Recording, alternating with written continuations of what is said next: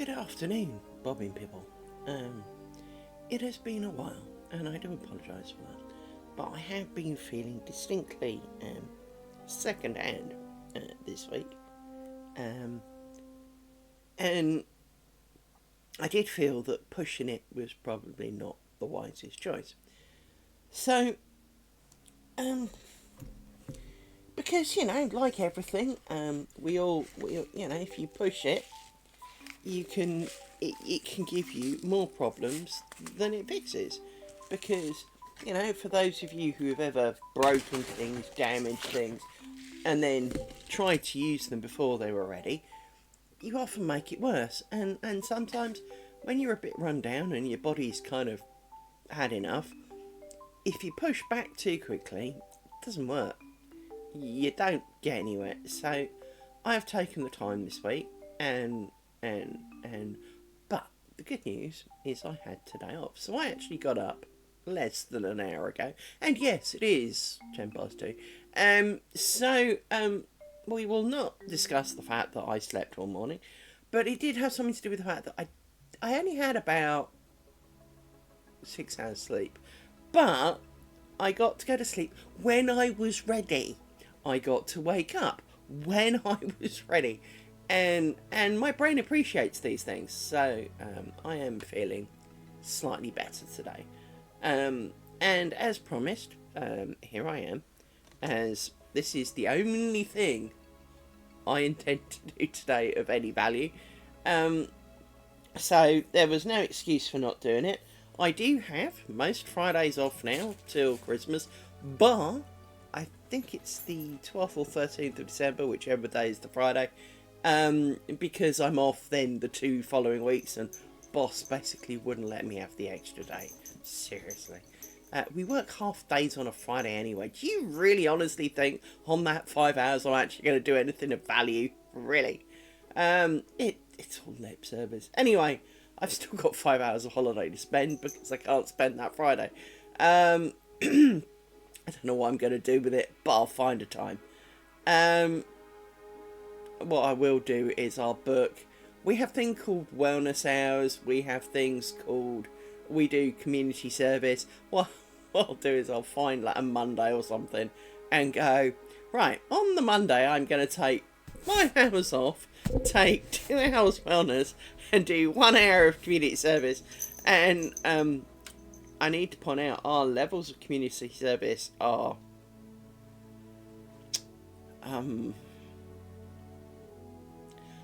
well, it'll be an hour of spotting clouds on Mars.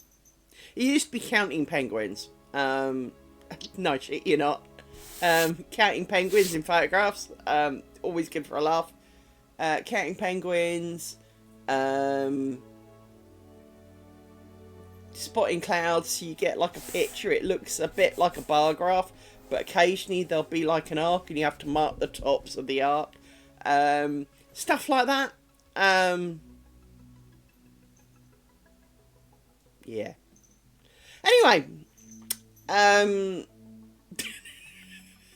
so, I'll mark an hour of that, 2 hours of wellness, and 5 hours off, and result, I'm off. Basically, as long, at some point I'll log, click on some clouds, and that'll be it. And I'll get a whole day off, so. Yeah. Let's not pretend that that's not going to be a thing. So, it is the only system that I will work, is the phrase. I'm not very good at lying and being, being slightly mischievous and abusing systems. But for something like that, yeah. It's not that I don't believe in community service, but what I do object to is mandatory, voluntary community service. If it's not voluntary, then it is it. If I've got to do it, so you have to do it, otherwise you don't get your bonus. And I need to do more than a couple of hours, to be honest, which I've done. So I need to do. You've got to do. I'm trying to remember how much it is. You've got to have done so much to qualify for a full quarter bonus. Not that we seem to be getting any of our quarter bonuses, but you have to do so much for quarter bonus. So a couple of hours is not really going to cut it. It doesn't take a couple of hours. So, yeah. Anyway, it is time to do some light. So, here's where we left off. We are at inch 6. It's, as I say, it has definitely been a while. I have not yet pricked the extra card to... Now, bear in mind, it's kind of pinned down, so let me pull these pins out, actually. Bonk. Because I do angle them to help keep it down. But we are near the bottom, so I do really need to get... I mean, that's a couple of days away. You know, it's not like it's tonight, you know, kind of thing. But I do kind of need to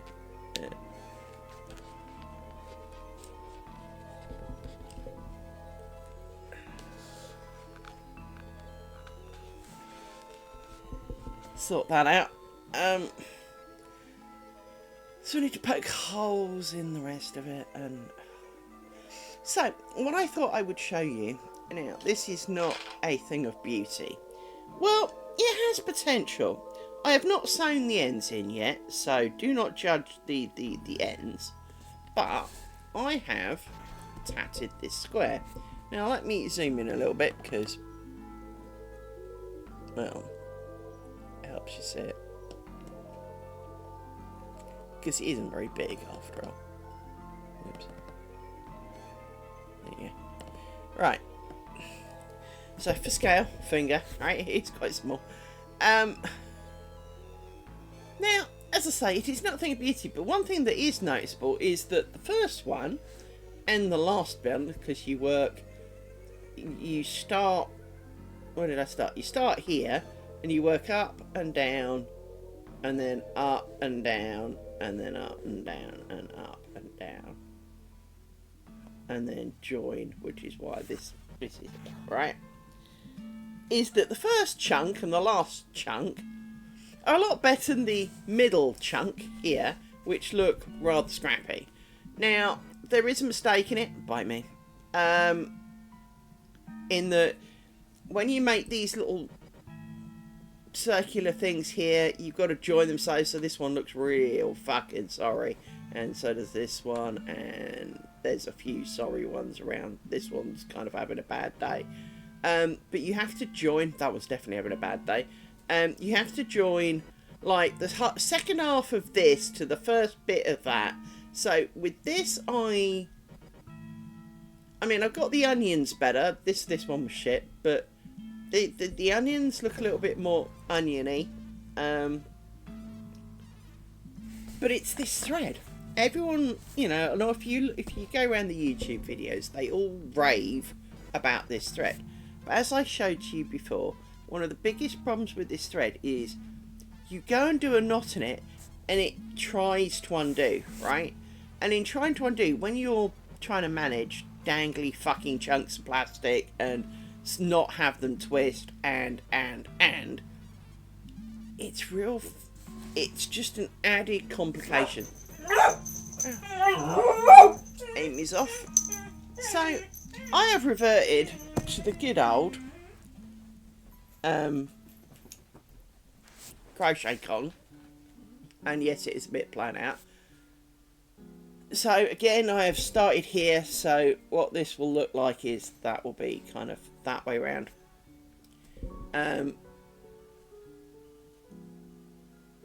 Because this is in the middle, so it comes up to the middle, comes out, and then this will be a corner, right? But this looks a lot more even than the last one. So, I mean, if I bring it back, even if you take the last bit I did, which was one of the better bits, these aren't all the same size. These, I mean, to be honest, this is not quite as good as it should have been, but these are a bit more round. On these, I mean, look at the state of this one over here. I mean, this one over here is just having a mare. This one over here, I forgot a chunk. No, I did. I actually forgot a chunk. It's a bit short. So, you know, it is. But I'd say getting the hang of it. Because, you know, I'm not that brave. But I am improving. It is...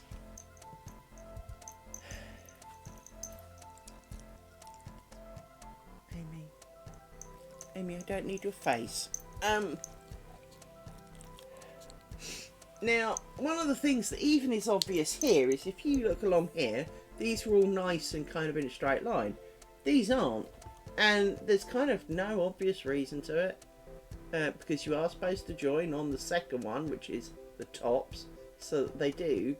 So, and as you can see, look, see, it is. Just that this one's hanging more, well, hanging. Dog, you are. You are. You just are. Yes. Don't bite my nose. I know it was a gentle, I love you bite, but I don't. By the way, my dogs like nibbling my nose or biting my face. They don't bite it as in, you know, full on chomp with I'm gonna rip your face off. It's a love nibble, right? And dear God, lady. Yes, your breath. You could strip paint from 20 yards with that. Don't burp in my face. Gastro juices do not add to the ambience of your face. But it is. I'm struggling with these things. So I have a plethora now of these things. I've got more of them. Now these ones come with like a Phillips head screwdriver thing on the end, and I now know what that's for. Stupid as it sounds, you get another one.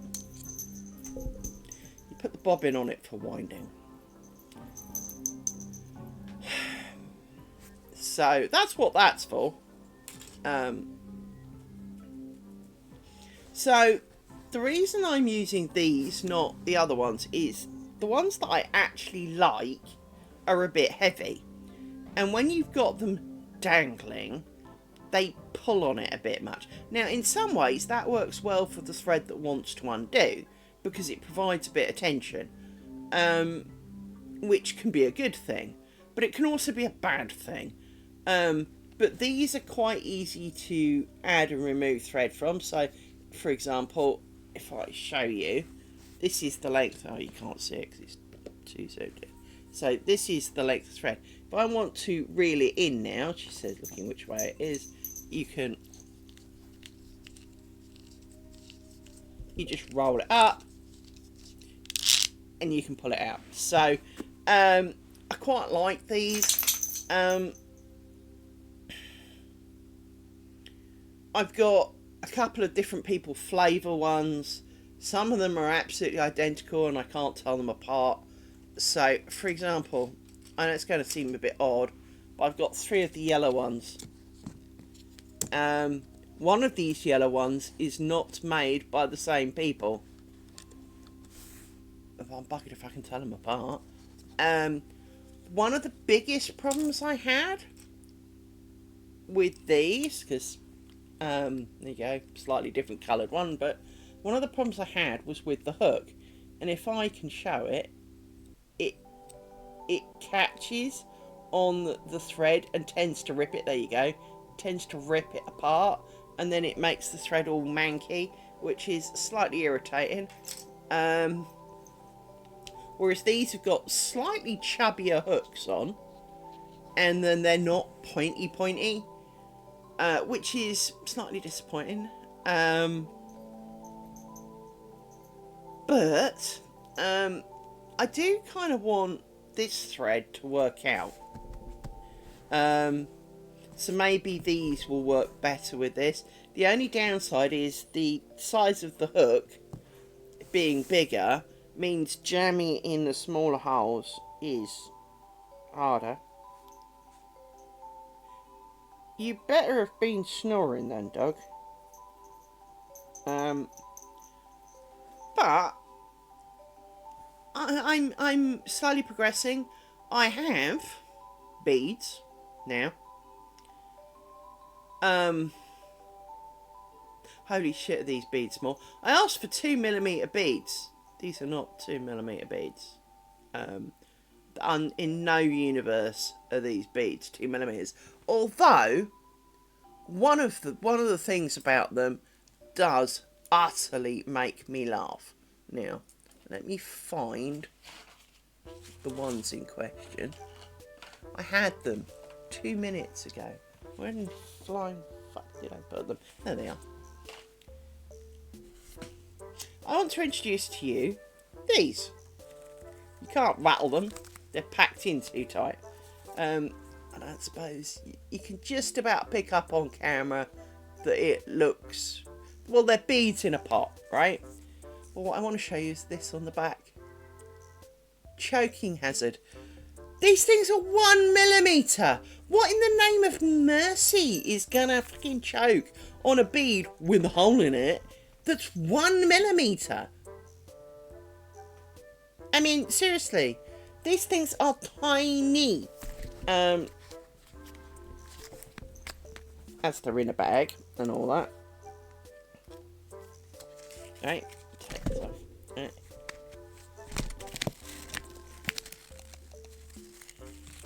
Hello! But look, I mean... Open the bag and let some air in, right? How insanity is that a choking hazard? I mean, to choke on that, there are baby birds that wouldn't choke on that. But I do have some beads so that I may try beadifying my tatty, because that can look really pretty. I mean, don't get me wrong, I have no idea, you know, personally, not really my bag, but, you know, some people like it, and being very, very small, and, you know, lace making, and, you know, I could always use them for other things. And I got a couple of different colours, so, got some brownie ones. I got a lot less of the brownie ones, because, well, I wasn't sure. I think I got a couple of other colours. Hang on. They're all supposed to be 2mm, and they're just friggin' not. Where's my scissors? It's alright. They all come in little brown boxes, and you can't get at them. So, I've forgotten what colours I did get actually.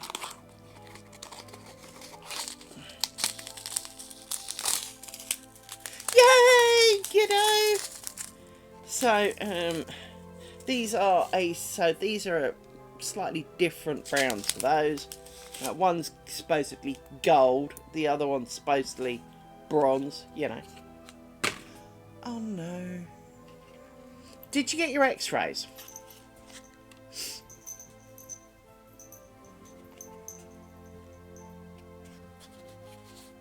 Not yet, okay.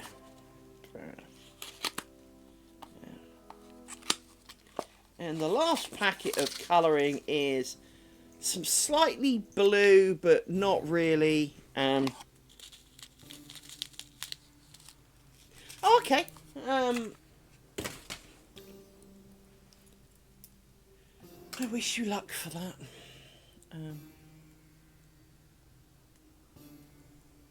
Truly. As I say, you can come take a seat next to the ex-husband who broke ribs tripping over cat, and it's not even his fucking cat. He does not own cats. He has no cats, but he lovingly has numbered them 1 to 9. Well, you know, without wishing to pry of your medical condition and your choices in life, One thing I will assure you is that codeine can do pretty good. I've got some codeine ones that my old codeine ones I thought were really fucking cool. My last codeine ones, the ones that I used to get, were soluble in water. They tasted like rat piss. Do not be under the illusion that they were drinkable. Oh, they're stingy here and all. But because I have some weirdness about my person, and I broke many things, they do kind of begrudgingly give me painkillers, especially for winter. Anyway,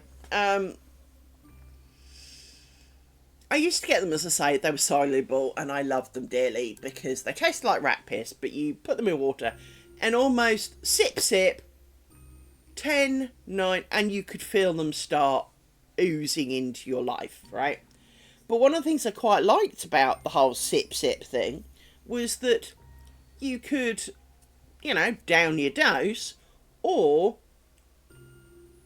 you could kind of spread it out so that you would take enough to take, the worst of it off, and then top it up over the next period, so that you almost, instead of having a big blast that took it all away and then slowly had it come back and had to wait 2 hours or whatever, because although I'm allowed to take 2 every 2 hours, please understand I'm allowed a real good dose of these, you could take, you could put your 2 in a glass of water, sip, have, say, half of it, or have your 2, and then slowly, after 2 hours, start sipping away to maintain your current level. So it worked really well for things like karate, where you take 2 before you started, when you were doing grading. So you'd take 2 before you started, and then every water break you could guzzle a little bit more, but not the whole thing. So you could keep topped up so that the bits of you that really didn't enjoy karate would be quiet. But they don't do that anymore. Apparently that's not a good thing. So, of course it's not, because they worked, right? And so I've been given these pills. Now again, I'm allowed 2 every 2 hours. And I was hobbling around like I've been kicked by a horse, so I took 1. I always start with 1 because I'm a good girl, I'm not greedy. Holy shit, I felt I was high as a kite. So I do tend to take them, if I need them, to go to sleep, so I actually get a good night's sleep. Because if nothing else, we all know that when you're in immense pain, you don't sleep very well. But by not sleeping very well, your body doesn't repair very well. So it's kind of a catch-22. You're not... I've got some similar stuff. Magnesium glycinate also helps. Because buying melatonin here in the UK is like, I'm more likely to squeeze the dog and have gold fall out the bottom. But in terms of, pains and aches and problems, if you can get a good night's sleep, there is a much better chance of feeling reasonable or better in the morning.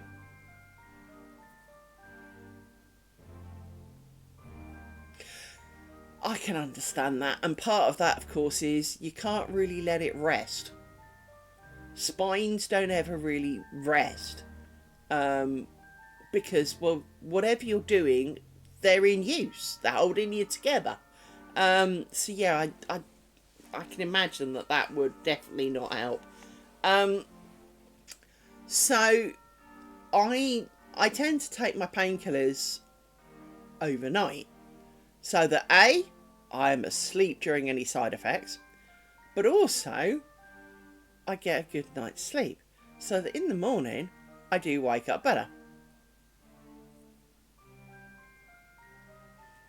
I'm not saying it didn't, but I know, bear in mind, I was a bionic lady for a while.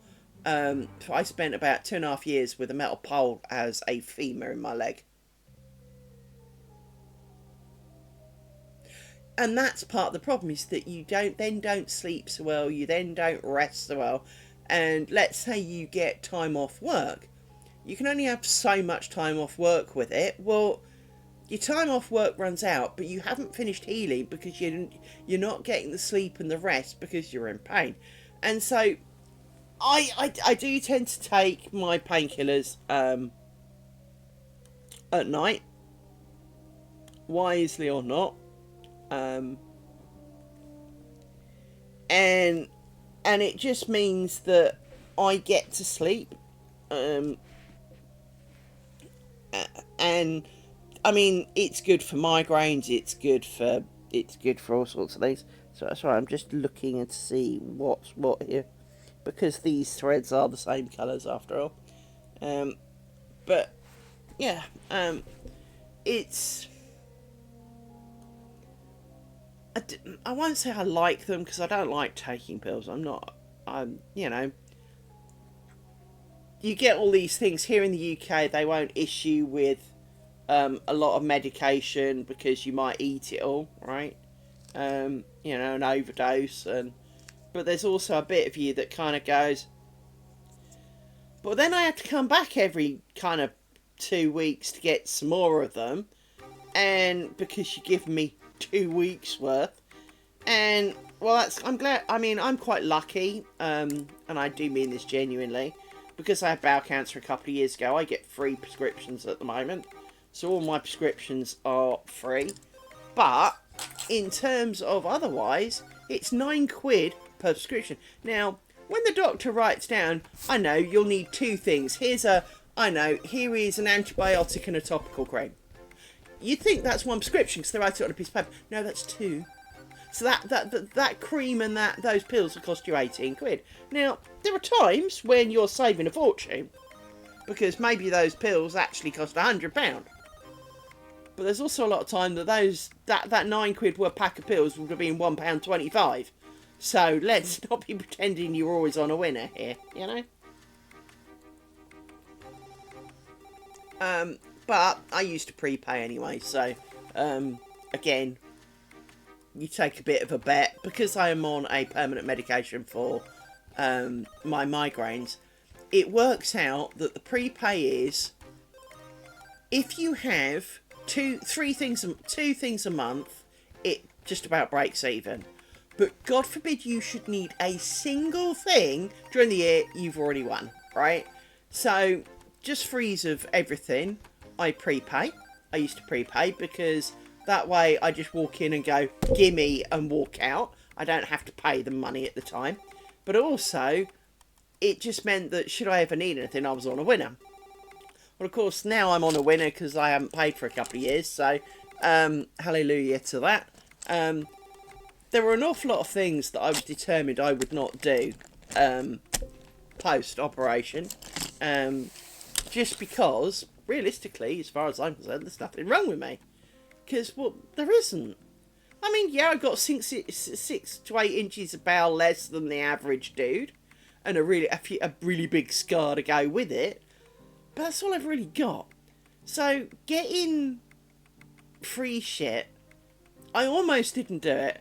And then I thought, you know what?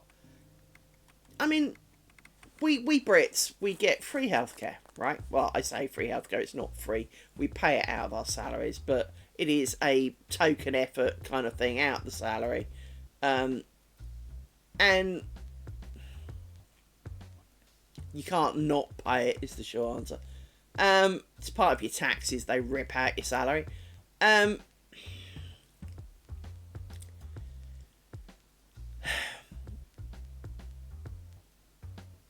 Don't get me wrong, I'm probably in debt to the NHS. Having had my car accident, leukemia and bowel cancer, I'm probably distinctly in debt. I've definitely not paid in more than I've taken out. But on the flip side, I'm going to try and word this carefully, is that it often feels like you're not getting anything free in the NHS. Because everything, when you go into hospital, they're not like ones you see on TV with a state of the art and pristine and almost like, you know, sci-fi level shit. These things look like they're still stuck in the Crimean War, right? They have beds that were probably the same 200 years ago. I'm not saying the mattresses haven't changed, but you know, the actual frame is probably 200 years old. The buildings have like 96 layers of paint on them, and they just always are run down. The staff are always really, really busy, but never getting anywhere. And I shall wait for ads.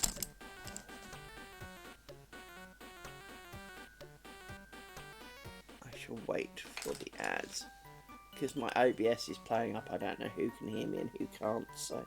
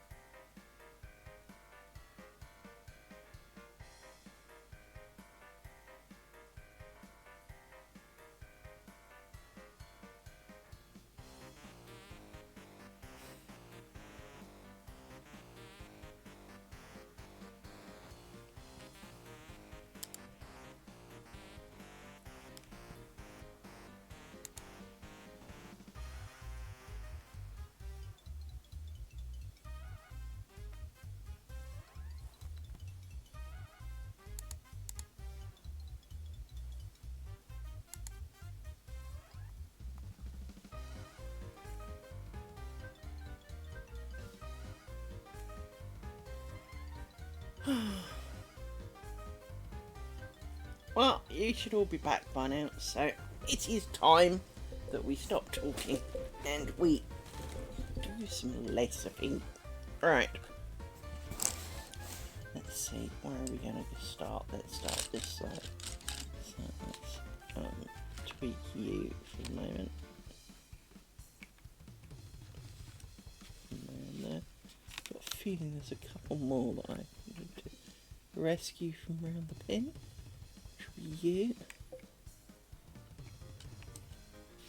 There we go, that's better. Right, so we go over there, and let's start with you. I've managed to slice this side of my thumb now, look, it's slightly pink and sore. So I imagine that will go mangy and sore and horrible, like the other side did. Because that seems to be the way of my thumb. And I don't know what I've done to it, more to the point, I just did, if you know what I mean.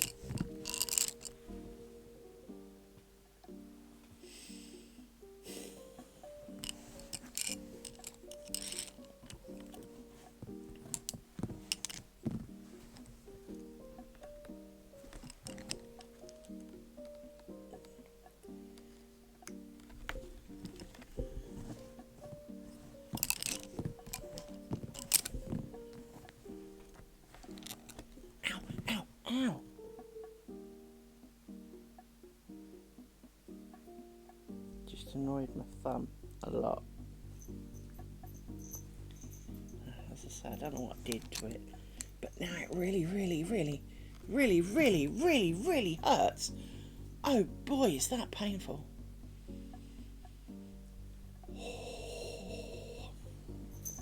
It's like a paper cut. It is infinitely small, and it is infinitely mad. So I don't know what I've done to it. But that was... For those of you who have done pain in your time, you will understand when I say blinding pain. The one where you can't actually see because it hurts so much. It actually blinds you. Your body is so intensely concentrating on the actual pain. Your brain doesn't actually bother to record what is going on around you. It was that. It was that painful. I don't... Seriously, what the actual... hello, Amy. Darling. What? Yes, you're beautiful. But I'm busy. I am. You had big hugs last night. You did. You got best spot last night. You did. My dogs do take it in turns to get best spot, do not get me wrong. But you had best spot last night. You got to lie on the pillow and be hugged. You did. And poor Rory had to sleep down by my knees. Poor Rory. Yes. Sniffle. What's the matter with you? What's that? Or do you just want? I know what you're telling me. Yes. I know what they want. I know what they want.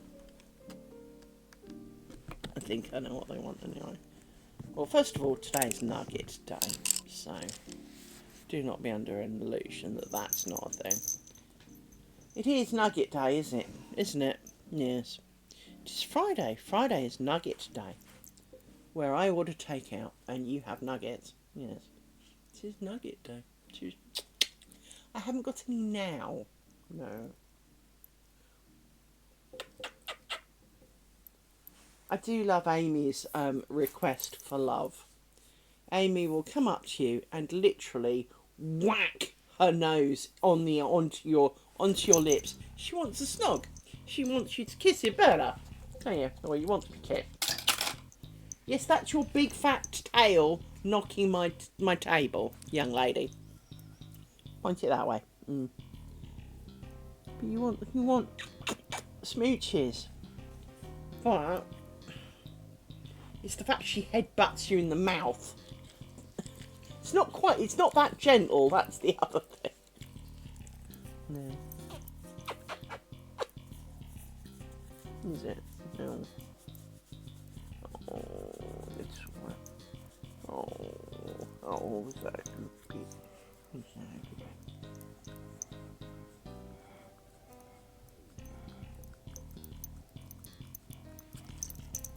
Right. I believe she might be after some water.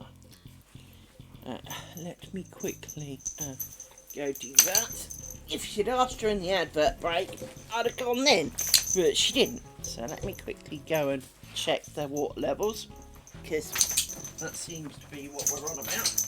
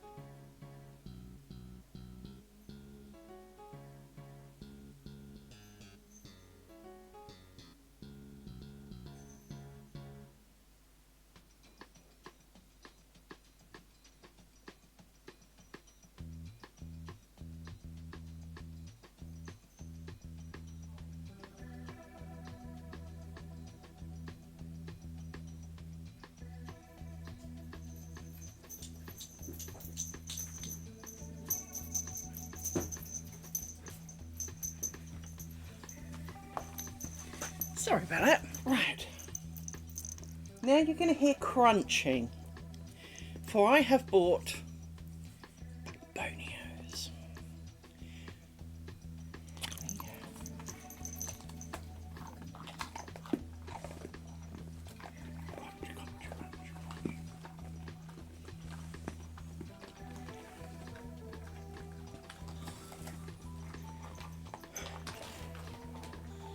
You crunch dogs. Oh. You lazy things.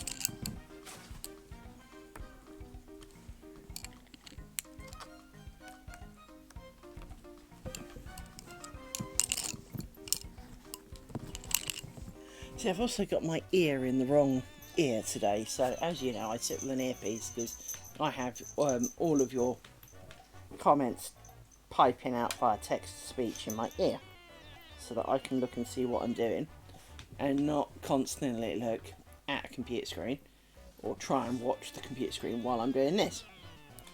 And it's in the wrong ear. And for anyone else who is a little neurospicy, you will understand that that is really off-putting.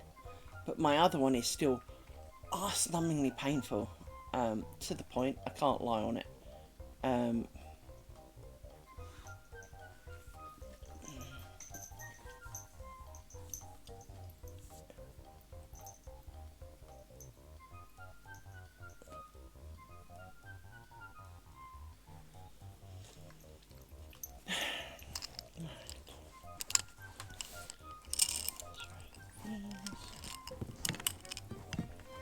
This thumb is proving to be really quite awkward at the moment.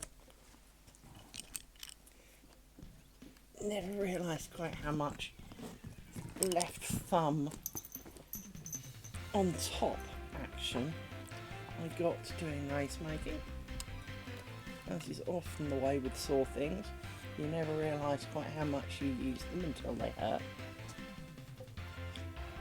It's much like I've still got a really sore toe. Holy shit, is it a really sore toe. It's still not angry looking. Still perfectly normal skin coloured, but literally my sock offends it. Let alone a shoe, walking, you know, crossing your legs, frankly anything. And that's something that my body is not happy with at the moment. There we go.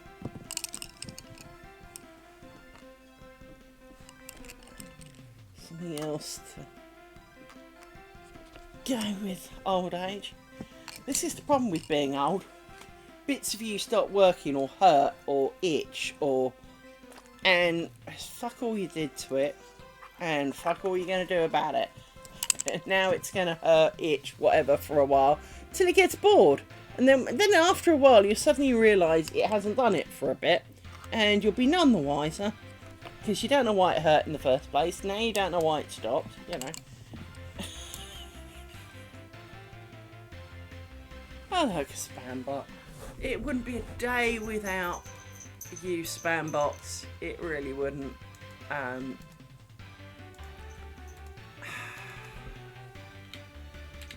am tired of them though. Because I get one every stream. And although it's only usually the one, it's the fact that I can reliably capture them and stop them and ban their message and Twitch can't. All I really do is look for certain words and I've got 100% success rate. Because it usually goes best stroke cheap viewers stroke views stroke viewers stroke whatever, right? Website with a space in it so that the .com or .ru is separate so it doesn't show up as a URL. But they don't do anything about it. And then it has like remove the space and then an at random kind of bunch of letters and shit. No, and I don't understand it. For a company who would ban me, let's say I went, yeah, okay, went to this stupid URL, bought some views, right? Became, you know, bought a couple of thousand views, so my stream suddenly looked like it took off, right? Twitch would ban me for having view bots. But someone else can do it to me. So it's not like I've done it. Of course they have. And I know people who got partnered by riding someone, well, I don't mean riding in that sense, but riding someone's coattails.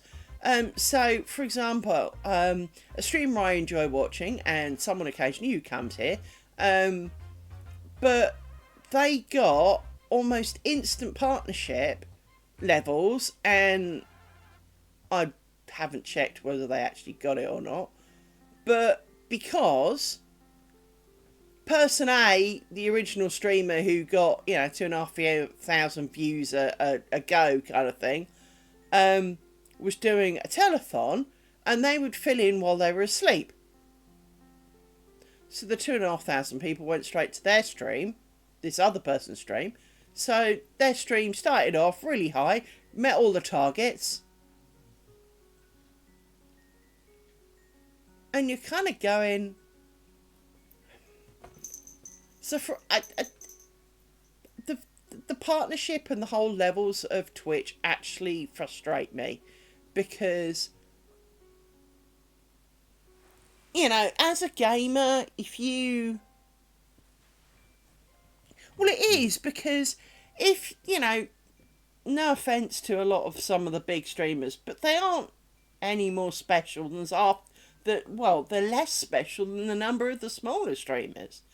I'm not going to include myself as special, but there are people out there who do really impressive stuff, who get, you know, 10, 20... Yeah, and it frustrates me that you have the I'm an influencer, darling kind of attitude people swanning around like they own the place, making an absolute mint. Assume my co-worker. Oh no, Amazon. Amazon's about to deliver a parcel, I guess.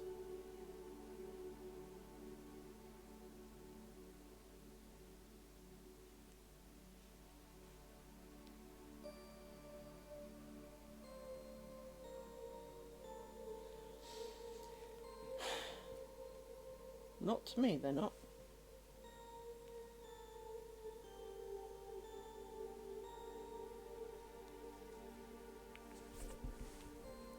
Oh, and some more, darling. And some more. I think I showed a little while ago, there was a guy who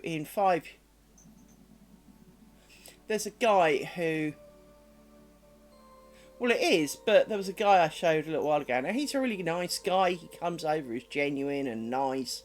He doesn't seem to be, the usual airhead variety. But in 5 years, he's made 35 million.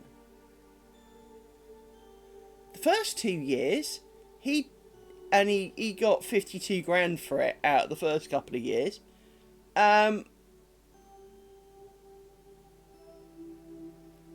He did less work than I have.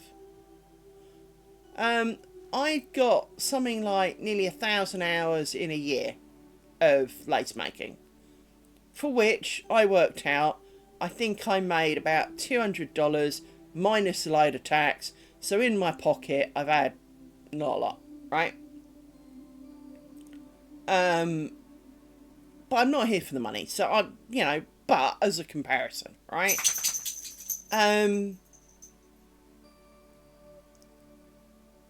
He, in 2 years, he did less hours than I had in a year.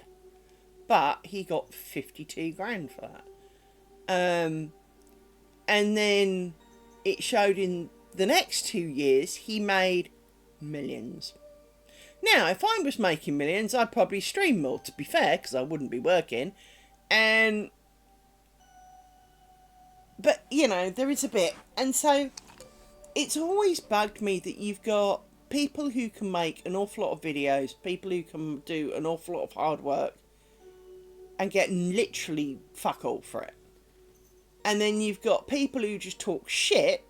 I mean, I know I talk shit, but just talk shit.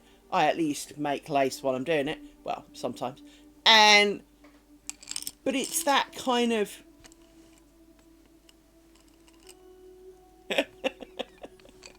No worries, naughty cat.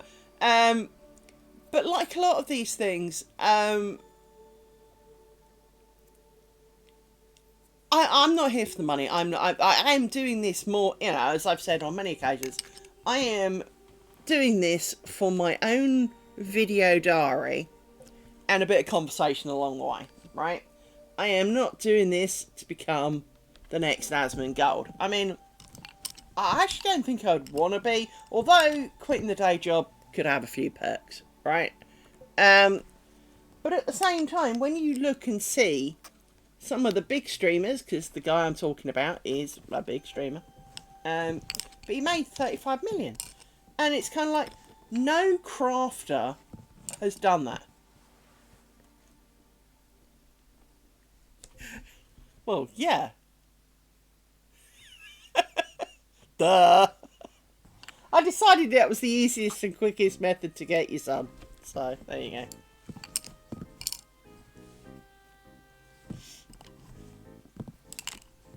Of course I am.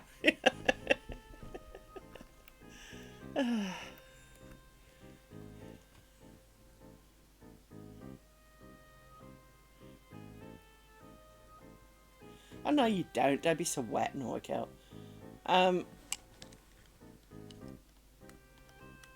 For those who are confused, Nautical has now got some of the beads like these on the ends of my stick, right? But,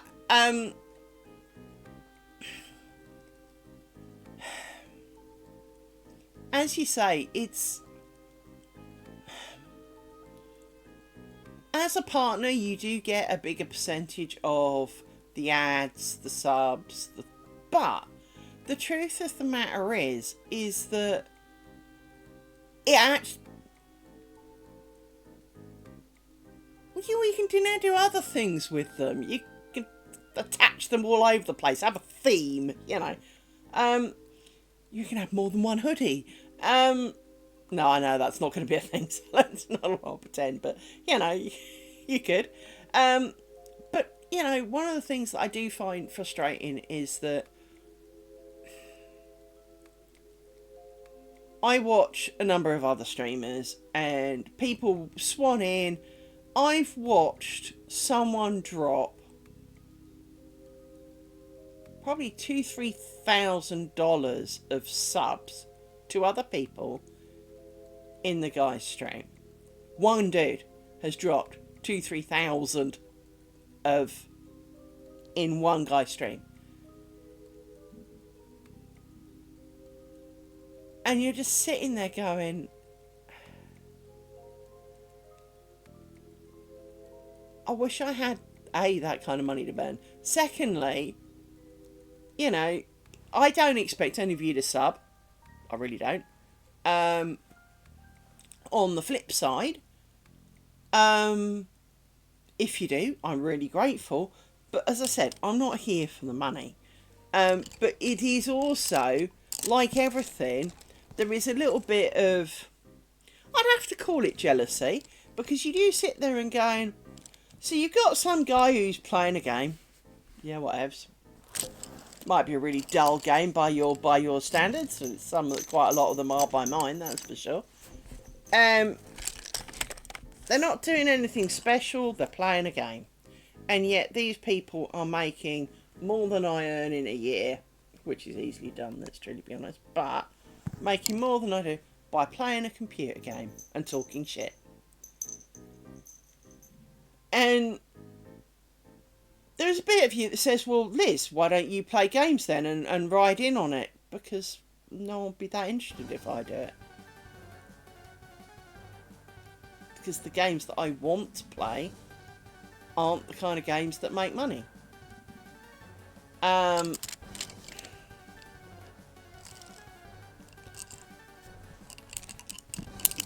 It is kind of weird how, to be honest,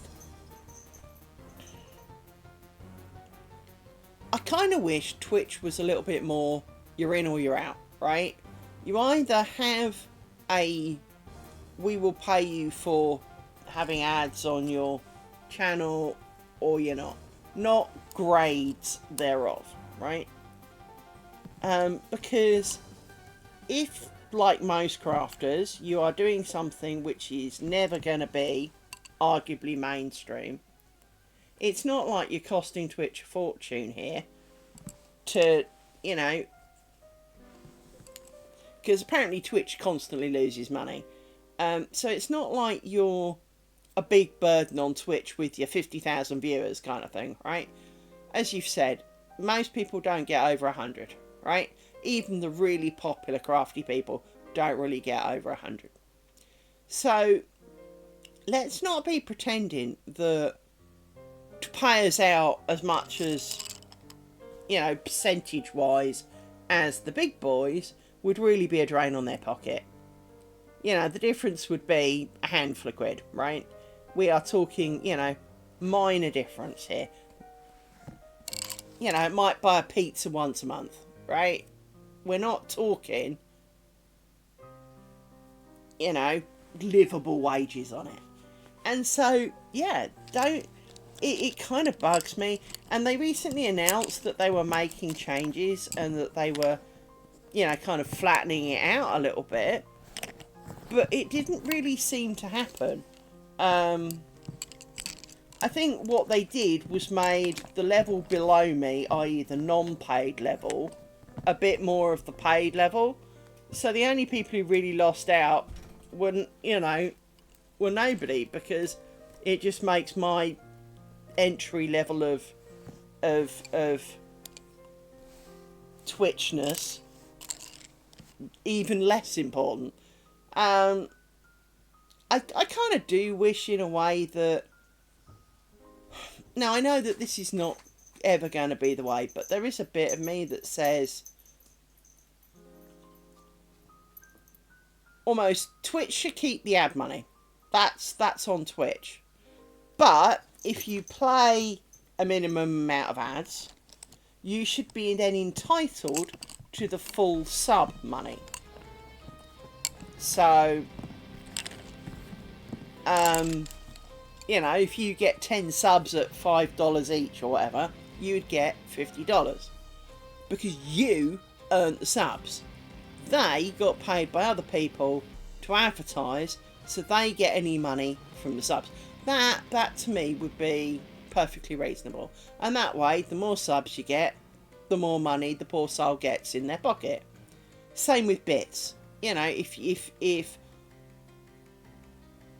people pay you bits, that you get them in your pocket, right? Because you earned those.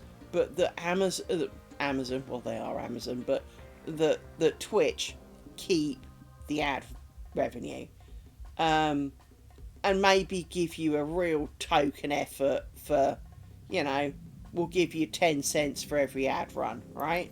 That kind of thing.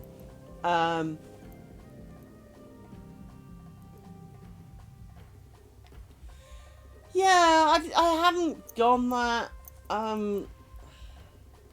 because I don't really feel you guys should pay me money. I understand the not wanting to watch the ads thing. Totally up for that. But at the same time, you know, as I said, because I'm not doing it to raise the money, it's not like I'm a charity. It's not like this is hugely expensive. I mean, don't get me wrong, I keep buying shit for crafting. So, for example, today, in the post, this is... Now, you may recall I bought what I thought was the right shit. This is the right shit. This is the Ariana shit that they banged on about. But it feels basically exactly the same, so... The other shit may be the genuine shit, but that is the genuine shit. Maybe not the knockoff, very similar shit. So, for example, this is the knockoff shit. Now, obviously, it comes with masking tape, but it's on the same green things. And so, is it the same shit? Who knows? It feels the same. Basically, it's a pile of plastic.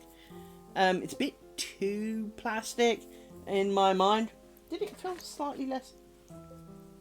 Actually, there is a bit of a feel difference. It says groping. So there is a little bit of a feel difference. This, I can feel every nodule. This is a bit softer to the touch, and if I look at this, it doesn't look as plasticky. I know this one's beige, but it's one I've got the masking tape off. So, but if you look at the end of this one, if I unravel it, this, I mean, it is frayable.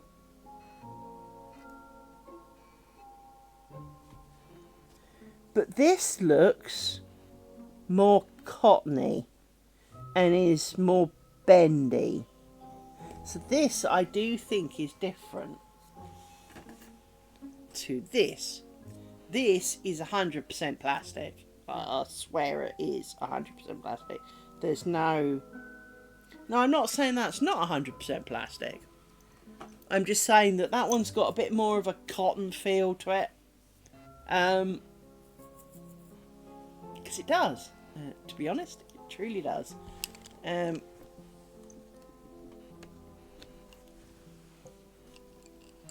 So maybe it will be nicer to work with than the...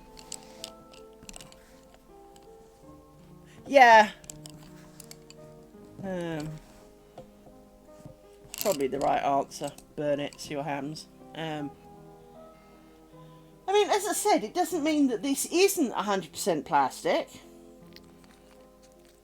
Because this is 100% polyester. It says so, look. But it's got a more... It feels... Now this is going to sound really weird. If this does not make sense to you, bite me. You know, if you've put like a hand lotion on because your hands were really dry and chapped, or you've got kind of like a dimethicone shit. Hang on, I've got a dog. I can't reach it because there's a dog in the way, and you're being good. Yes. I'll reach it for you in a moment when she gets bored, which usually is quite quick, which of course now will be forever.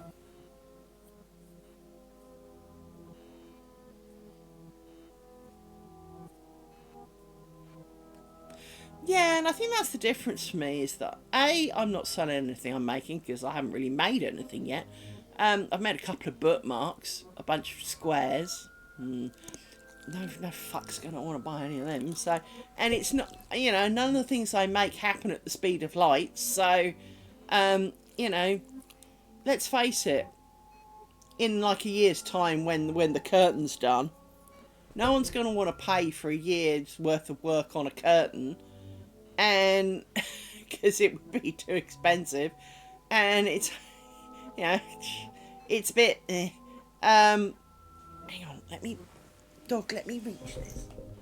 So, in terms of if you've ever used this shit, right? This gives you a real...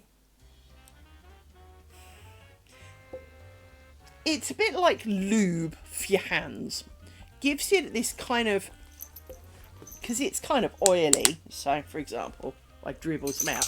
It's really kind of...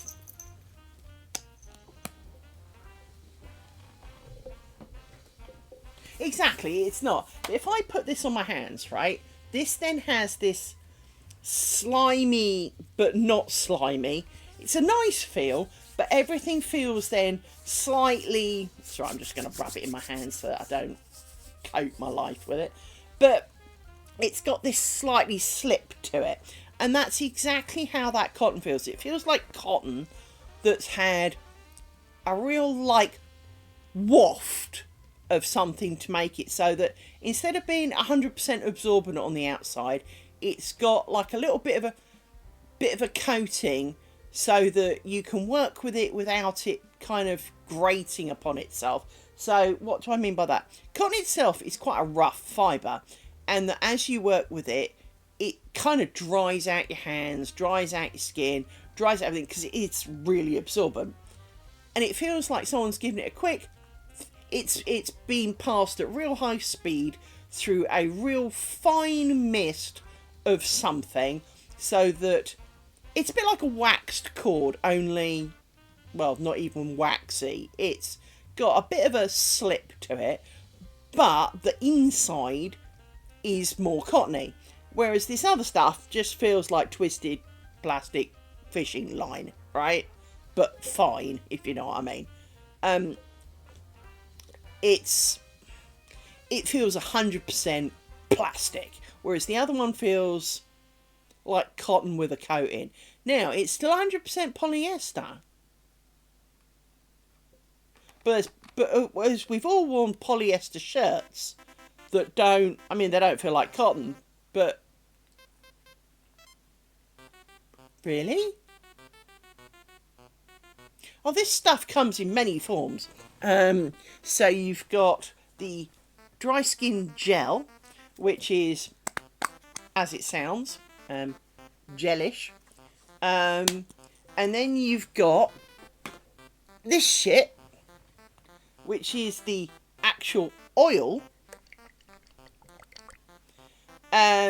which is, it's supposed to be really good for scars, but it's also really good for my face, because my face does weird things. Now,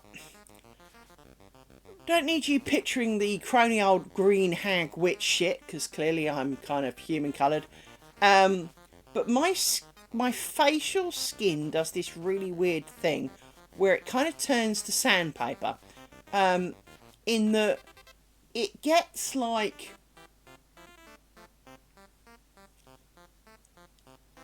You don't normally see it in shops, I will say. There used to be big adverts for it here in the UK, and then they kind of petered out. And those who like it buy it, and those who don't. It's kind of one of those.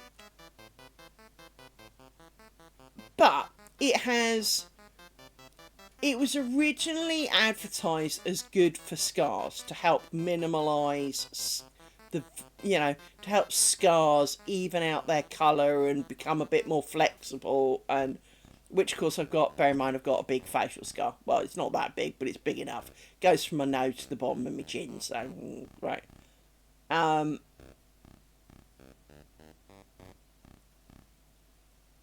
But my face can be normal. It very much can. Or it can have a feel of really small sandpaper, in that it's almost like every pore. Yes, do not be late for your x-rays, dear. You need them to check that you're okay.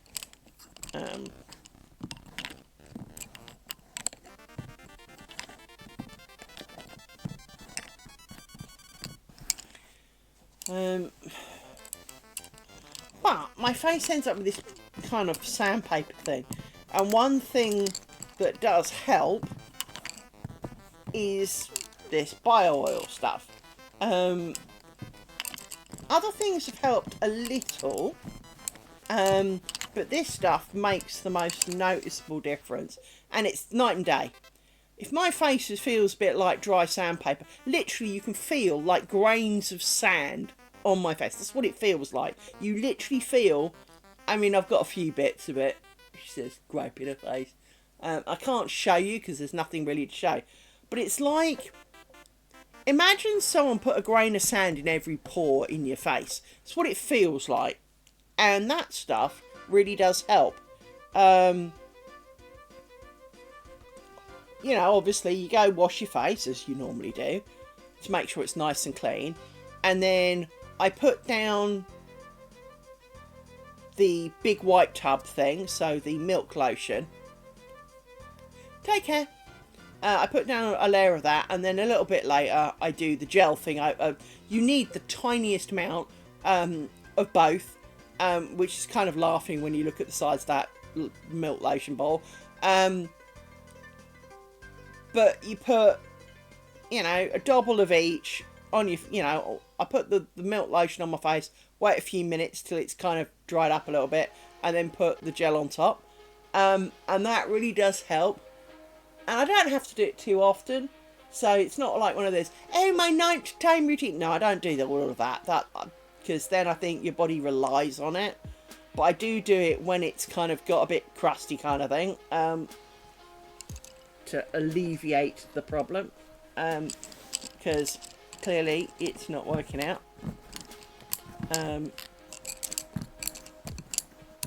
So yeah, it is kind of, but it's. I mean, even now, even though this is completely absorbed into my skin, touching a finger to thumb, so both of them have got the finest layer because I covered both the palms of my hands with it.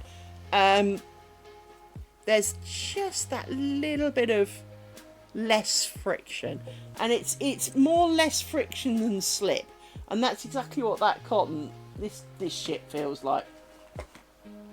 It acts like it, because while it bends back, it bends a lot more easily. Let me see if I can demonstrate this.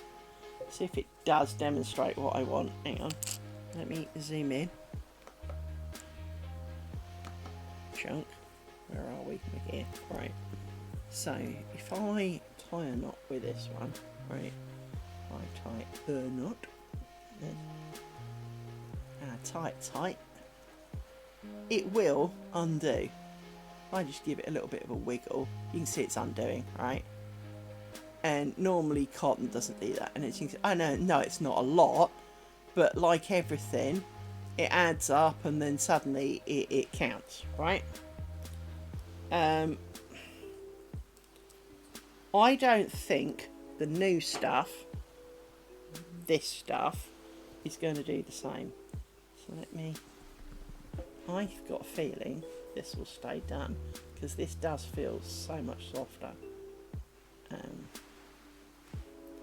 So I do that, pull it tight, there you go, and give it a good wiggle. See, it hasn't come undone, it's no more loose now. despite giving it a good wiggle and, you know, giving it, it's not coming undone.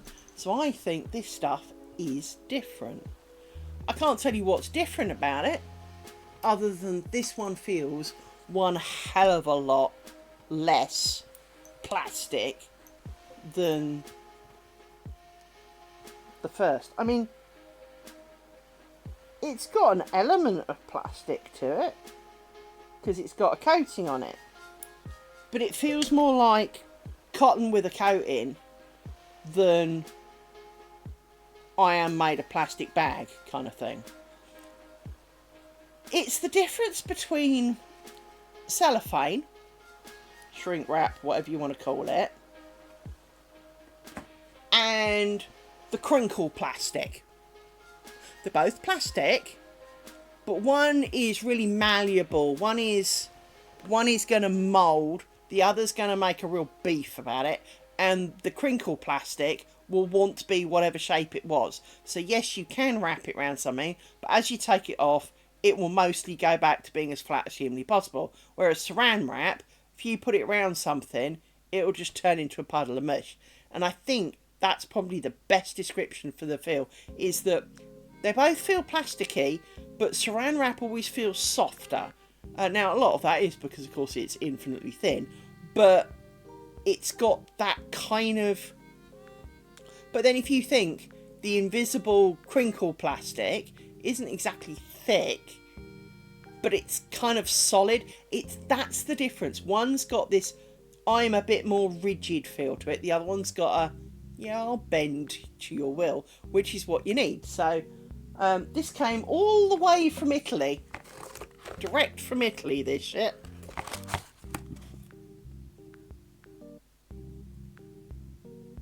They did cost slightly more.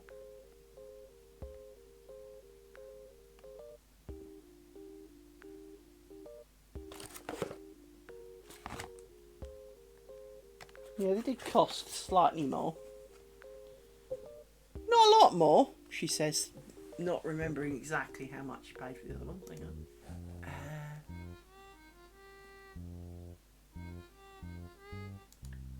Hang on.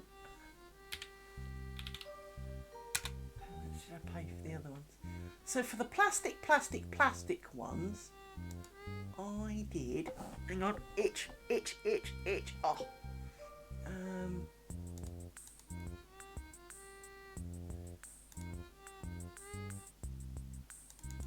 I had clicked on you. Why is everything on the internet so fucking slow?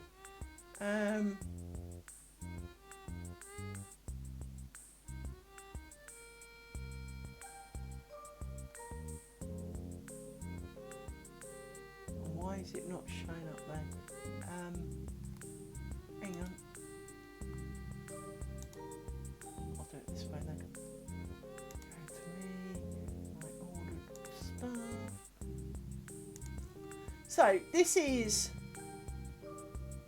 nearly half the price, but maybe that's why it's half the price. Although it says it comes from Italy, so it makes out it's the same stuff. But it's not. It feels different. Very different.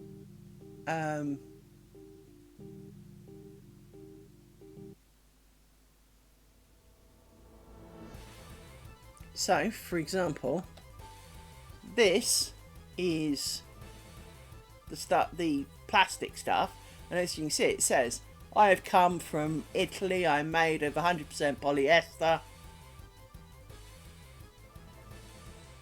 It says that somewhere. Polyester at the top.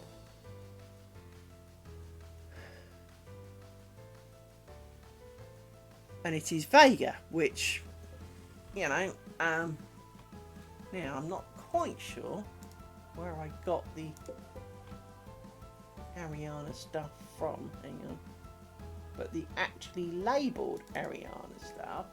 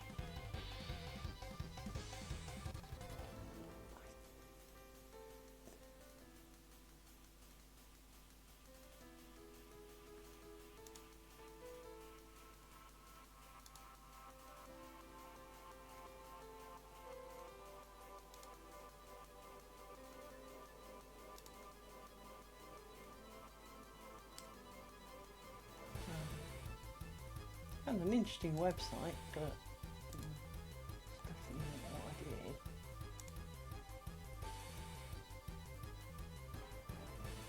Pretty sure I didn't buy it from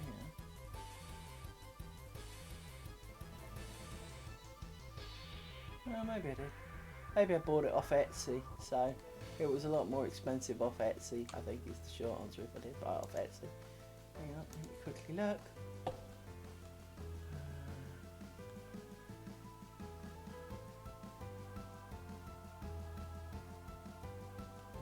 Didn't buy it off Etsy. Where the fuck did I get it from? This is the problem I often have with these things, is that you went somewhere, you bought it, you liked it, but you look through all of your mailbox and I can't find... I can find a PayPal thing for it, but I don't find an actual corresponding thank you for your order. Oh, here we go, maybe. Here you go, this is where I got it from.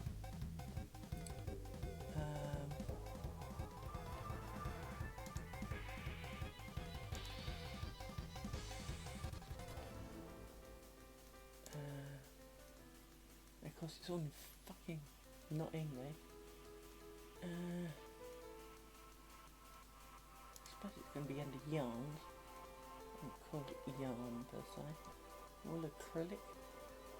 Tatting, there we go. So this is where I bought this from. And as you can see, this is 7, not 4 euros. But this is the better stuff.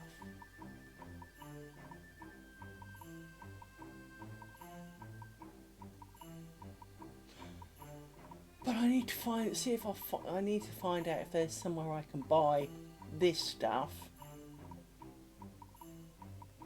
a cheaper rate potentially, because I think it's definitely going to be a marked improvement. Definitely foresee it being a marked improvement. And potentially good for making lace with, which is the other thing. The thing that I did find was this, which is the Ariana website, and looking at the sizes it comes in, you can actually buy it in the finest of shit. And what do I mean by that? These weaving terms. So I've told you the story of the one, right? So you've got 30, 40, 60, 80 and 123, which is remarkably precise. And you got super, whatever super is. I'm not quite sure what the difference is, but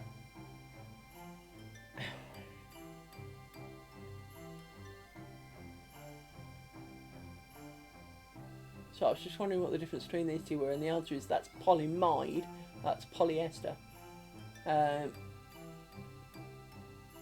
which obviously is a bit more like upholstery thread. But this stuff, 123 is ridiculously fine.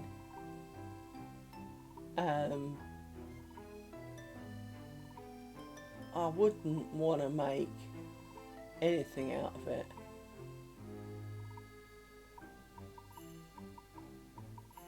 So I'm just reading some of these. See, meters to the kilo, right? 40,000 meters to the kilo. If I tell you that the stuff that I bought is 40, and that's less than half, it's still a load, and it's quite fine. Thank you very much. You know, which would mean the 123 would be phenomenal for lace making.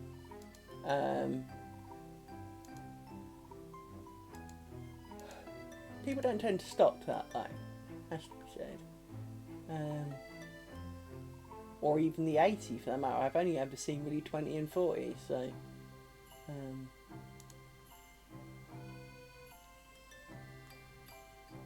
But she doesn't stock all the colours, this girl, so... hence I need to find someone who stocks more of them. But there you go. That stuff is definitely slightly different, so it obviously, like all of these things, it does matter. It's a bit like the... done in the style of... it's a bit like champagne, I guess. You know, champagne can only be called champagne if it comes from the champagne region. But that doesn't mean that someone who makes a fizzy sparkling wine can't taste just like it, you know. But it's not the same, but it is the same, if you know what I mean. And that seems to be the difference. Is one is just that little more plasticky than the other, which is really weird.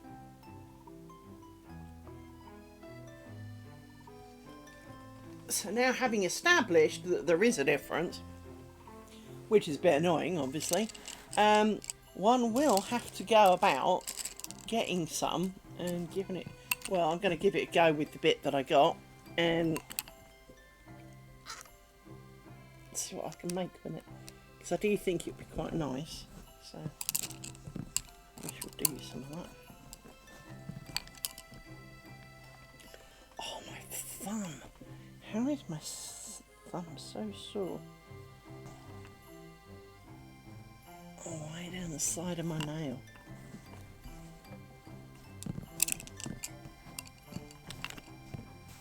I must have done something to it. Forgotten that. You know how, like, you wake up with a big bruise on your leg or something and you go, that must have hurt. I don't remember that, but it must have hurt. It's a bit like that. It's got that feel to it. It's got the... I must have... I know. English Welsh cake's just called quite... I don't know what an English Welsh cake is. So I don't know. I can't honestly answer that for you, Naughty Cat. I mean, I'm normally a bit of a cake aficionado, but hang on, let me get my phone. Where's my phone? Quickly look up what an English Welsh cake is. Hang on. Let me look up what Welsh cake is first. Hang on. Oh, I recognise them.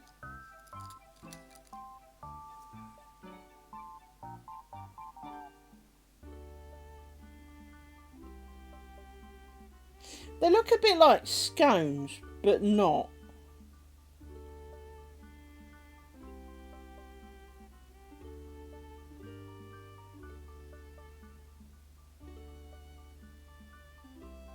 They sound nice though.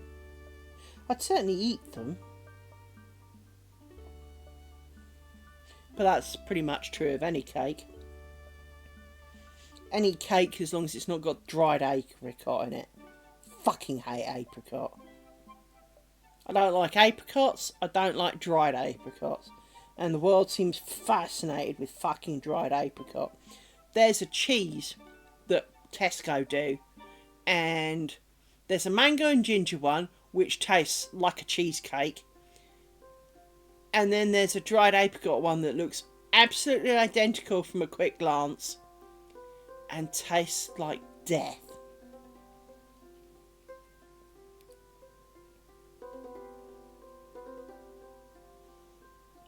Okay, so the difference between a Welsh cake and a scone is basically Welsh cakes are thinner and cooked on a griddle or a stone, and generally have spices and currants, while scones are thicker and served with jam and cream. But what you put on them is up to you, honey. They sound nice. And now I want to eat them. You've made me hungry, you bastard. I didn't need any help in being hungry. I was already hungry. And I could have told you I was already hungry, but you didn't ask. And now I'm even more hungry. So basically they are a kind of scone, but they're a thinner kind of griddled scone rather than a put in the oven scone. So yeah, I'd definitely eat that shit. Definitely eat that shit. 110%.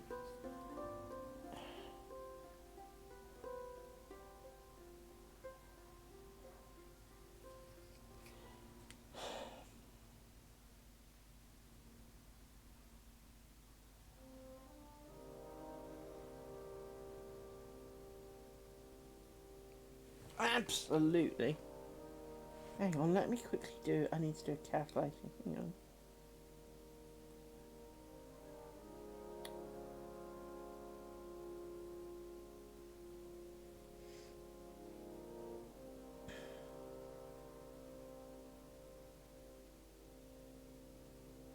Well, that's often true.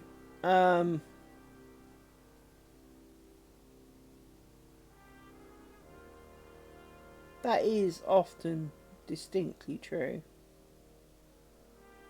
Yeah. So I was just looking at the prices. So I paid basically £7 for a mini cone of plastic.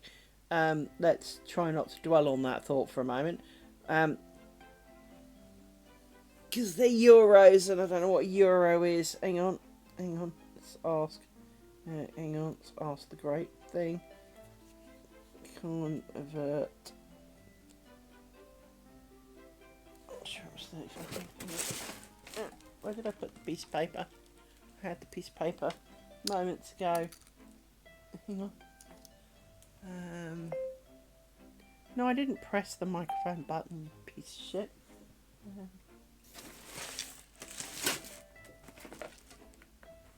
That was on the front, wasn't it? That was. So, yeah, €35. Hang on. Convert. €35.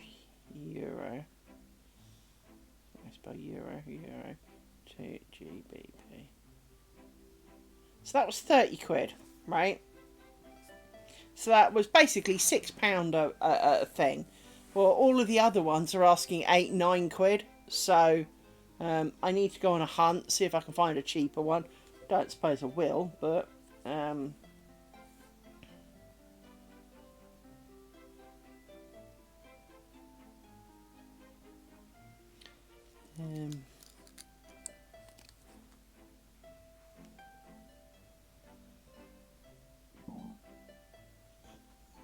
problem is I've got to be careful because obviously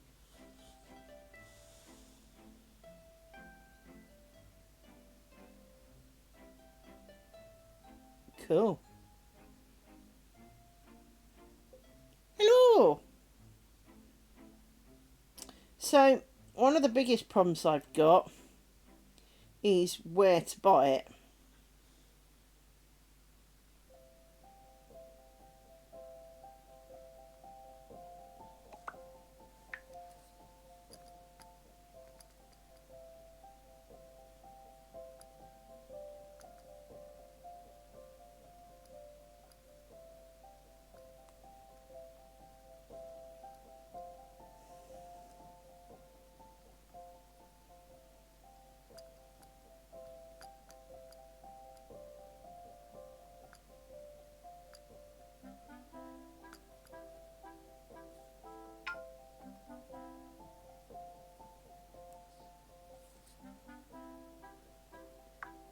Um,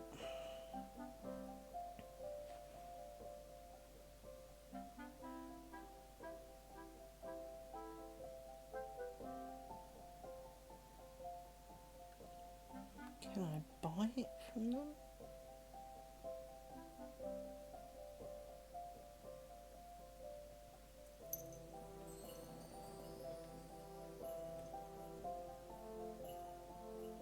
Because if I can buy it direct, that would make a lot of sense.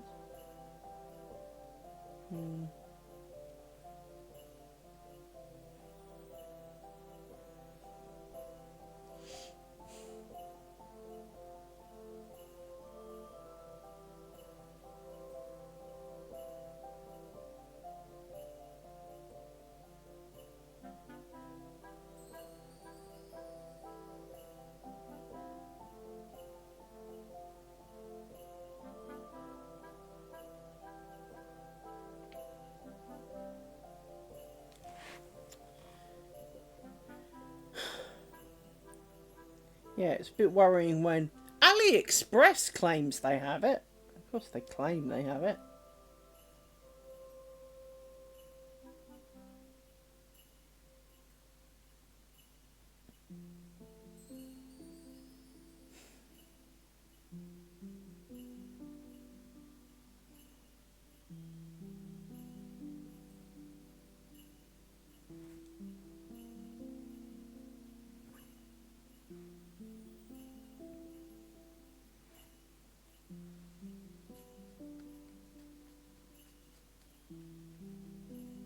Yeah, there's a lot of people on Etsy selling it, but at a considerable amount more. Um,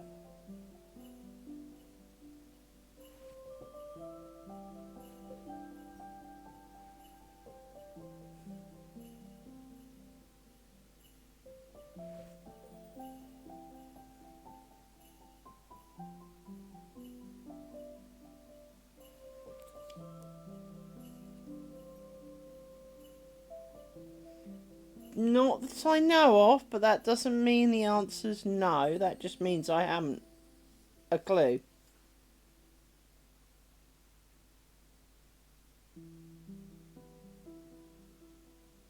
Why? What do they make?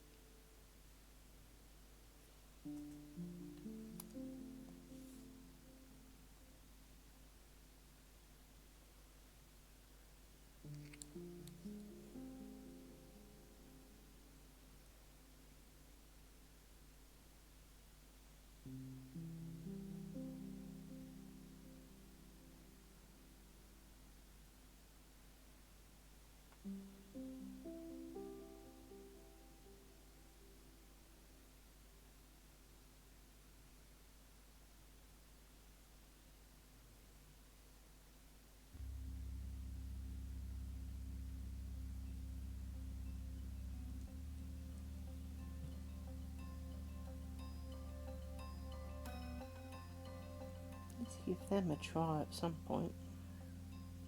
One of the other threads that people recommend is one called SanBest, um, and they seem to come in phenomenally large cones. Um, and what I mean by that is I am talking like huge. I'm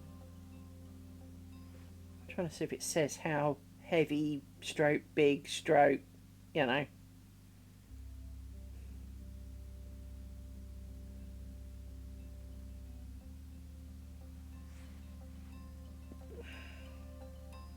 Other than it comes from China.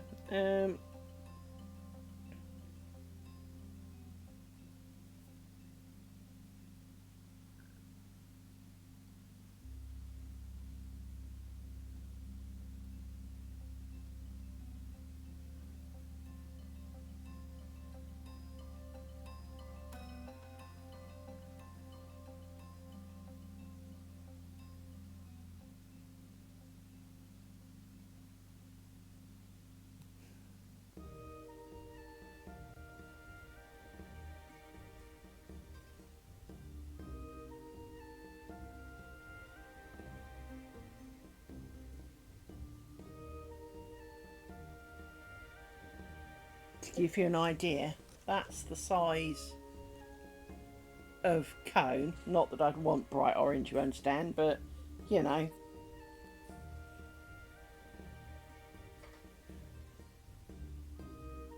It does look fairly successful. I may have to try some SanBest as well. Because, like, I'm sure Nauticelt will understand in that you can have two things that claim to be identically made, right? So they'll say, I am made of this 100% or whatever it is. And one's great, one's shit. And there's no logical reason why they'd be different. Because, you know, it claims to be made the same. It's the same, you know, it claims it's the same shit in essence. But somehow it isn't.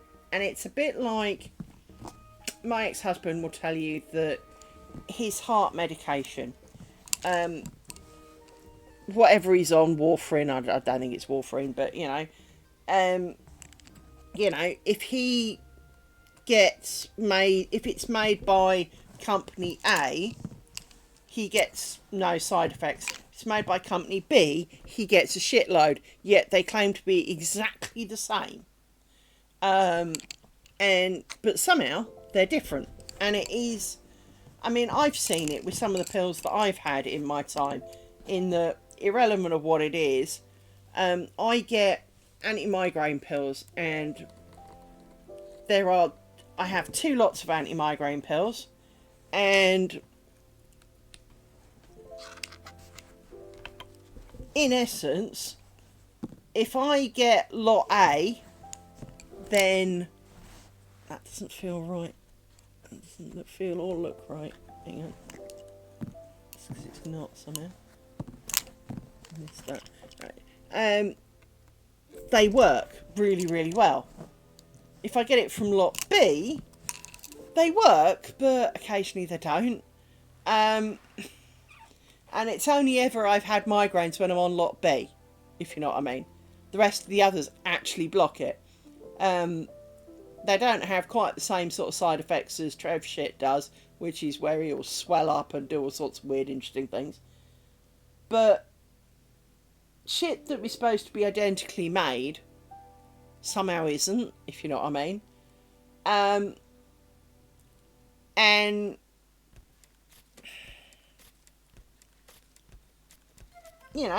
if the Sandbest stuff is like the Vegas stuff and softer, well then, but I can then buy it in, huge kind of cones for not a lot, well then that's the best shit I can buy, isn't it? It works nicely and it's cheap. I mean, I bought this, but it's too thin really for tatting. Well, certainly not for me at the moment. I'm sure you can tat with it.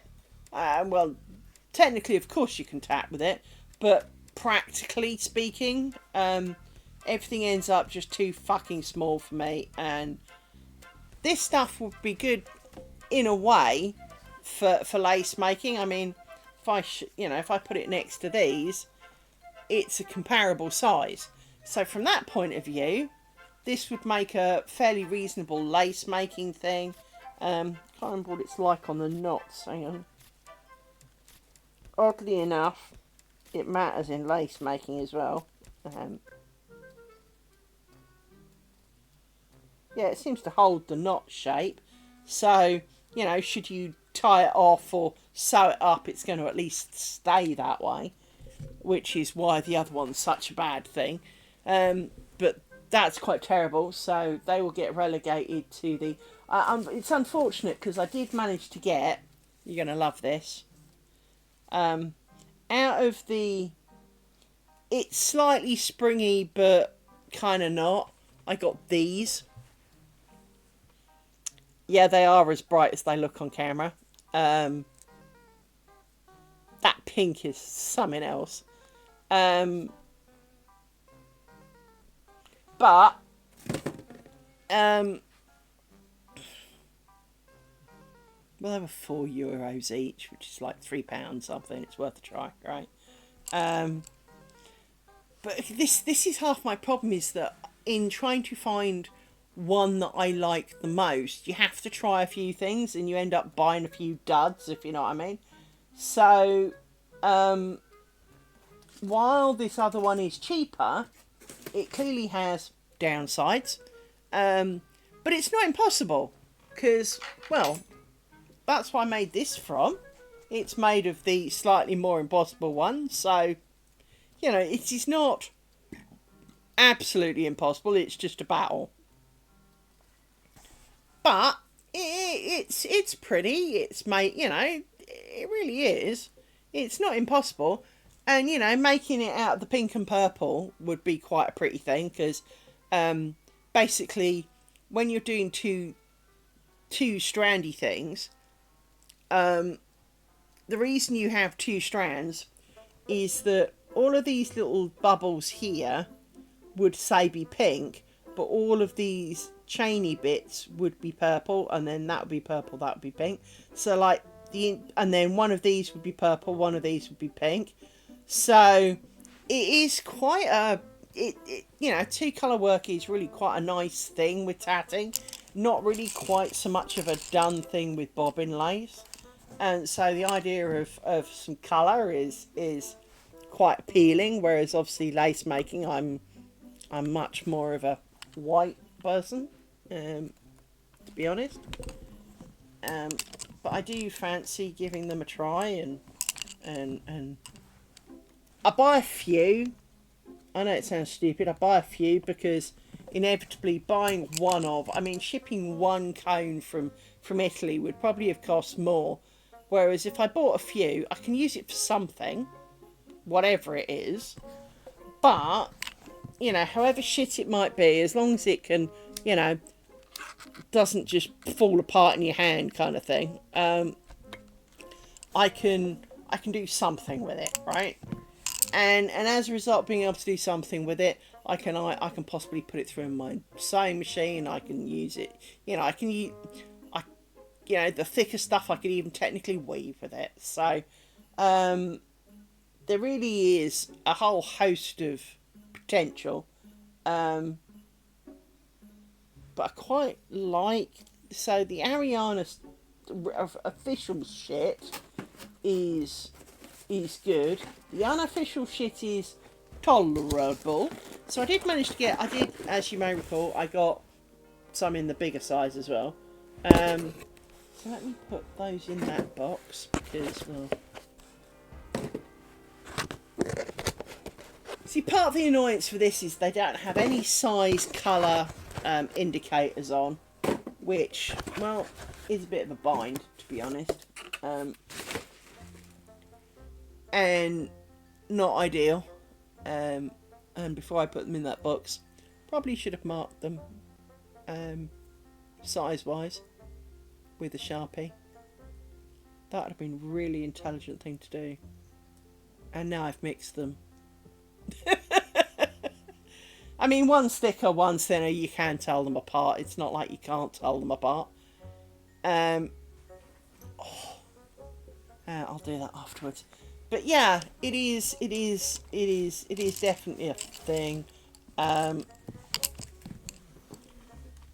But I shall try some sand best because if that does look like I can get that distinctly a lot cheaper.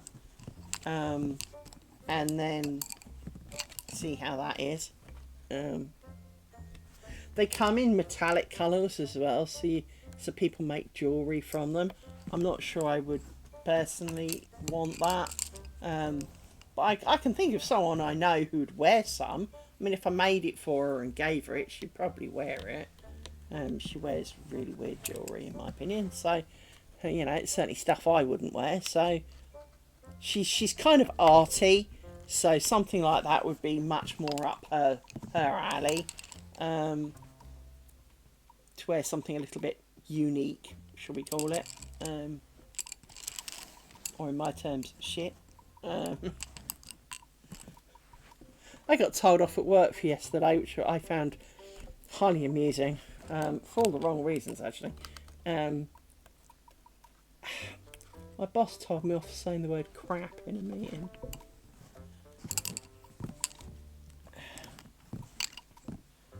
It's kind of funny because everyone else in the meeting has known me for like 20 years. So they all know that A, that's how I am, but B, someone had said shit. I think someone else had already said fuck. So, you know, telling my boss, kind of mentioning to me afterwards, can you not say crap in a meeting, was really kind of like, are you reaching for something there? Is there something else you wanted to say? You know?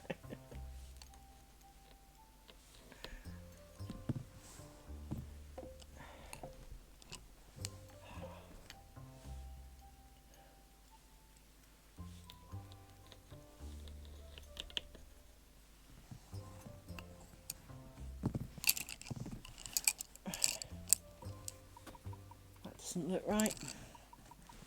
Somehow that doesn't look right. There it is. Didn't set right. I haven't really done very much, have I? I've talked a lot. I haven't done very much. I'm very aware that I have not been achieving.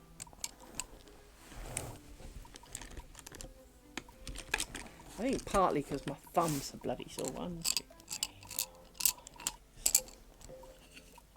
three, 4, 5, 6.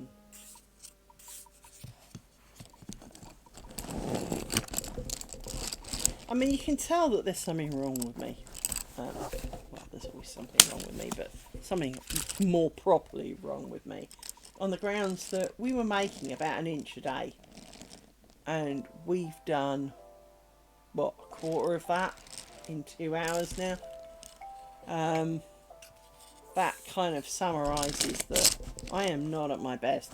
I'm also easily distracted, and part of that is because, well, I'm more easily distracted at the moment. So I apologise to you all for being remiss, but at least I'm here today, and we're doing what we can, which is an important factor after all.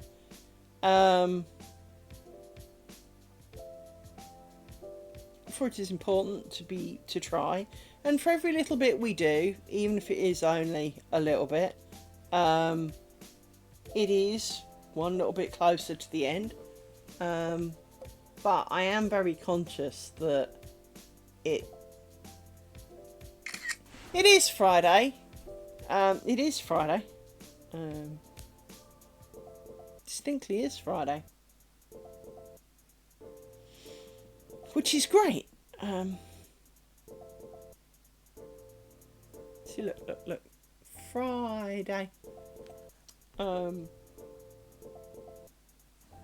didn't tell Finch I woke up. Hello, Finch. This thing is almost beginning to piss me off.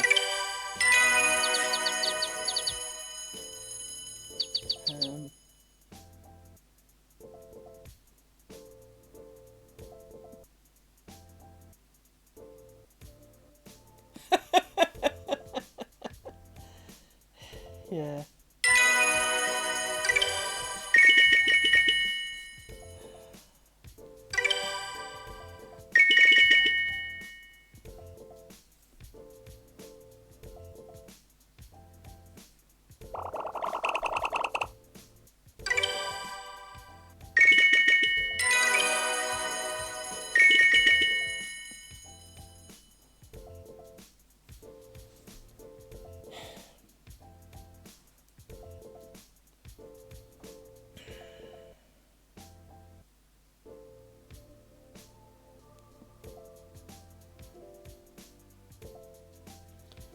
Well, as I said, I'm not making the progress that I have been, and it is disappointing. But for each little bit that we do, I mean, I've done what? Half a square inch. I mean, hardly worth writing home about. I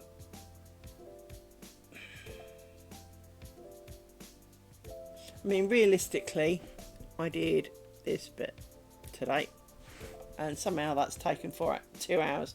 Well, we have talked of other things, and maybe that's part of the problem. I need to just get on with my life.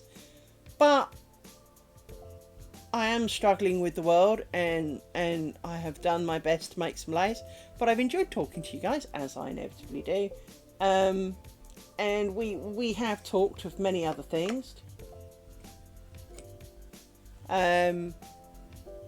So it has been good to talk to you guys. It always is. And I do appreciate you being here.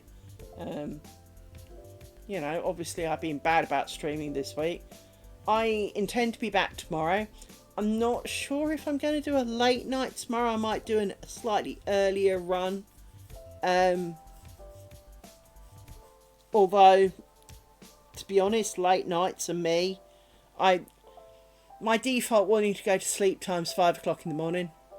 But my default want to get up time's lunchtime.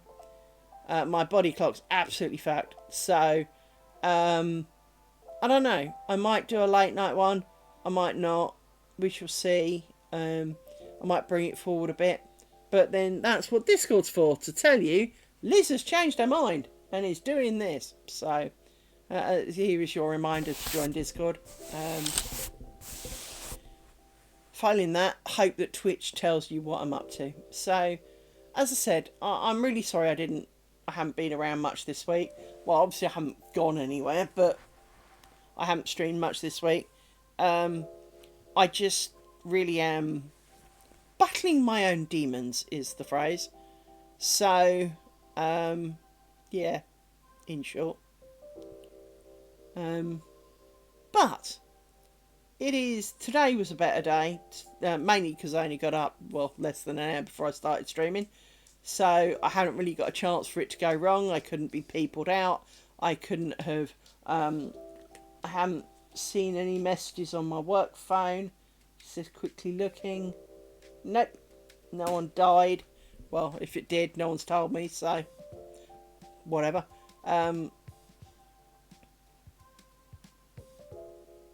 I've always joked that if our data centres are on fire, I could go to sleep. Well, yeah, because there's nothing I can do about it, so I'm not going to lose sleep over it. I can't change it.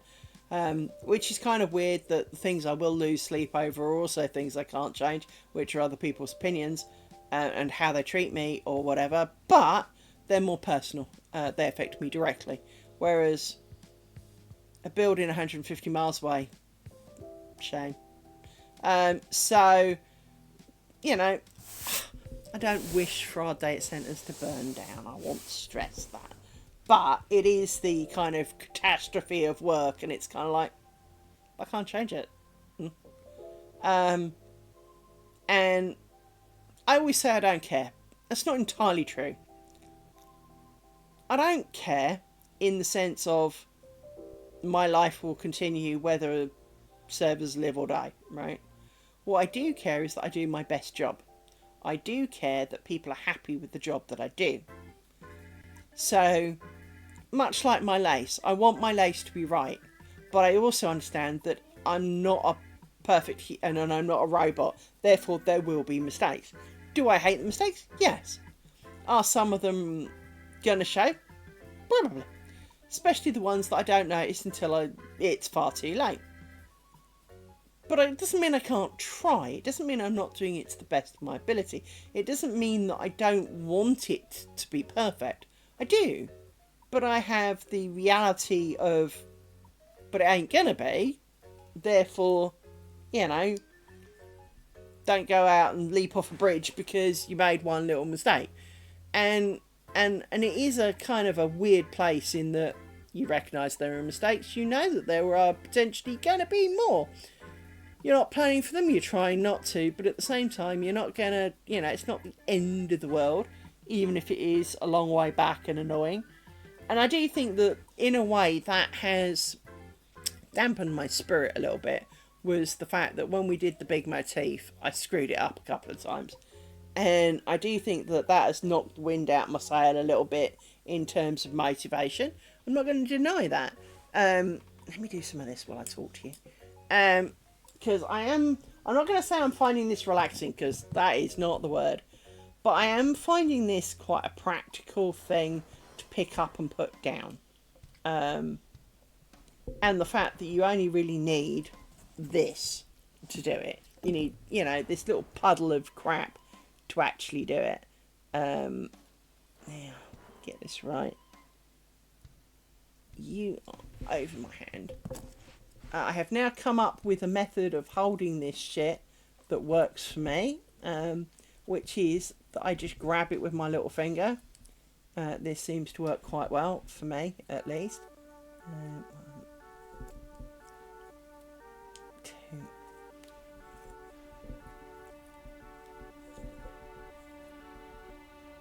I still get it stuck around my finger, of course, because that's just annoying.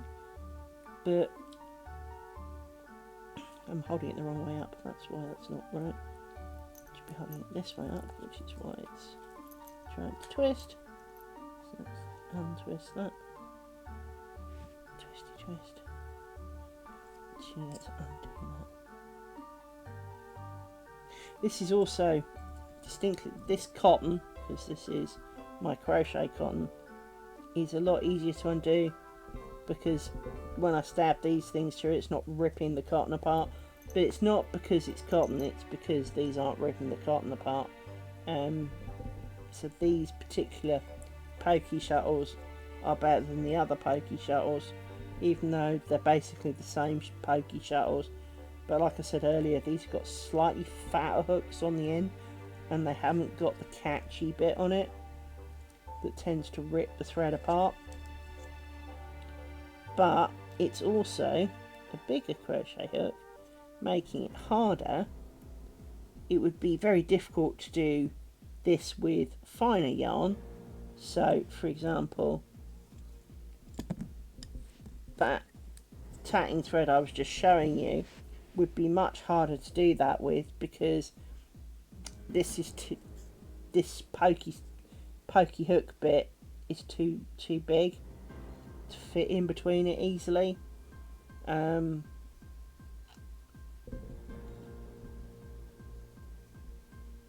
What was that noise, dog?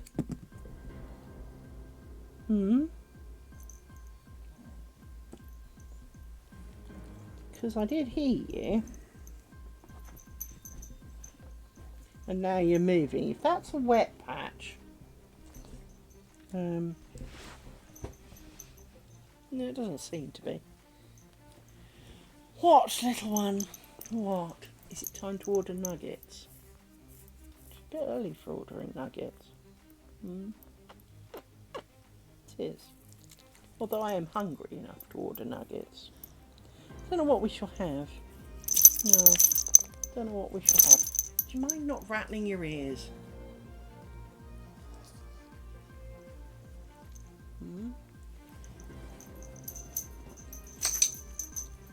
Mind not rattling your ears?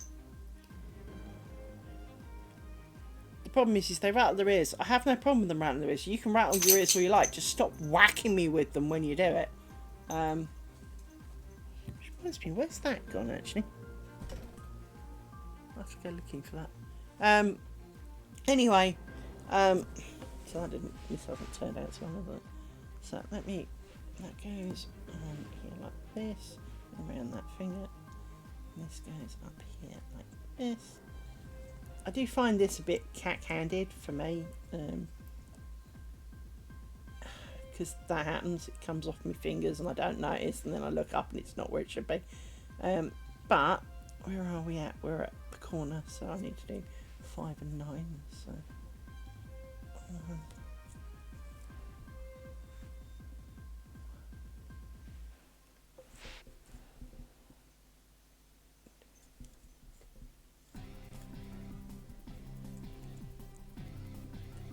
And sometimes I fly through the stitches and sometimes I don't.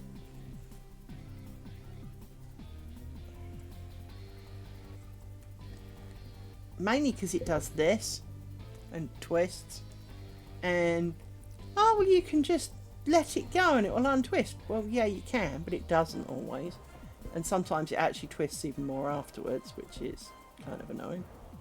4, 5, I think that's 5. Count them. 5, yeah. So this is 5. Scrunch it up a bit. Leave a bit of a gap. And then we need to do 9. 1.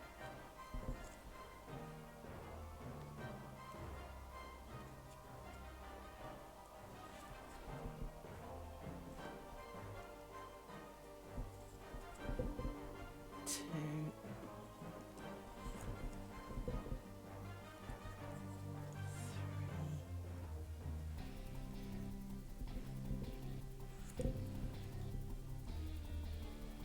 4. 5.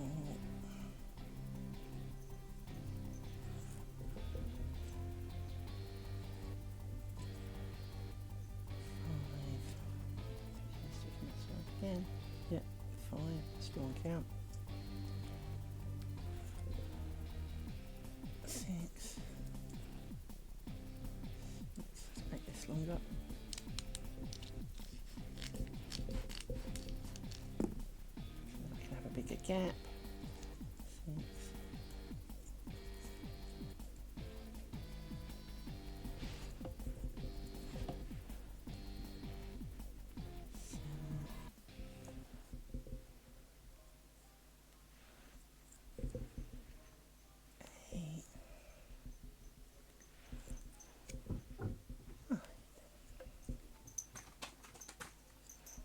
9, I think. Not quite even, but close. And it does this. This is the bit I struggle with, is when you let go, it twists more. 1, 3, 6, 9. Yep. Especially true with that plastic stuff that I was using. The moment I would let go of this, instead of twisting, and it's still the wrong fucking way up. It's supposed to be that way up.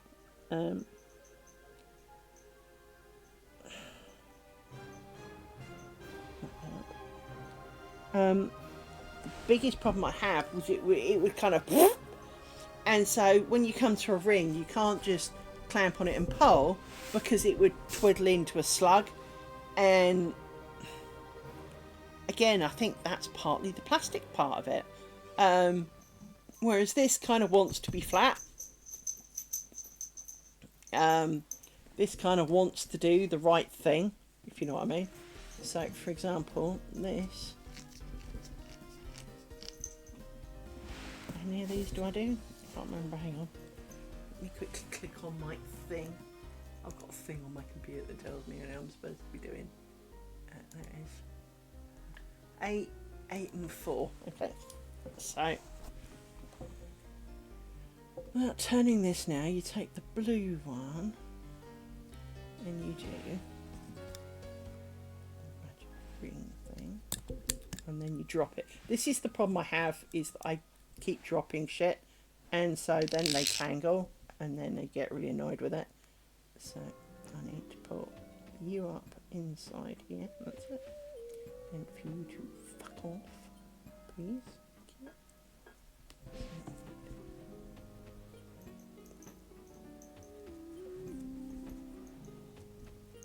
One.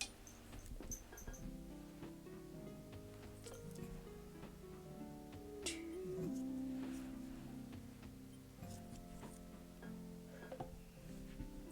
Three.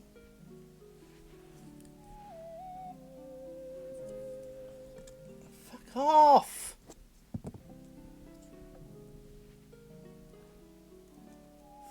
4.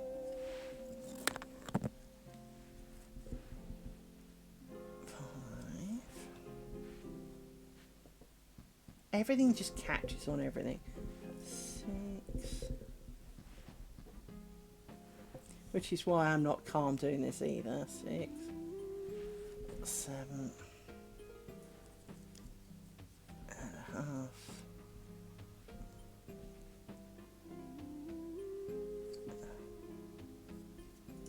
So just checking I hadn't screwed it up. Make it bigger.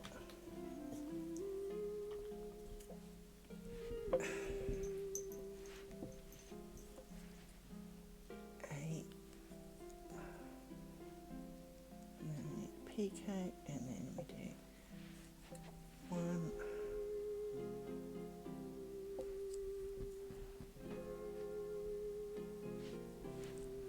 2, 3,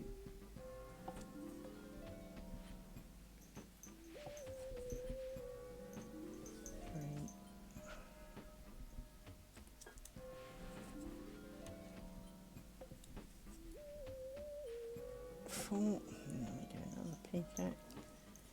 And we can scrunch these down a bit, and then let's slid the ring around. Bigger. 4. And then we need to do PK. And 1.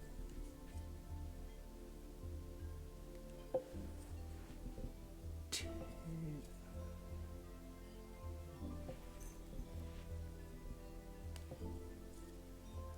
3.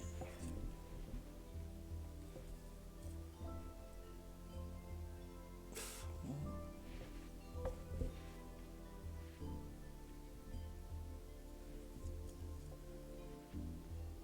5. 4 or 5. 5.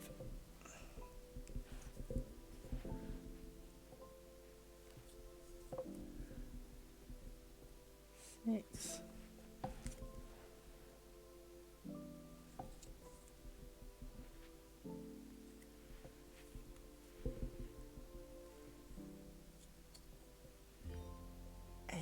hopefully. 8. See, if I now let go and let it relax, it doesn't spring on itself, which means when it comes to pulling this, and I come to pull the ring to make it all tight, it tends to stay flat. I mean, you hold it flat, but you can then do that and it makes a nice ring. Whereas, normally, on the other one, it'll have shriveled into a thing and pissed you off. So now we need to make a 4, 4 and 4 with this one. The other way up. So this way up. Go over there because you're done. So you do a 4, 4 and 4. But again, we need to join some stuff. Which one am I joining again? I'm joining first to first. No, that's the onion. First to second. Okay. That'll make more sense in a second. So, turning you all around the right way and getting you untangled so I can make sure I'm not trapping you anywhere. Right, so you're the right way up. I now need to hold you, make a loop, and do 1,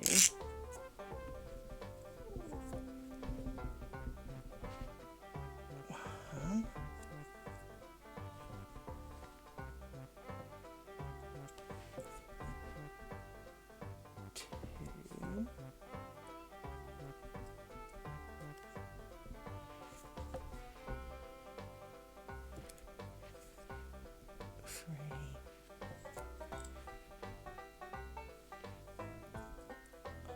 4, and then we need to go make sure I haven't twisted you funny, because that's easily done. But I need to get you, and I want first of you to the second of this one. Then you grab that and pull that through, like that, and you poke the thing through the hole, and then you pull that up. Check that you haven't bust it, because I'm very good at busting it at that point. And what I mean bust it is that suddenly it won't move anymore and it's supposed to move. So I've done 4. Now I need to do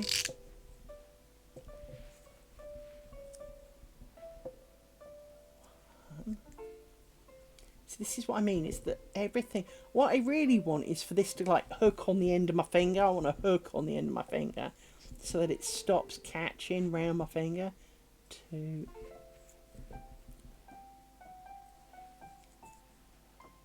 3,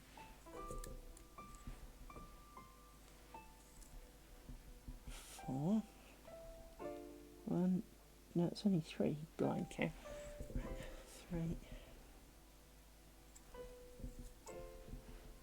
4. Piquet.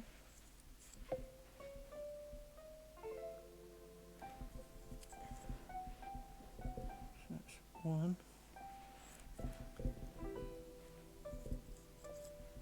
You're off my finger. 2. See, it's getting small again. The other problem I have is when I pull the ring to make it bigger, inevitably the stitches tighten up and that makes them less even, which is a bit annoying. So that's 2.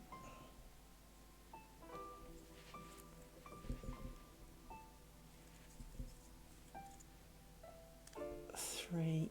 I can see you longer. But as you can tell how much I'm having to let the shuttle out. You get through a lot of thread doing this. 1, 2, 3, 4. No, that's not 4. 1, 2, 3. I'm missing half somehow. Don't know how I missed half, but there we go. Somehow I missed a half. There it is. 4. And I need another PK. Like this. 1. It's big.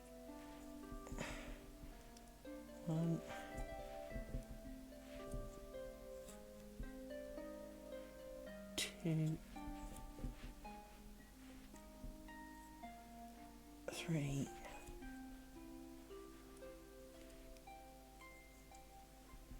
4.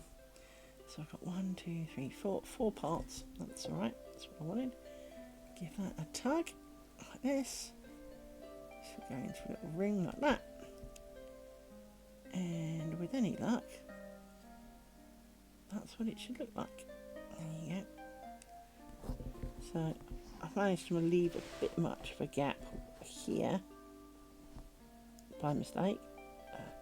Because as people all know, pulling that loop up is hard, but as you can see, it just stays so much flatter. It does kind of what you want. So I am kind of pleased with that. And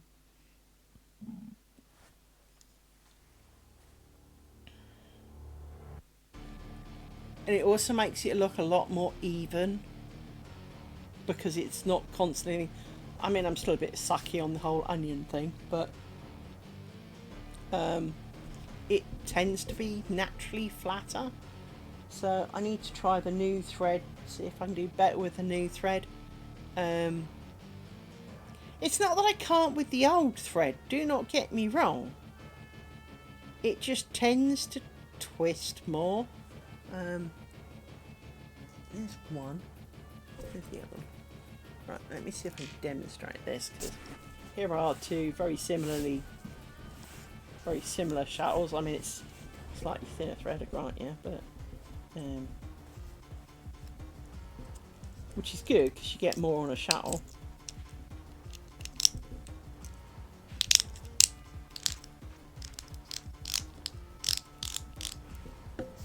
Right, here it is.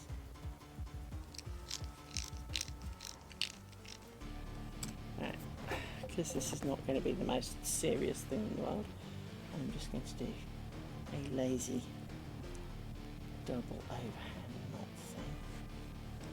One of these. Okay, so I have no intentions of this being of use to anybody. So, I just need to join them together.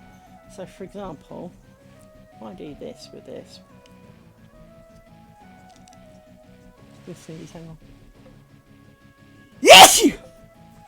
Right. If I do it with this, other than it's thinner thread,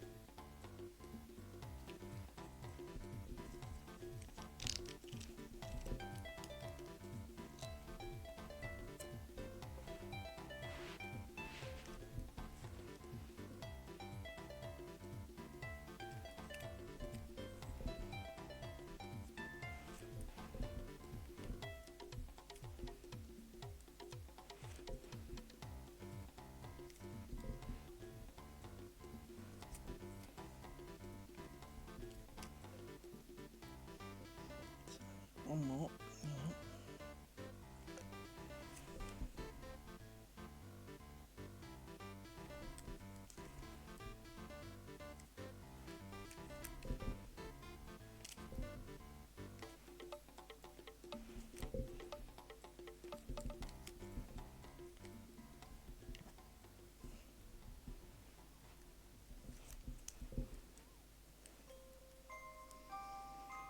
Right, so if I let go of this now, you can see what I mean. It goes all kind of wiggly. It doesn't stay where you left it. So if I then pull this, already it's not moving. Even, I mean, it can, but it's being really reluctant. and yet I did the same movement on every single stitch. You know, it's 4 bounce 4. All of this is now twisted. It's twisted round and around and round, and as you can see, it's, well, you possibly can't because of course it's infinitely small, but if you look, it's not flat, it's twisted in the middle. It's twisting out of shape. It's not staying flat, so then I've got to try and hold it flat while I do this, and eventually you get to a point where you have to let go, and then it does this and turns into a slug because it twists round on itself, look, and now the threads turn around and turned into a slug. This makes working with that really, really hard. I'm not saying it's not possible, I'm just saying it's really, really, really, really hard. And maybe a little too hard for moi at this time. Because it's not that you can't make it work, but what you end up doing now is trying to untwist it and grab the thread from, doesn't help that we got the starting two trying to join in either, but you have to try and pick out this thread from here like this. But it's not going to lay flat easily because, well, it's just bloody not. So you try and hold those down there and that up here and that over there, and you're trying to make it flat, so you try and pull on the end of this. Hang on, try and pull on the end of this. So that's kind of tight, but it's not, because there's still a great gap at the bottom because it's all twisting up. It's a fight. It's a fight that I am not in the mood to have, if you see what I mean. So, and yet this, as you know, if I go back to this one, it's all flat. It stays flat. So this is driving the living shit out of me at the moment. And obviously, having made the one that I made out of it, I do feel slightly aggrieved because I do like the thinner thread, because obviously it makes a daintier thing. But this stuff is just being a pain in the arse. And it may just be because I'm not ready for it yet. It may be that if I come back to it in a few weeks, I will take to it like a duck to water and be kind of like, I don't know what my problem was. But right here, right now, it and I are not friends. It and I are distinctly struggling. Well, I'm done for the evening, so I will go look at your pick, Naughty Cat. Of course, I will look at your pick. I'm just trying to wind up these bobbins, because these ones are by a different company, and these ones are distinctly different in that they are much stiffer to turn the bobbin on, which is not always a good thing, I need to point out. Hang on. Let me quickly go look at Naughty Cat picture. Ooh, pretty.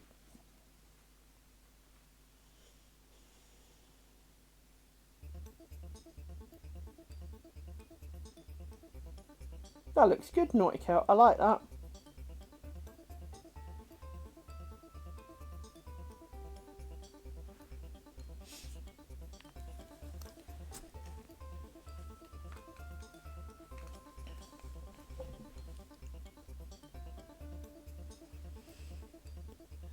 So yes, I don't know what to do with those really.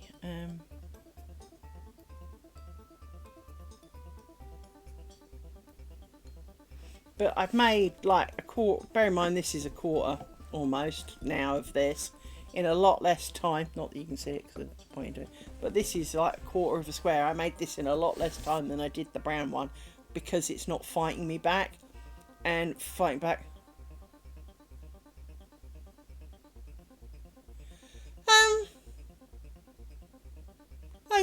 You do not have to, is all I would say, Naughty Cat. You do not have to. be honest, I'd be happy with any colour. Paxo is beige. Well, he's basically a slightly creamy kind of colour. Hang on.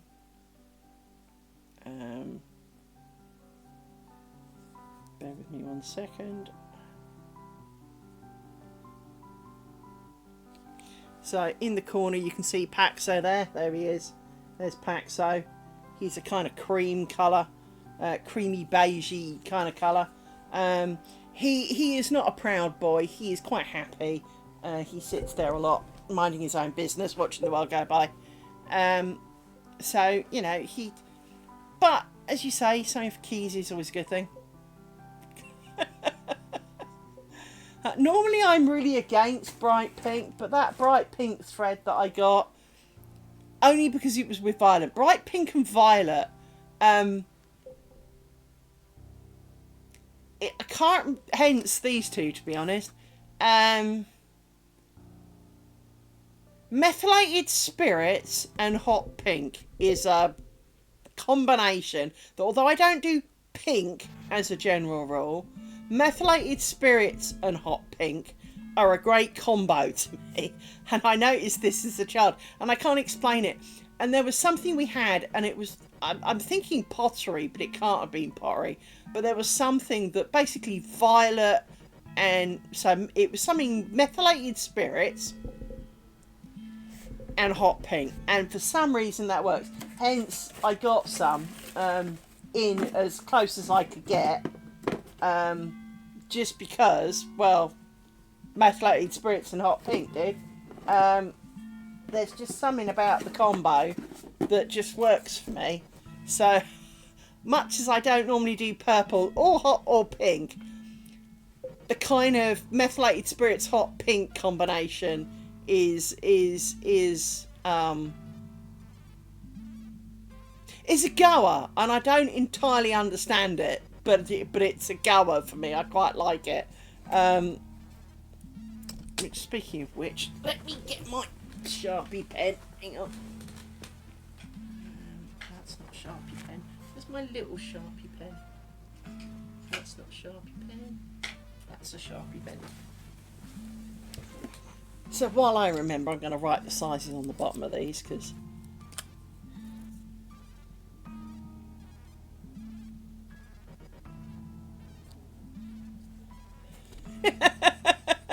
Bagpuss works. Bagpuss is cool. This one of the problems I always have is the finding of you can get something, and you either can get something that you like or something that is the right colour. It is exceptionally rare that you get to do both. So I'm just writing 20 and stuff on things, 20 and 40, because they didn't. I mean, this one's even had a label clearly ripped off it. Still left the bloody label on.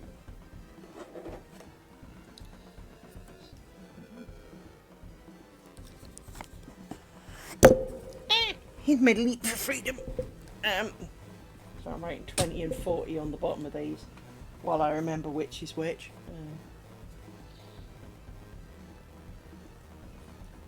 Not that it hugely matters, but see, that's 40. Pretty sure of it.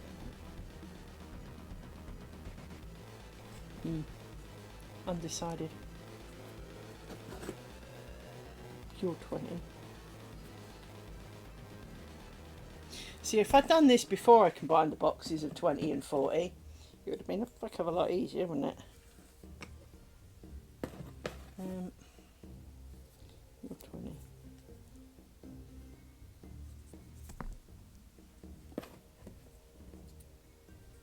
You're 20.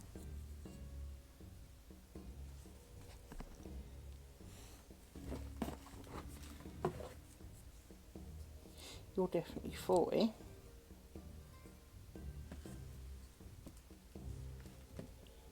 places to put things. I think you're a 20. No, you're 40.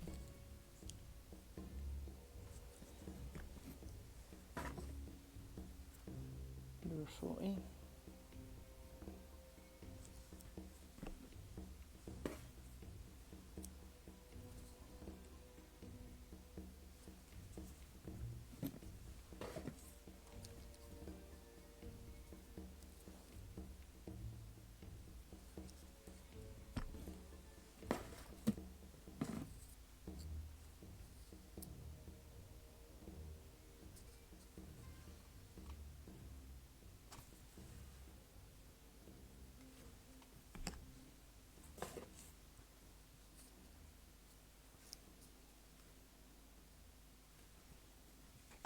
More like 46, but anyway.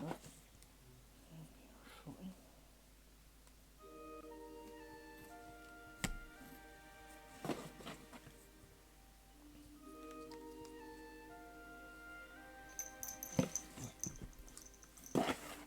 Right, so that makes you two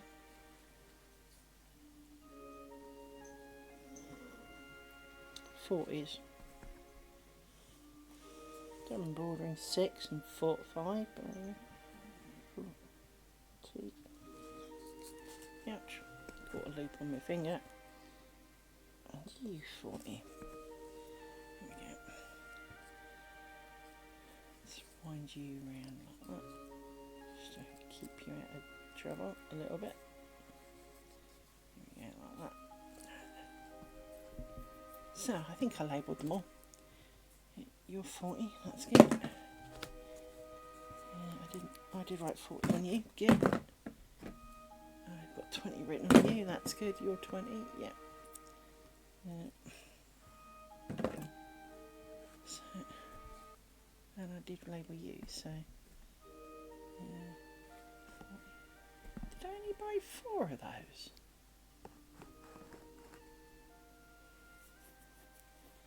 I'm eyeing you white ones, like I got one of you wrong.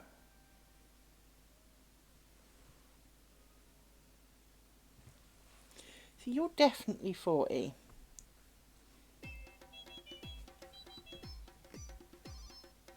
You're definitely 40. You're definitely 40. You're definitely 40. Are you 20? I don't know, you look the same as these.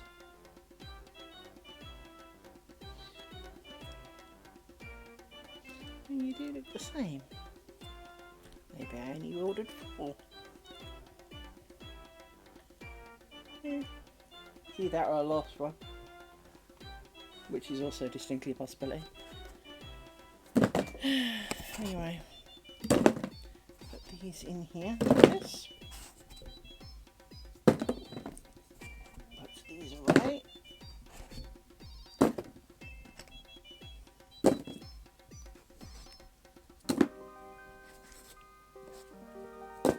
Because it looks like I bought a lot of thread, and in theory I technically did, because there's like 400 meters in the 20s and 600 allegedly in the 40s. It says writing 40 on this one before I forget. But the reason I say that is that, well, you heard me make that tight, you know, you've seen me do this. You end up getting through quite a lot of thread doing this, surprisingly. And so for Nautical, it's just a hitch. If you actually think, although you do lots of fancy fucking hand movements, all you're mating is a hitch. No, there isn't. And distinctly, absolutely, there is no such thing as too much yarn, right? Anyone who says you have enough is a heretic and needs to be thrown out of your life ceremoniously. But when you're making the... Let me do it with this. So this is size 20, the size 20 lace making thread. Same shit, basically. When you're making, when you do your tatting, all you effectively do is you make I'm trying to think of which way round it is. So when you have your thing and you pass it round, you end up making a half hitch. I'm trying to think of which way round it goes. So is it that way first? Yeah. So you make the half hitch that way. So it goes up, and then you make the half hitch so it goes down the other way, and join them together in the middle to make your hitch, right? That is all tatting is making a hitch around some thread, right? You generally view it that way up, mind. So you have the little bump above, but the bottom thread is the slidey one, and so that's all that's going on, is you're making a hitch. And the advantage of this shit is that, ow, not with that thumb I can't. That's probably what I did to it, actually. But you're just making a hitch knot. That's all tatting is making a hitch knot. So from that point of view, it's very much up a Nautical kind of thing. And the diagrams that go with... Yes, to make a full hitch, so you end up with something to draw on. Hang on. Paper. So you end up with the line that goes through a middle, and you end up with trying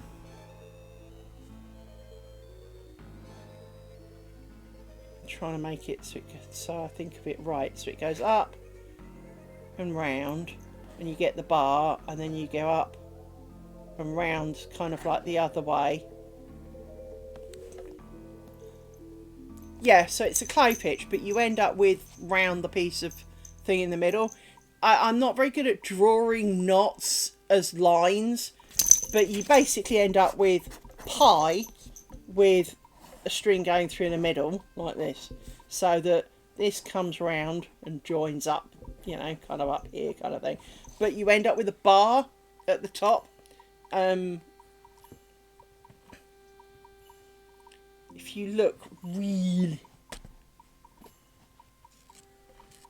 Yeah, very much, I imagine. So, for example, if I really zoom in on this, the problem is it's white. You can actually see the little bars. So there's a thread running down the middle, and the picots, you obviously just leave a gap and then cinch it up, so you end up with a little pokey out bit, but which is the only picot I can get behind. But it's just loads of little knots along a piece of string. This is kind of up your alley, really. You just use little shuttles to direct where the string goes.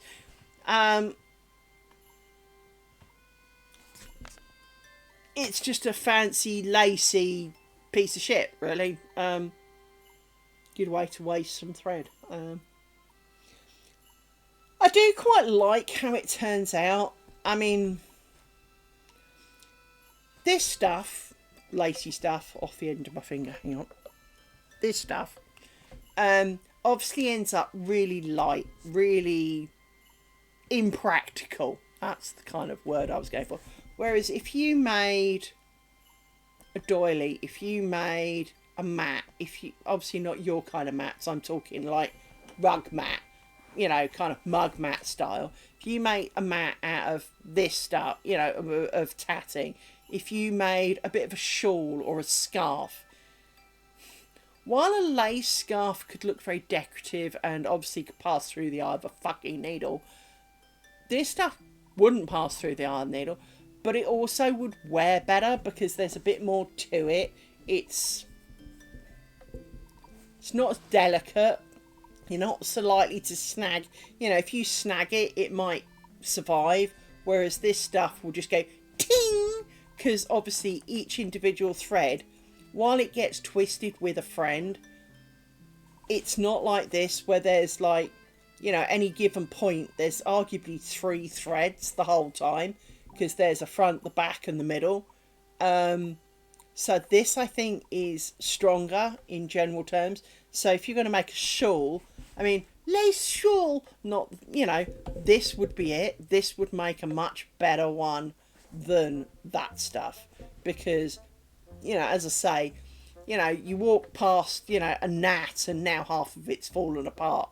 Because it really is, it is a net curtain kind of thing. It is decorative. It is not practical. This is a lot more practical, but it doesn't have to chew through your thread. I mean, I filled these bobbins, right?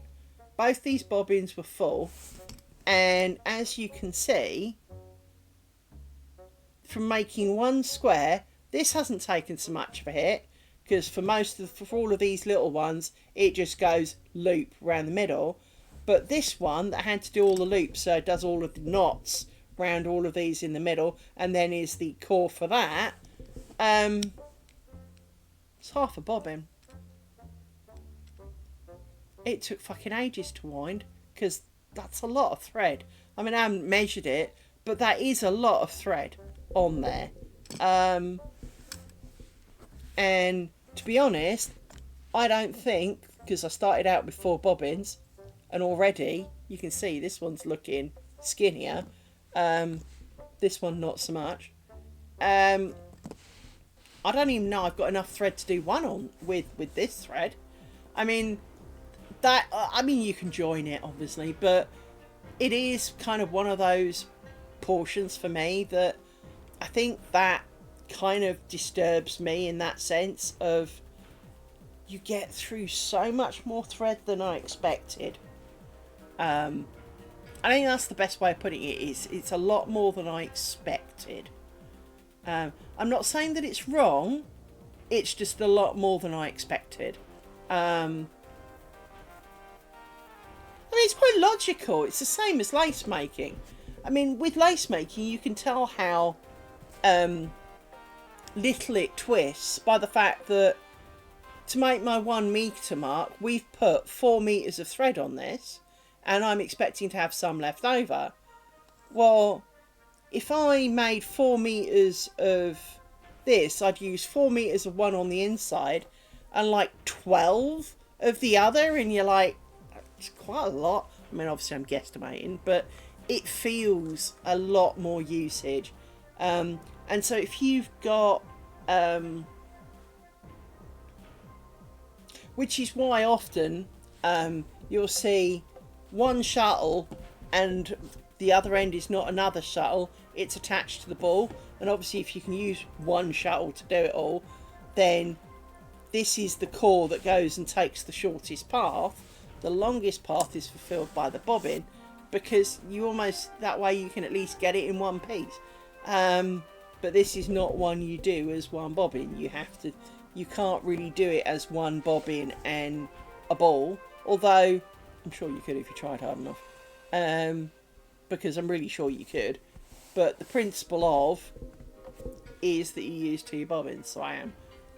But as I say, I've got some beads, so I can add some beads. So for example, as this is the outside, instead of the outside picots, I could arguably put a few beads along the edge. I'm not gonna. I want to get it right first, because what a waste of bead and effort, because putting beads on is a bit of a shit. You have to thread them all on and have them queued up along this thread from the bobbin to your work, so they'll inevitably, and then when you make the ring or whatever, you'd have to pre-slide all of the beads that you need into the ring. So if you get the wrong number, you're fucked. You gotta unpick it all, and I'm not up for that battle just yet, but I want to be, just because some of the things they make with beads on are really pretty. I'm not really a pretty girl, but are really pretty. I have no idea what I'd do with them once I made them, but I have seen a really pretty bookmark. And as I say, I think having something in the outside and maybe these onions, instead of like just terminating in the middle and just sitting there like a lemon. So for example, if I show you the finished one, there's just a gap in the middle, having some beads towards the middle, and then along the outside edge. Obviously it's a bit small, but this square is this square done differently, right? So this is the same as that. So as you can see from this section is the same as this section, but now instead of turning around and going around all four corners, I turn round back on itself to make this one. So in essence, that is that corner there, like that. Now you can see it, kind of thing, a bit more. So there's the onion in the middle. This is the two loops here. So this is square number 2. But what you can do is you can, so as I said, with this one, you just keep going around in a square and you have these big loops in the middle, which I think look pretty horrible. But this is much nicer, but you can keep expanding the triangle. So this triangle, instead of kind of turning the corner as I'm about to, so because this is the corner there, you can turn around and come back on itself again and make a bigger triangle, and then you repeat that triangle to make a bigger square. So with that in mind, or you can make loads of these and join them together, choice is yours. But I do like the idea of maybe making a big one of these and then having some beads around the edge. Again, don't know what the fuck for, but I quite like the idea. But I think having some beads on these in the middle could be quite nice. Or, you know, having a bead between these points. So although these are joining points, having a bead along the edge. So where all these picos are, bar the I mean, they're used for joins, but you can put beads on them anyway. But you could put a few beads along the edge, and I think that could make it quite decoratively interesting. Part of the reason I bought the clear beads, which are called AB beads, which means they've got like a sheen to them, so it's a bit like diesel on a wet road. It's got that glistening, multicoloured, facety stuff, is because I think with white thread, because you're not exactly going to put diamonds in it, they're not going to glint in the sunshine, for want of a better word, irrelevant of what they are. No, I'm not thinking of another net curtain, although kind of am. Potentially neighbour net curtain, but having some coloured, very delicately coloured beads, because as if I show you these again, hang on, they are predominantly white, so white and white doesn't really show up, but if you look really carefully, you'll see that they do have a slight colour in that there's like yellows and pinks and greens, and it is really subtle. But I think with the right thread, and possibly this new thread that I got is the right thread, so this size thread with some of those beads on, I mean, it's why I bought some brown ones. She says it's the brown ones. I wasn't entirely sure which brown ones. Well, they're sort of pearlised, yeah, but it's called AB for some reason. But so, for example, I bought gold because I didn't know which ones would match the best. Now, in theory, neither matched that well, but I think you'll find in reality it actually goes okay.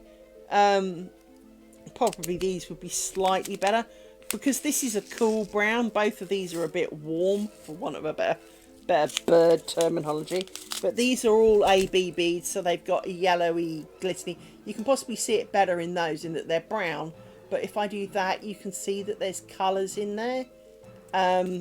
Same with these look more plain on camera, whereas these ones, I think, for judging by my thing, you can see the colours a little bit better on that. You can see that there is a hint of colour. You can see like there's a pinkish hue here and all the rest of it. They're not pinkish and bluish individual bleeds. They've all got colour on, and it depends a bit of which angle you're at as to which colour you see.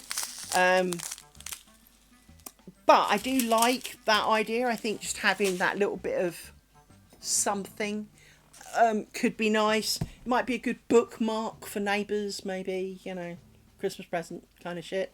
Do a bookmark, because I've seen an interesting bookmark thing which looked really fucking easy. Haven't bought the pattern, possibly because I don't need to. I can make up my own.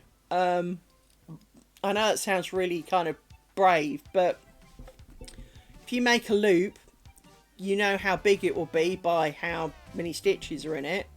So you can decide how big it is, and then you may recall when I've been testing it, I'll often make a little loop, a bit like this, a pair, a string, and a pair. Well, that's basically all that bookmark's made of. And then you do another string, so you end up a bit like this one with the 4 strings in the middle with pairs around the outside, and you just join the pairs instead of making an onion at the corner, and you do another little like this one, so it's almost identical to this without the onions. So you have pair, string, little thing, bobble that joins to these 2 bobbles, so it's like the inside of that. So it's pretty much this but without onions at the edges. I mean, you just need these to be a bit shorter, and it's done, really.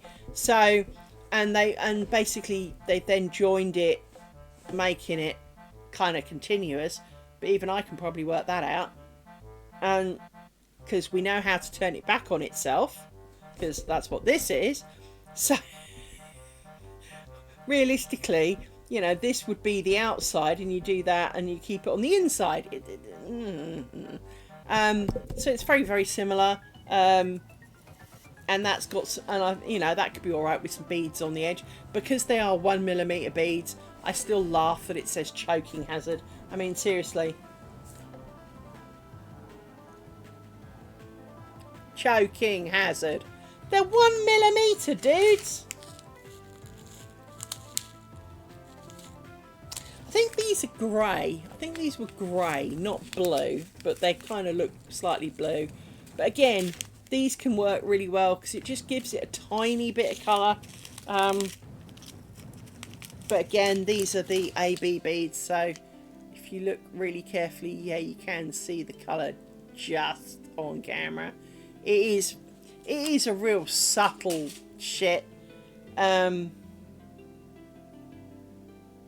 the biggest problem is you've got to put them on. So if you wanted to do, I don't know, white ones in the middle and coloured ones on the outside, you've got to work out in advance to load your shuttle with all the beads you're going to need.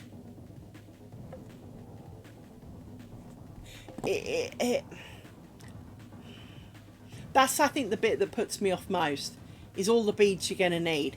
Well, that could be a lot. And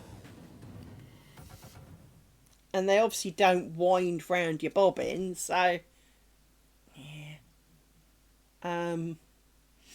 Kind of have concerns with the whole bead aspect of it, but I do want to have a go because, you know, kind of enjoying it. It's another form of lace, but I do like the fact that all you really need is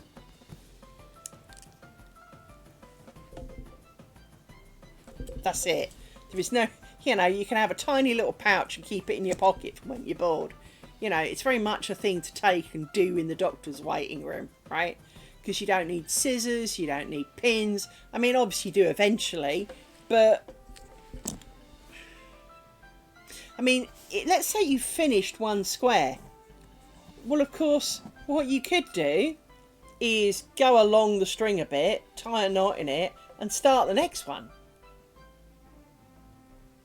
And then chop it off when you got home. So even if you finished one and wanted to start another one, because, you know, the doctor or the hospital or whatever is running that late, you can keep going as long as you got the string. The only problem would be is if you ran out of string.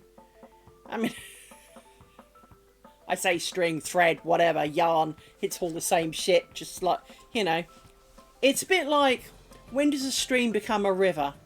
When does a puddle become a pond? When does a pond become a lake? When does a lake become a sea? Right? All of those kind of nuances. String, thread, yarn, rope. I mean, it's just, they're all related, so it doesn't really matter. But this is where it started. This was the iteration on slightly smaller thread. Gone back to bigger thread.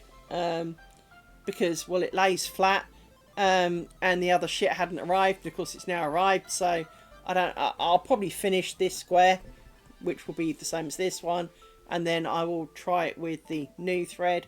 That'll be plan of attack for a bit. But it's kind of nice because you can kind of watch TV and do it, because I still have to look, but I can kind of watch TV. I don't tend to watch TV quite so much and do this. Well, A, because I'm streaming it, but also I don't tend to watch TV and make lace because the noises can get a bit much when you've got 400 pins and trying to spot a thing.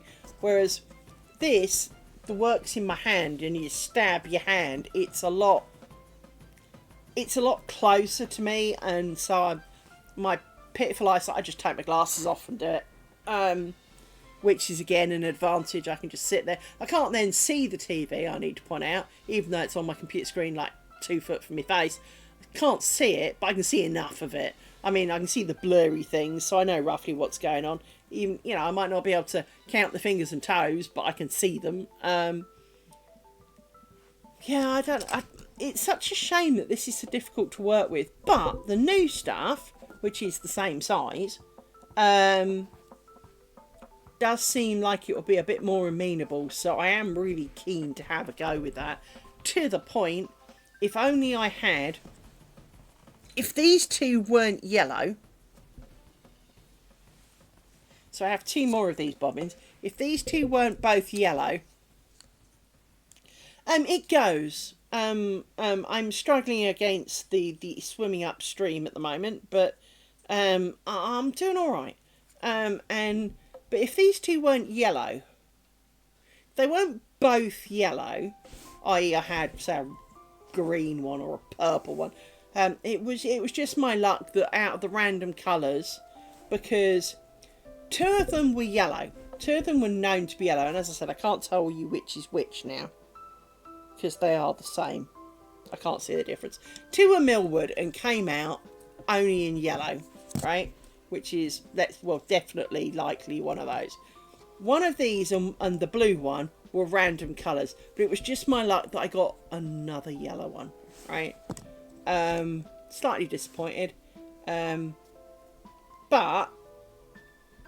you know, these bobbins do seem to work, I won't say better than these, because these are slightly thinner.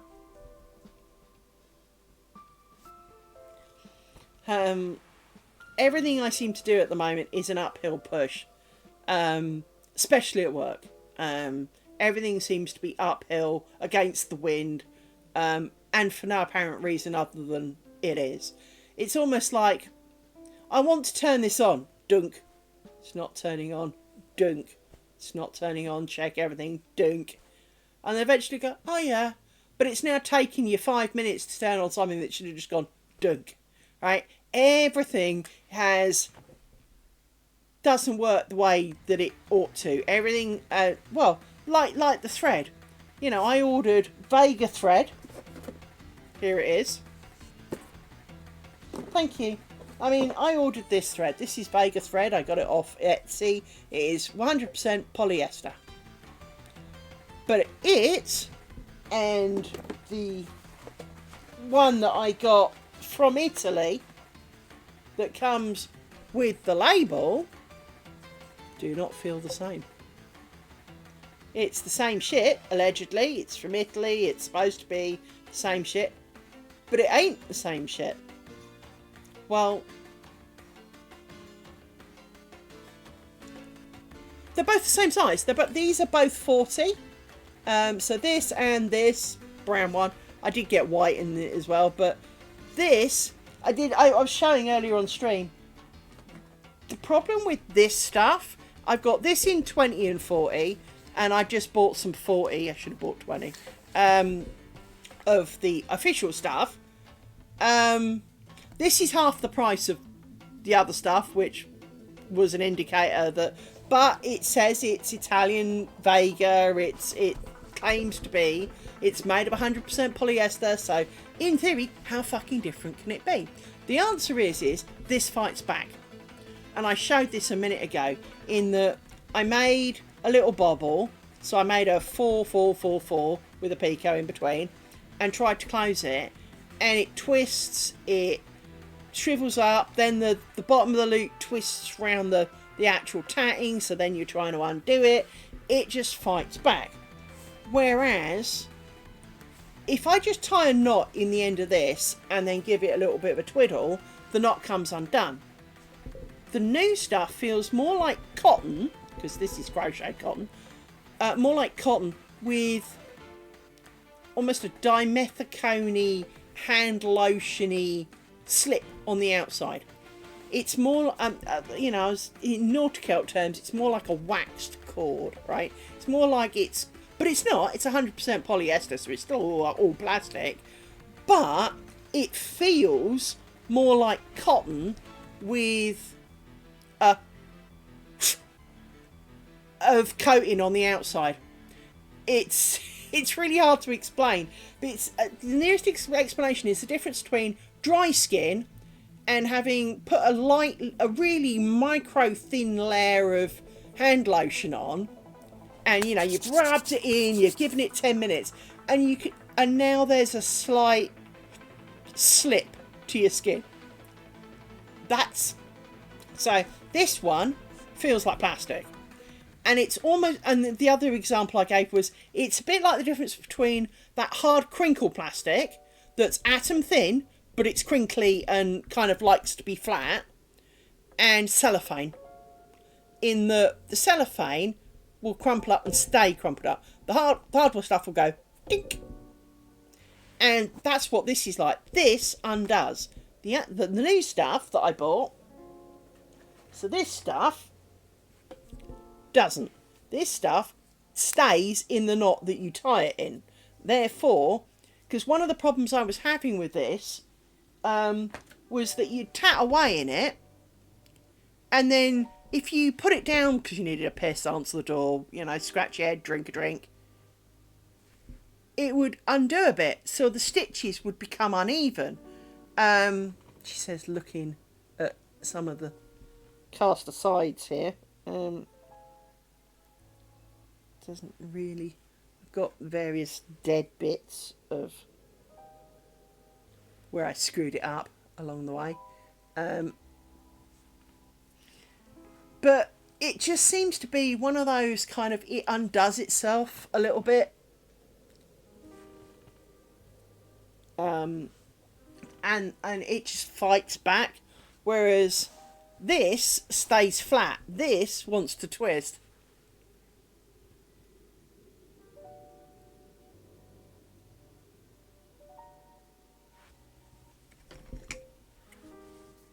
Yeah, you want to find this size cone, but we're not.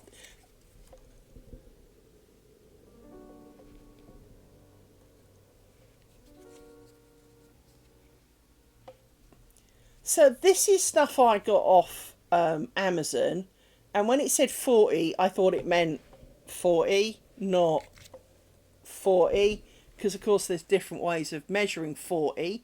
So there's 40/3, which is what this is, and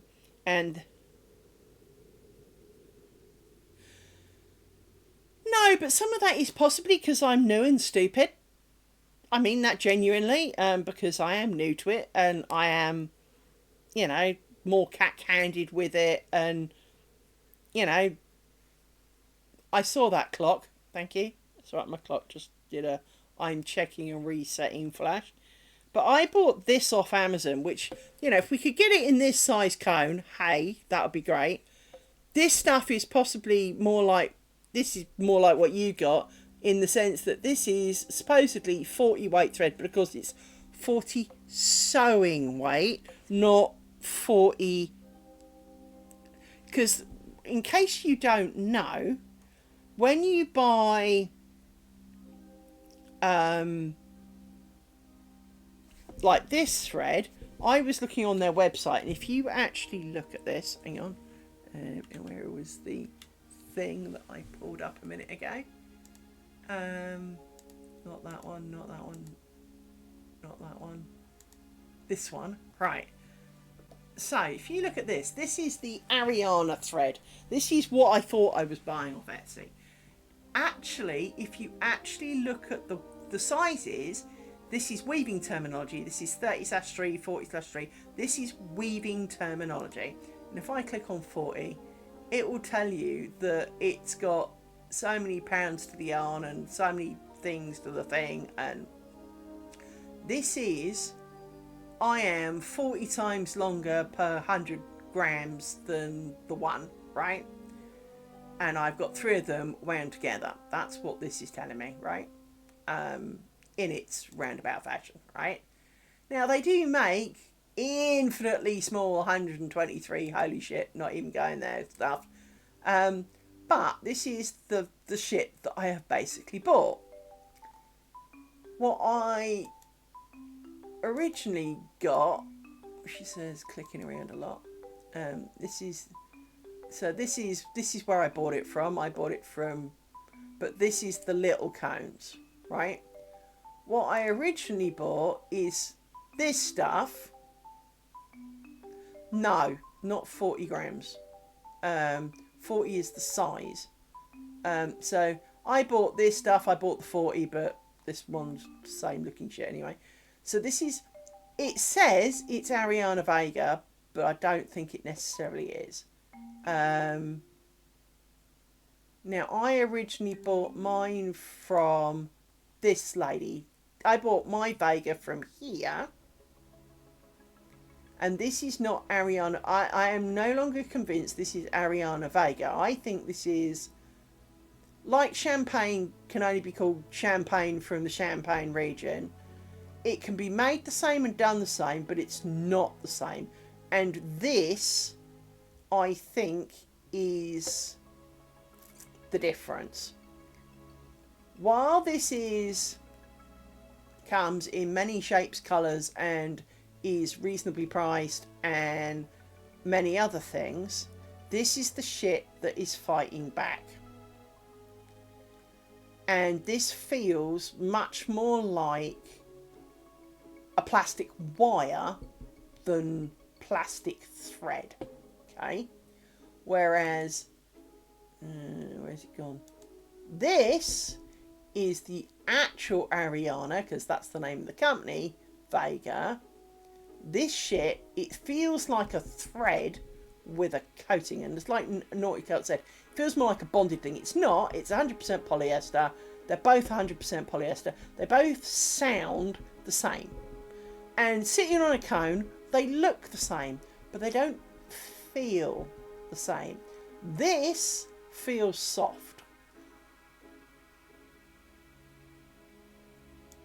This feels hard and plasticky. Now, I don't mean hard as in it feels like I'm groping a piece of metal, but in comparison, this feels round. This doesn't soft. It's not soft in your fingers. This is soft in your fingers. So I bought this from here, but they don't have many colours.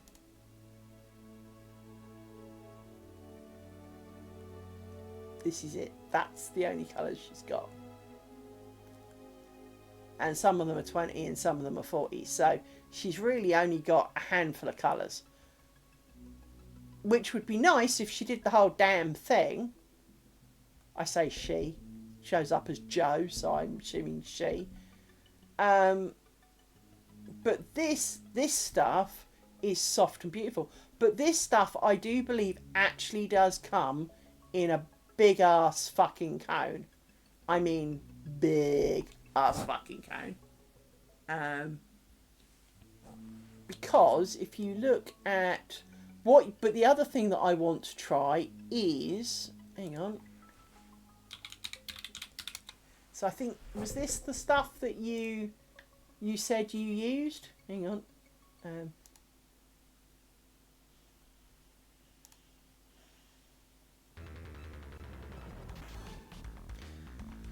No, because that's crochet thread size, not actual thread size. And crochet thread size is a whole new thing. It's a bit like knitting weights. Knitting weights are very much Aran weight, double knitting, sport, Well, we all know sport in one is not the same as sport in the other. It's a bit like clothing. Large. Large compared to what? Because, you know, one country's large is another country's small, and another country's large is another country's extra, extra, extra, extra, extra large, right? Mainly Japan, thinking of you. Your stuff's the size of a thimble, right? So even if you're skinny normal, you're still fat in Japan, kind of thing, right? Now, I want to try that because if I look at the pictures of these Sandbest cones, these are big ass motherfucking cones in comparison, right? And I've seen some on Etsy, I think it was, where some of the cones just looked huge in comparison. She says looking for pictures with hands for sizes like this. I mean, if I can get a cone this big, hallelujah, right?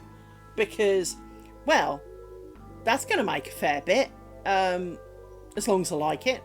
So I do want to try Sandbest, and I think that is, again, possibly going to fall very similar to the Vega stuff, because it seems to use weaving terminology. So, now I will say that I do think that, to an extent, crochet thread is arguably a weaving thread, more style weight. So, for example, if I go back to my pillow, this is 30 weight crochet cotton. This is 40 weight, 40 Vega, right? Now, obviously, it's skinny and horrible, but there's quite a bit of difference. But it feels, I mean, it's somewhere around here I've got buried. It's a bit buried right now. We have all met my 8.3 cotton, and it's distinctly huge and fat. But it does seem to be that I would argue to an extent that, you know, 30 here is maybe the equivalent of a 30 stroke 4, depending on how many cores there are. Hang on. Let me ask it. It's 3. So maybe that's a 30 stroke 3. This is a 40 stroke 3. Because you've got to remember that the number in weaving, so the number in weaving you get, now it can be marked either way round just to confuse you. So you can see, say, 2/8 and 8/2 can be the same, but it might not be the same if you actually think about it, but we'll ignore that. You could have 8 of the 2, well, unlikely, but you know. So if you think of this is, say, 40/3, right? How many cores has it got, actually? Think of it. Yes, it's got 3. So if this is 40/3, what does that actually mean? It meant someone took 100 grams of polyester and spun it and called it the 1. The 43 says I took the same amount of polyester, so I took 100 grams, and my resulting yarn was 40 times longer. So using maths, you will understand that it is not a 1-to-1 relationship. Therefore 16.2 is not half the size of 8.2 because it's a circle that gets smaller. So it's not, you know, half the size, half the circumference, for example, is not the same as, you know, the circumference won't be half if you've halved the radius or the diameter, right? So when it comes to tubes and all the rest of it, it does kind of work out, but it's 40 times as long. There are then 3 of them spun together to make the yarn. So it's kind of you can calculate, if you knew the diameters, the exact size of this yarn. Now, obviously, 3, 4, 5, and 6, well, 2, 3, 4, 5, and 6, which are the common quantities of thread choice, will make the yarns smoother, because they will limit the bumps that go around. Because obviously, if you have two things twisted together, it kind of barber poles it, right? Whereas the more threads you have, the more smooth it gets. But obviously, the 40 isn't 40 because, well, it is, but it's not going to be the same size as the 40, because the 42 is going to be different from 43 because there's an extra thread in it. It doesn't just disappear, but it's not going to be a third bigger. It's going to be a little bigger because it nestles in with the other two. So it's complicated. Now, so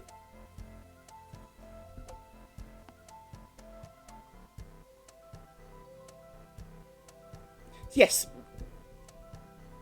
I Mickey Kiss Me. So yeah, 43 is always going to be thinner than 23. But it's not going. But for example, you might think that, well, in logical things, you think of fractions. You go, well, surely though, 43 would be the same as 26. The answer is no, because of volumes of circles and tubes. It's close, but it's not the same, right? So this is not twice as fat as this. I mean, it's close, because this is 30, this is 40. So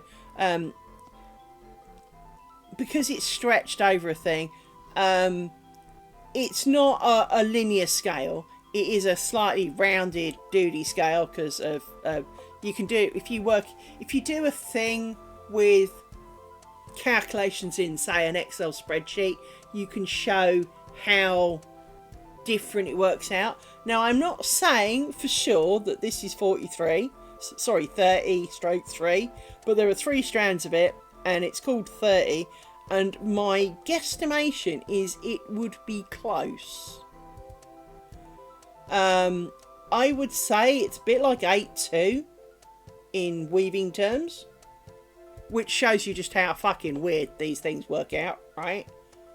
I'd say it's very close to 8/2.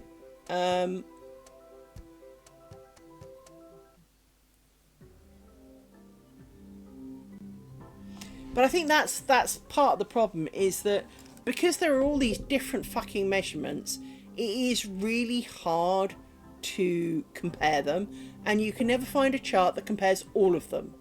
So you might find a text, because there are a whole pile of numbers. So if I go back to my desktop and go back to no, you do. Hang on, where's the original? This one. So if I go to, let's go 33, right? There are a whole varying numbers things. So compositions, 100%. So count. Here is your text count. That is a 90, right? But that's a text count. Then you've got, we know that this is 33 from a weaving perspective, but of course a 33 in polyester is not the same as a 33 in cotton, and it's not the same as 33 in wool, because the fibres underlyingly have a different weight to them. And this is the bit that pisses everybody off, is that you can't go, right, I've got an 8/2 cotton, what wool would I use to match that? Because it's not going to be 8/2. Well, then it's a fucking annoying arbitrary number. And like I've said, someone took 100 grams of the shit and spun the one. Well, who made them the one? Who said that's the right one? Why is this 40 times the length of the one not the one? Why didn't it get to be the one? You know, who picked the one, right?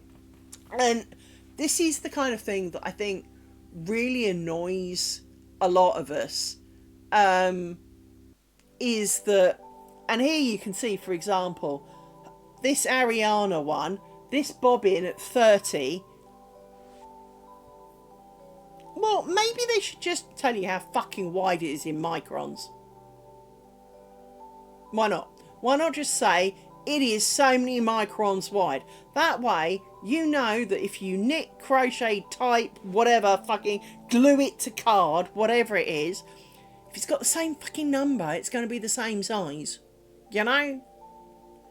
I can't remember how text is derived, but there's a mathematical formula for it.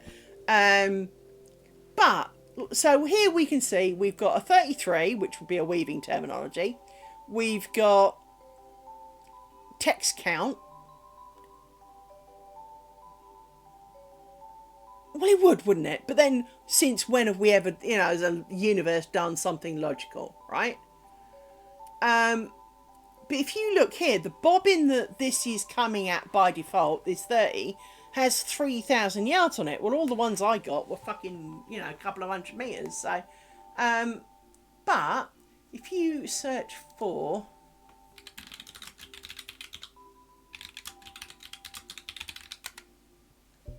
there are great charts of shit. No. I hate when this shit does that. You clicked on a thing that was exactly the thing that you wanted, and it brings it up, and then it doesn't make it bigger. So if I make that bigger, hang on, because I can't read that. So that's just compares DMC to Finker. That's not what I want. That looked like what I wanted, but until you could read it. There you go. That looks promising.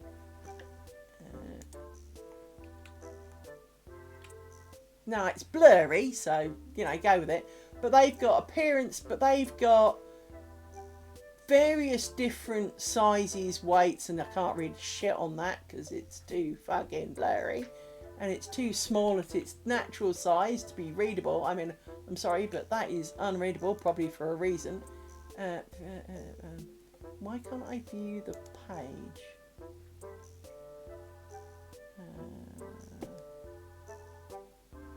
Sign conversion chart. Oh, yes, I'm human. Click on here. There is no button there, you fucks. Right. So, no, that's just imperial to inches. That's no pissing years.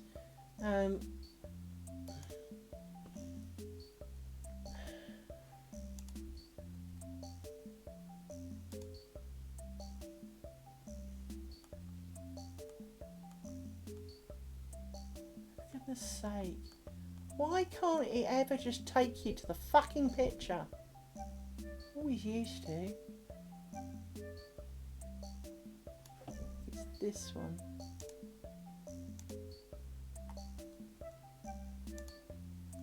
So,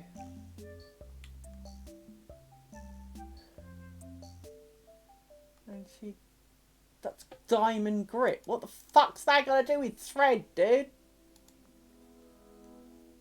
Diamond size charts. Probably should have read that. What does that say? Thread chart.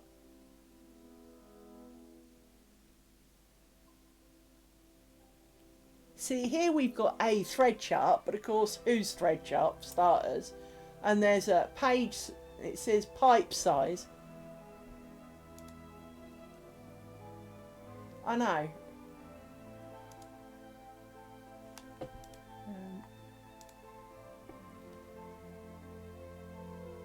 That's printable media. No, I don't want. I'm clicking on a button, you rancid piece of shit. Let's try this. Weaving. Let's try and be a bit more specific. See, that doesn't tell me what I want. It doesn't. See, here you go, right? So here's a text size, right? For needles, but they all have. There's loads of charts with loads of numbers on, but none of them actually. There are some weaving ones I've seen that actually are slightly more useful. But the problem is my glasses are now playing up, and all I can see is blurry shit at the moment. It's my eyes playing up. It's not my glasses. They're the same every fucking time. You see, there's a text and a metric size. But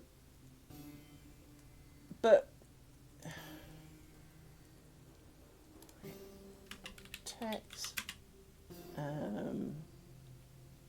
Wait. Let's try that. I have seen.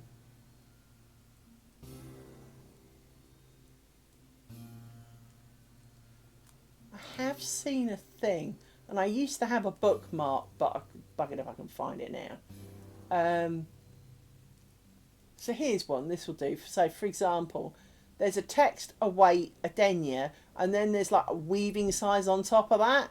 And so all of these things, you know, why not just pick a fucking number and say it is so many microns, and then you'd be able to tell, you know, what's what. So here's a good one.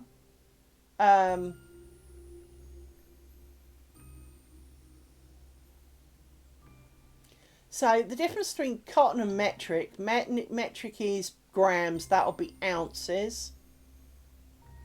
So that'll be per pound, it's per pound, that's per 100 grams or something. Anyway,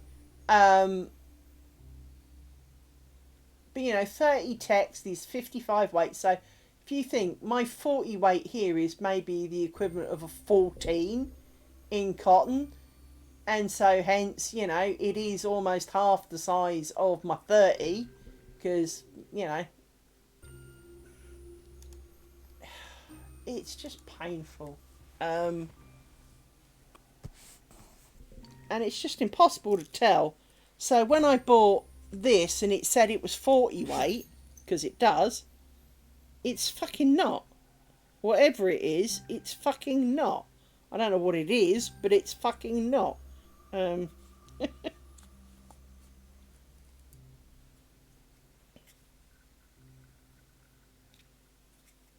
is one thing I do like about this thread though,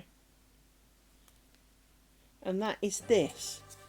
It's something that I've seen people complain about, is that along here there is a notch, and the idea is that you can pop it in the notch and then shut it, and it keeps the thread tidy. It's the only thing that is good about that bobbin. The thread on it is too fine for what I wanted, especially at this stage. But yeah, it's an uphill struggle, and it's one that I think I'm not ready for, is to go that far, I'm sure. But this was a struggle. But as we've said, I think the biggest problem is weight is not always the same. You know, it will say size this. Yeah, but what size is that? Is that text? Is that crochet? Is that sewing? You know, weight is that. And I'm sorry, but you know, a picture of a random bobbin is not, you know, you don't tell me how big the bobbin is, I can't judge it for scale then, can I? Especially when 9 times out of 10 they use the actual same picture for all of their shit, irrelevant of what size it is. And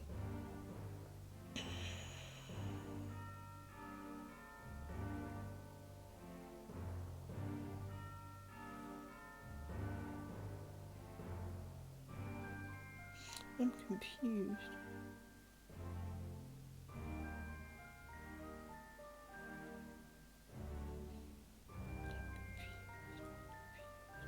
I'm looking at my thing and I thought I'd done the other loop, but I don't seem to have done. No, I've forgotten. I'll have to go sit down and work out what it is. The only thing that I do find really frustrating is how much these love to tangle themselves up. That is distinctly an issue that I have. But I do want to try some Sam Best thread, because people have also recommended that.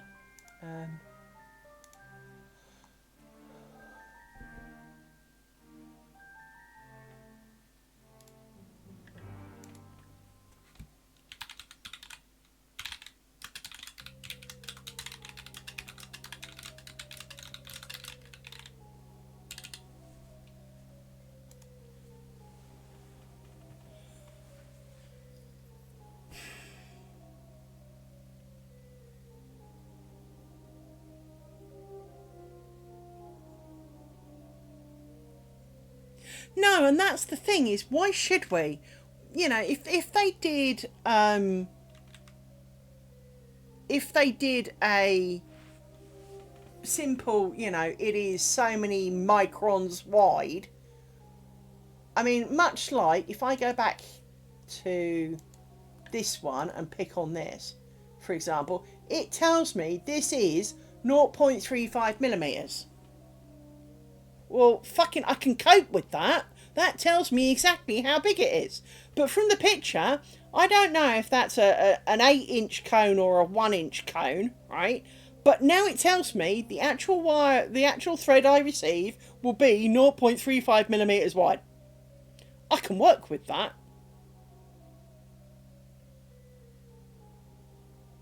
That's doable. Why can't they all do that?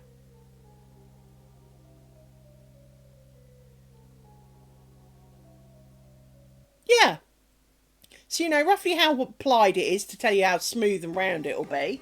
But if it told you, you know, the resulting thread is X wide, you've got a chance. So if I go out of that and I go back into, let's pick number 20, so that's a 20 size, it tells you it's half a millimetre. If I go and find a 40, there's a 40 around here somewhere.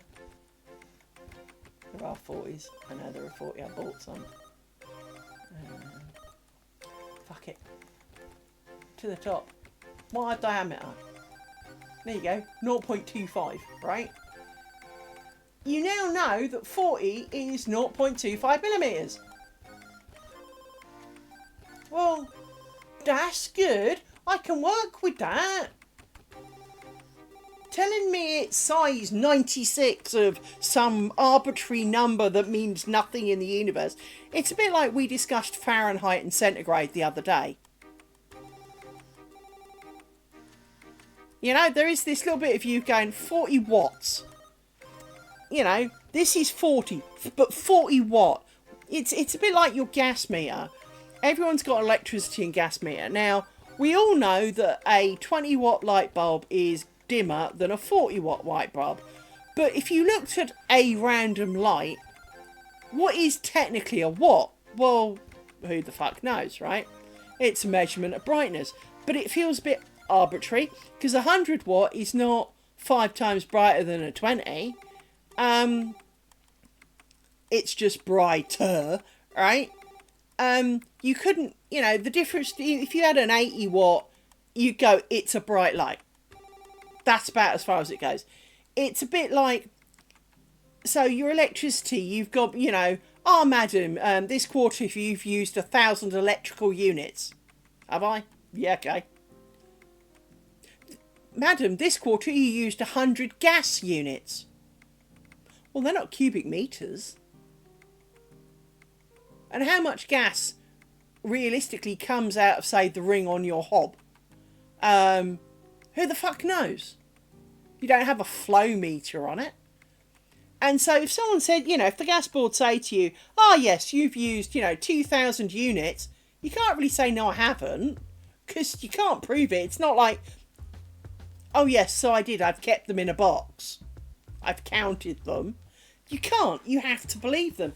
And I always feel a little, I mean, I know they've got meters and all of that, but if their meters were really far out in their favour, they're not going to tell you, are they? Right? It's a bit like the petrol and the mileometer in your car. The mileometer in your car is not accurate. Why is it not accurate, Liz? Well, what size tyres did you put on your car? Your car has a range of tyres that can go on it. Well, the diameter of your tyre, well, sorry, the circumference of your tyre matters. And if you have thin tyres, not fat tyres, you have low profile tyres, well, the circumference is going to be less than a fat tyre.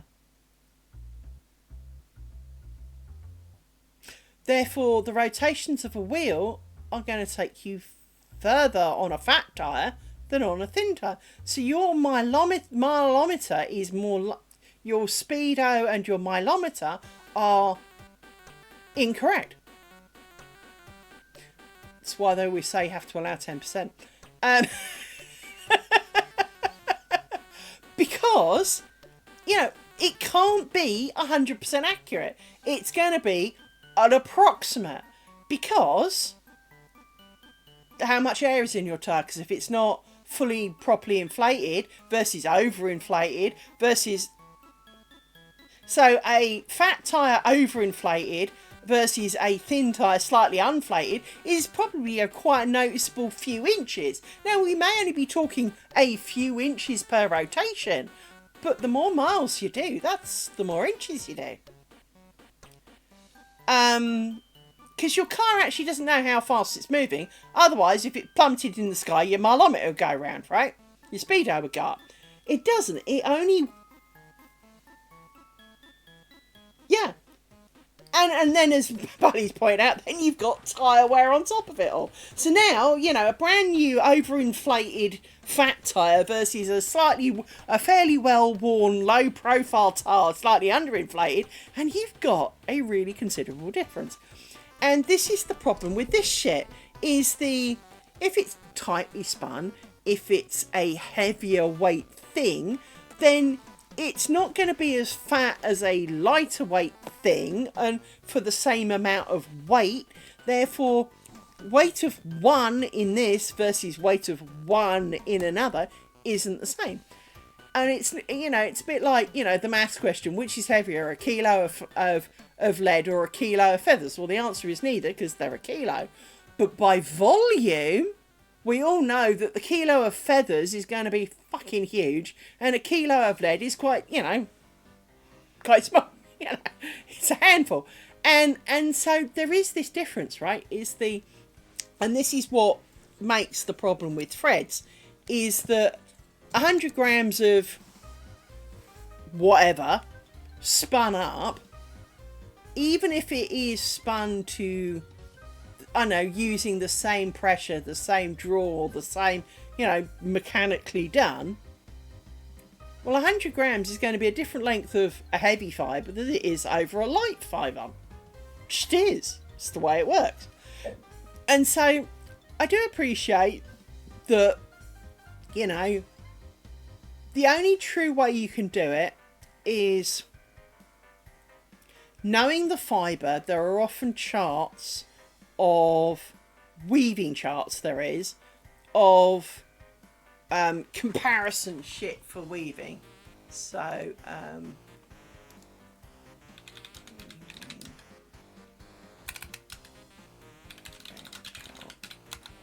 for example, well, that's not fucking weaving, that's knitting, you bozo piece of shit. This is just going to tell you the story that I told you. Yeah, I don't want this. So, for example, this tells you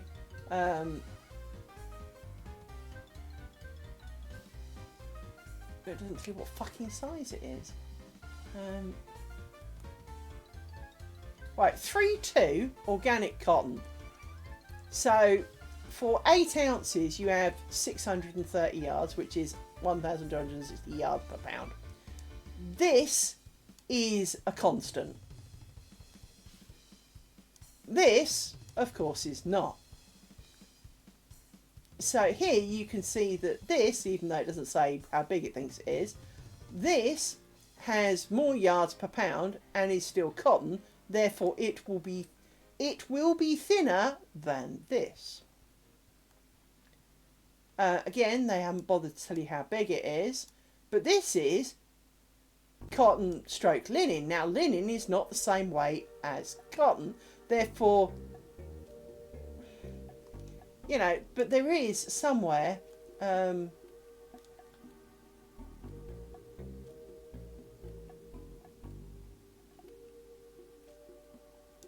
there is, I mean, this is just going to tell you this. See, look, this tells you that linen's heavier than cotton, that's fine. So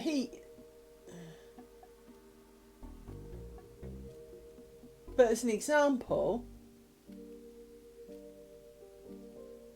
8.2 there, you know, you can see that 8.4 is there, but 8.4 is also there because that's linen, that's cotton.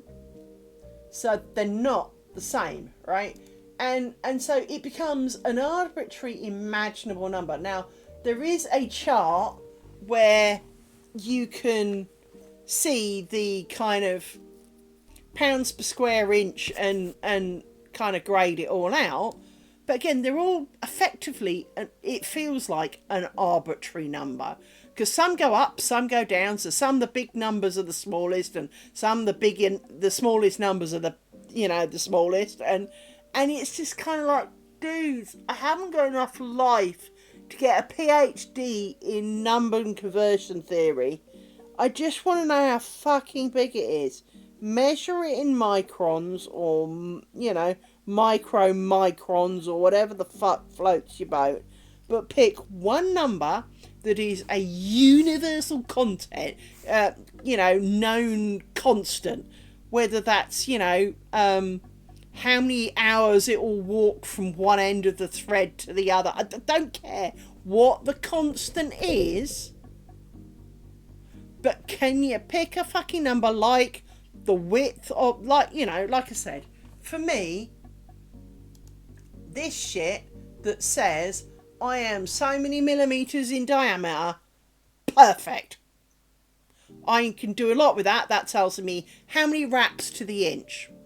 Because if I want to know how many wraps to the inch that is, I can take my 25 millimeters, divide it by 0.35, and it will tell me I've got however many the fuck that works out as.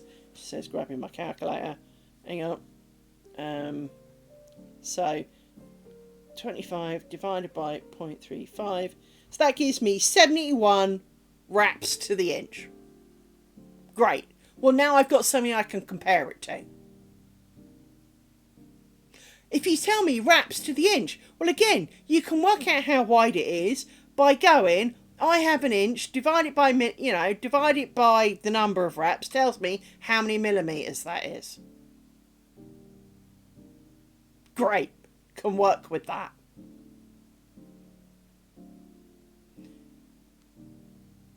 Because it is a simple enough calculation. You have got something with a known constant. You know how far an inch is. You know how much a millimetre is. You can do a base conversion. But when you get, it's got 300 metres. Well, yeah, great. You haven't said how long, you haven't said how heavy the cone is. You haven't said, so from that, all you've said is thickness for you. Whose thickness? Come on, whose thickness? Now the answer seems to be, vaguely, crochet. But, as we've seen, Vega comes in, I dread to think, if I've got 40... which seems quite skinny. How fucking skinny is 123? It does seem an odd number, but, But again, if we go back to this, you've got text count. And then a whole pile of other random fucking shit. But it doesn't tell you the weight on the bobbin. But it tells you how many meters are on the bobbin. This tells you about the bobbin. That's no fucking use. Let's see what we've got. What other numbers have we got of anything? So the metric yield. So that is 40,000 meters to the kilogram. Well, that's good because you can tell then how much that bobbin's going to weigh, because we've got 1 kilogram.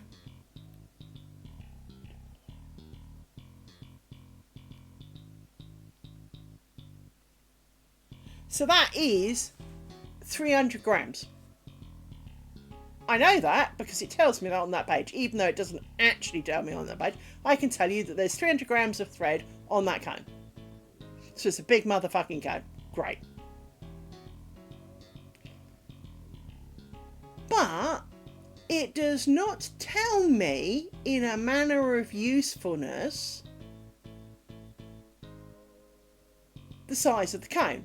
Now, obviously, the fact that 300 grams is 1200, whatever it is quite a lot. So you're getting 400 yards for 100 grams.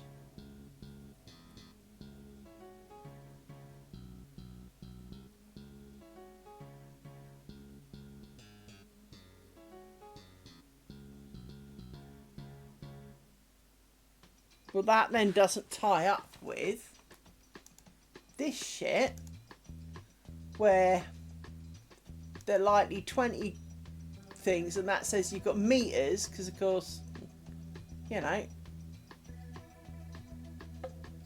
it's not 100 grams, so it's not 100 grams, it's more like 20. So so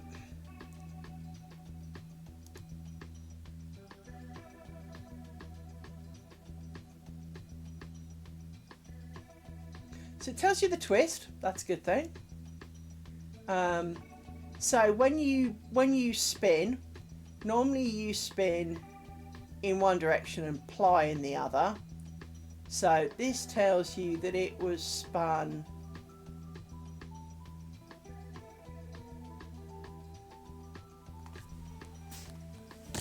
let me think about this for a second.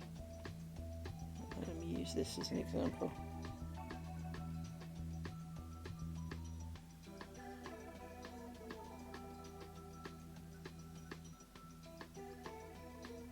So it was spun clockwise, then anti-clockwise. Just checking that it worked the way. Which is the normal way to spin shit. Now, why does that matter? Because it does. There are times when it will matter, because if you think of how you wind a bobbin, right? If you wind a bobbin by holding the bobbin still and winding the thread round, you are adding twist to that. And you can work out which direction the twist is. So you're either adding twist or subtracting twist, which is why sometimes you end up with excitable twisty yarn off the bobbin, or sometimes it gets all loose and untwisted and then breaks. Because the cones were wound on parallel side on, that's how you should wind it off, which is why when I wind my bobbins, that's exactly what I do. When I wind my lace bobbins, I have it go round and round in my speculum-like thing. So it's going round at 90 degrees to the fibre source, and then the cone is held stationary. It doesn't come off the top, it comes off the side and goes round and round and round and round too. And as a result, you then end up with no extra twist in it. Whereas when I've been winding my tatting bobbins, like most dickheads do, I pull it off the top, so I'm adding a layer of twist, and then I'm winding it around the bobbin manually, going with my hand going round and round and round. Therefore, I'm adding twist again, which is why you end up with the excitable thread on your bobbins. And all of these things make sense, but they're all the kind of things that make sense now someone said it, but until then you never gave it a single remotest bit of thought in your life. Because that's not how you work. It says put shit on bobbins, so you do.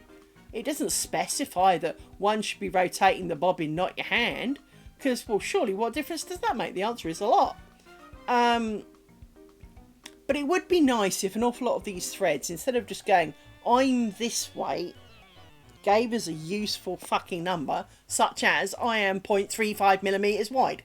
Because then you can work with that. Because sometimes it doesn't matter to you what it's made of. What it's made of, well, you may have picked it because it's cotton for water absorption, or polyester because, well, it's going to last longer and you can use it as a mug mat and it won't stain with everything that comes off it. So from that point of view, you don't give a fuck. You want to know, how chunky is it? Because I'm either going to knit, crochet, spin, weave, whatever, sew with it. I need to know, is it size appropriate? And some arbitrary number that some dude 20,000 years ago came up with ain't no use to nobody. I mean, it's me like saying it's 16 eggplants. Well, what's an eggplant? I'm not telling you. Well, it's no use to me, is it? It's 3 times You know, how much does this cone weigh? Well, it's 13 bananas. Well, I mean, at least because of course we all know that not all bananas are equal. I know. It's 42 fucking. It's made up word, and there's 40 of them. Well, great. But how do I measure one? I'm not telling you that. So there is an awful lot of this that is distinctly frustrating for many in the community, and we all know that, you know, which direction, that whether a number is bigger means it gets fatter or bigger means it gets smaller, but that's about as much as we really follow. And as basically, if the number's the same, chances are it'll be roughly the same. But we've all had it in knitting where you buy two colours of the exact same make of yarn, and the same, you know, line of yarn and the same weight of yarn, so inherently the same, and they're not, because one knits up differently to the other. Because colour counts. Because of course they make the yarn, then dye it, not dye to make the yarn, therefore they're not actually the same. Fuck that shit, you know? And so it is two identical things aren't the same. So yeah, I do wish that they would pick microns or something, even if it was atoms, I don't care, right? You know,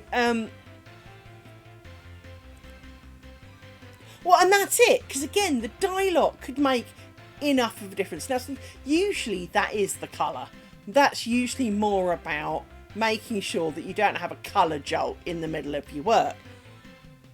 But it is, I mean, I've had it. I bought, doing some double coloured stuff, I bought two colours of exactly the same shit. They didn't have dye lots, so it wasn't a dye lot problem. But let's say it was blue and red. I don't remember what colour it was. The blue one was a hell of a lot thinner than the red one. Now, not that, you know, you could spot it across a room if you lay them down, but when you knitted them up, the red was a lot more airy on the same size needles than the blue. Well, how did that work? You know, they're the same yarn, same stuff, same person knitting, but the red was thinner than the blue. Or the blue was thinner than the red, whichever, right? One was thinner than the other.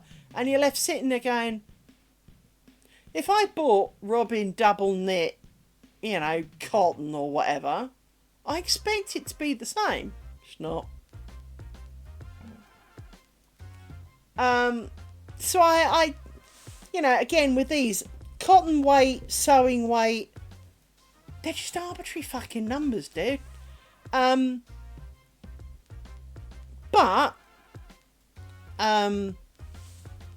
sewing weight I don't entirely understand, because 40 weight cotton and 40 weight, because obviously, for example, if I go back to my pillow, this is 40 weight in tatting stroke cotton. This is not cotton, crochet, so tatting stroke crochet. This one is the same for sewing. It says size 40. Well, they're clearly not the same size 40, though, are they? And it's very much, people need to be a lot clearer with their labels in these things, because you really don't know what you're getting until you've got it, if you're buying online, because all the pretty pictures, they usually use one single tube and a colour. Well, as I said, the honest fucking answer is microns. It is 2 microns. It is 6 microns. It is whatever, right? You know, I don't care, you know, pick a really small unit. So even if this is 100 and this is 10,000, at least you know this is, you know, the relation, you know, you have, you know, if it's close enough or far enough. Because if this was, say, I know, we'll use Kimbers. So if this is 3 Kimbers and that's 4 Kimbers, well, clearly they're world apart. But if this is 3 Kimbers and that's 12 Kimbers, or maybe 4 Kimbers is fucking close enough, right?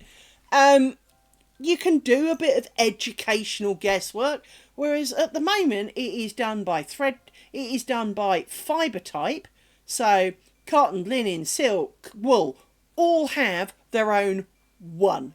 They all have a one, and none of them, it's not like, I know, let's say this was the one, right? But they're not all that thin. They're not all that thick. It's done by weight.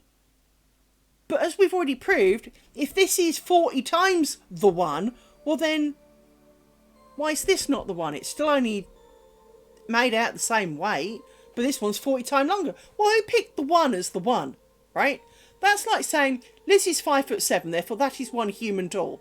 If you are taller than me, you are 1.3 human talls, or you are 0.9 human talls. Who picked me as the one, right? Who picked it as the one? What made that one so fucking special? It's a bit like the dude who's always on TV at exam time having their exam results shown. Who picked them? How did they get to be the one out of the million odd children getting exam results today? Who picked that one? And the answer is your school did. Your school volunteered lots of ones, the best one that they thought would get the best answers, and then the BBC or whoever picked the one out of all the schools. Yeah. That's how they're picked, because I know someone who had their kid picked by the school. We got told that they've been selected as as potentially as someone who will be on TV to have their exam results. Oh, well, cheers for that. Because, there was always the wonder, why was it never me? I'm not the only kid who wondered, why was it never me? I mean, don't get me wrong, didn't really want my exam results made public, but again, what made them so special? And the answer is because they thought they'd get the best result. Because, of course, the school's never going to put Billy Stupid up, are they? They're not going to get Billy, who didn't even get his name right, on the exam paper. It's always someone who they expected to kind of go to Cambridge, darlings. It's always someone who got straight A's, because they never got shit grades, did they?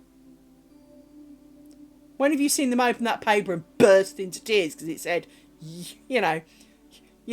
look up to people who say, do you want fries for that? I'm not wishing to look down on the people, but you don't need a lot of education to ask that question. Although quite a few obviously have degrees, so I'm sorry to them. But, it's like everything. Stop picking the one. The one may not be the most appropriate one. It's 2025. Can we pick something that is really definitive, such as millimetres, that everyone is kind of used to? Most people have got a ruler with millimetres on. So, for example, this, which claims to be 0.35 millimetres, so I know I get 10 wraps of that to a centimetre. Sorry, 35 wraps of that, or whatever, to a centimetre. You can easily count these things up. Well, that's great. That's practical. It may not be the most practical, it's a weird number, but I can work with that. I can't work with, this is size 30. Well, what's 30? What exactly about this is a 30? What makes it 30, not 20 or 40? No one fucking knows. What's a 1 look like? Where is this 1? So yeah, it drives me nuts, and I struggle with it, as does nearly everybody else, because, like we've said, this is a 40 weight sewing thread. Yeah, well, what's that in English? No one knows. I do happen to know that somewhere around the 40 or 50 weight sewing thread is 120 in weaving. Of cotton, anyway. But that would make some sense. If you think that this is, say, 120, that would make some sense. That's 120 stroke 3 or whatever it is. Pretty sure it's 3. No, it's 2 actually. So that'll be, say, 120/2. This is, say, 40/3.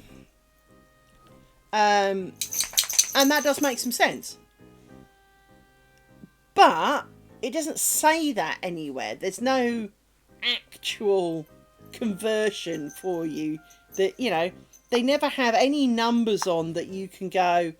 It's not like, you know, grams and ounces and kilograms and pounds and all the rest of it, in that where you know there is, or stones.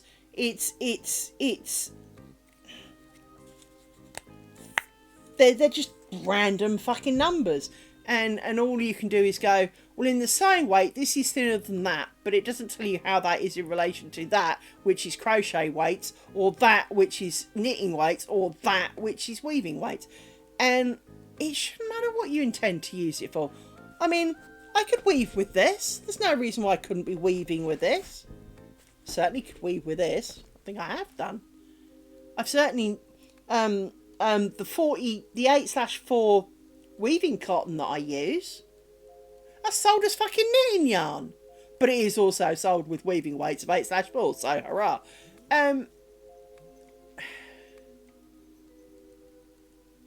Which is really quite chunky, and I like it. But there is just this bit of you that kind of goes, can we not? Can we just please have a universal comparative number, like grams, millimeters, you know, something that is of a practical, easy for someone new. So millimeters is easy for someone new, because they can go 0.35 millimeters. Well, that's basically 3 to a millimeter. That's quite small. Doesn't take the brain of Britain to work that out. Really doesn't. Really doesn't. What's a 40 weight? Who the fuck knows? I mean, allegedly this. Well, okay, I'll believe you. No, and that's the other thing, is that not all countries went metric. But, well, and that's the other thing, but at least with, and with due respect to that, at least there is a known, very simple conversion from metric to freedom, right? So, from that point of view, you have a reasonably good approximation. We all know that.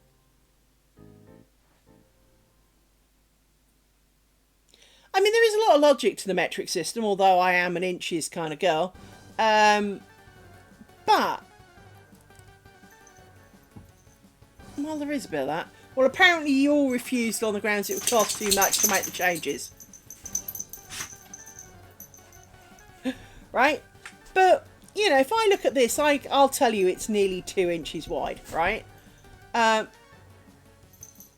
Yep.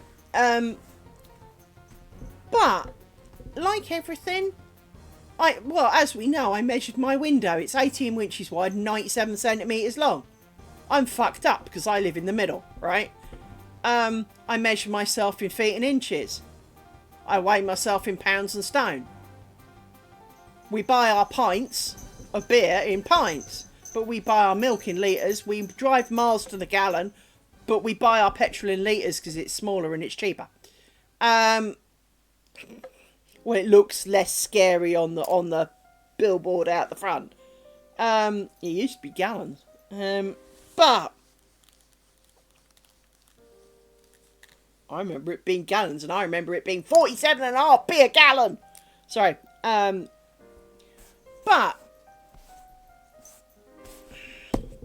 those are a long time ago, obviously, because it's not even fucking £1, 47.5p a litre now.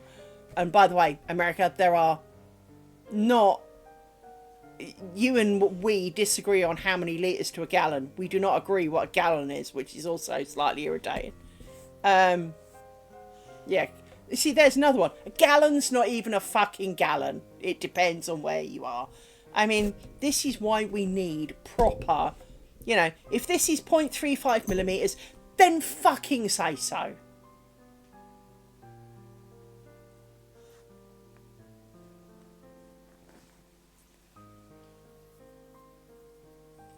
My first car, I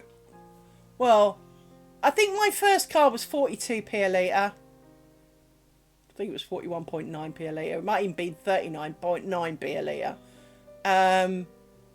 Which was my mother's Fiesta. She bought it, but she never drove it. Seriously, my mother drove that car twice. I have to tell you the story of my mother as if there is not enough hateful thought for my mother. Right, my mother, on her driving test, bear in mind, obviously, the driving test was done fairly locally to where we live.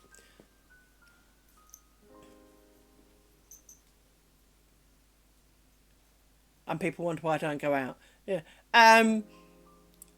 On her driving test, it was a day I had computing A level, and I had to be at the other school, so I had to cycle between my school and this other school, and it was up a bitch of a hill. I'm talking one of those kind of hills, right?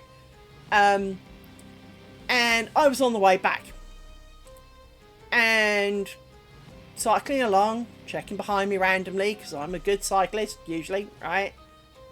And I saw a car behind me that wanted to turn left. I looked behind me because I could hear a car. Yep, there was a car behind me. And to my great surprise, my mother was the driver. My mother was on her driving test. I didn't do anything. I didn't wave at her, give her the finger or anything like that. But due to the hill, the speed I was doing, the speed she was doing, and she wanted to turn left, she and I were going to roughly be at the place together. Did my mother wait for me to pass and finish the road before turning left? No, she fucking drove me up the pavement, knocked me off my bike, and passed her fucking driving test!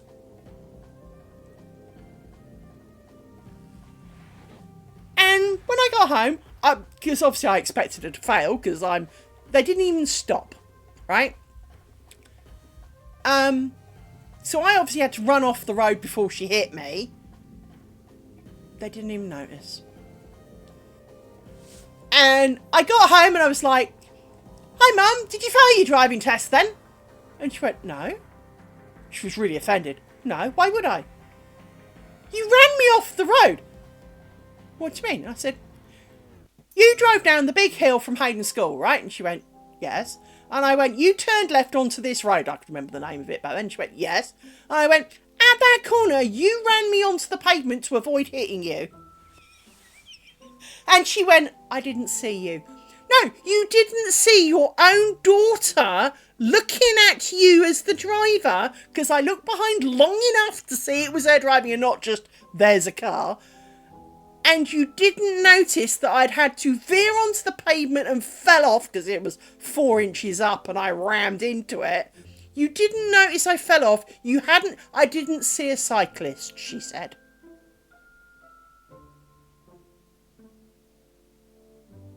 My mother passed. I will point out, she drove her car then on that Sunday to the garden centre, which is not that far away. She never drove again. Please rest assured, as far as I know, she never drove again. You tell me. How that bitch fucking passed, I have no idea. But the good news is, she never drove again after that day. And I am really pleased.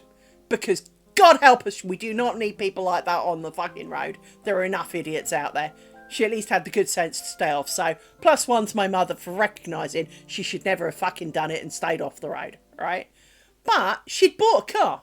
That car sat in the drive. So I used it, and I was only allowed to use it twice a week.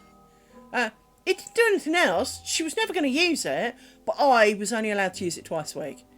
So I bought my own car and pissed my dad off something chronic. He absolutely hated that I bought my own car. And he said, "Well, why'd you do that?" I said, "So I can use it every day." Which I did. And I loved my car. But my mother's car, I remember filling up certainly 40p a litre. But not long before that, they put the prices up in gallons, because of course it's 4.541 litres to the gallon, it was under £1, where you can have 89p a gallon on a billboard out the front. And they used to. And I remember as a child seeing 42p, 39.5p a gallon. Now, even my mug for... I mean, now, pretty much, I know this is not the best thing, this much is... this thing full of petrol would cost you more than that. It's kind of ridiculous. And cars are more efficient now than they were back then. Cars that did 10, 15 miles to the gallon were common.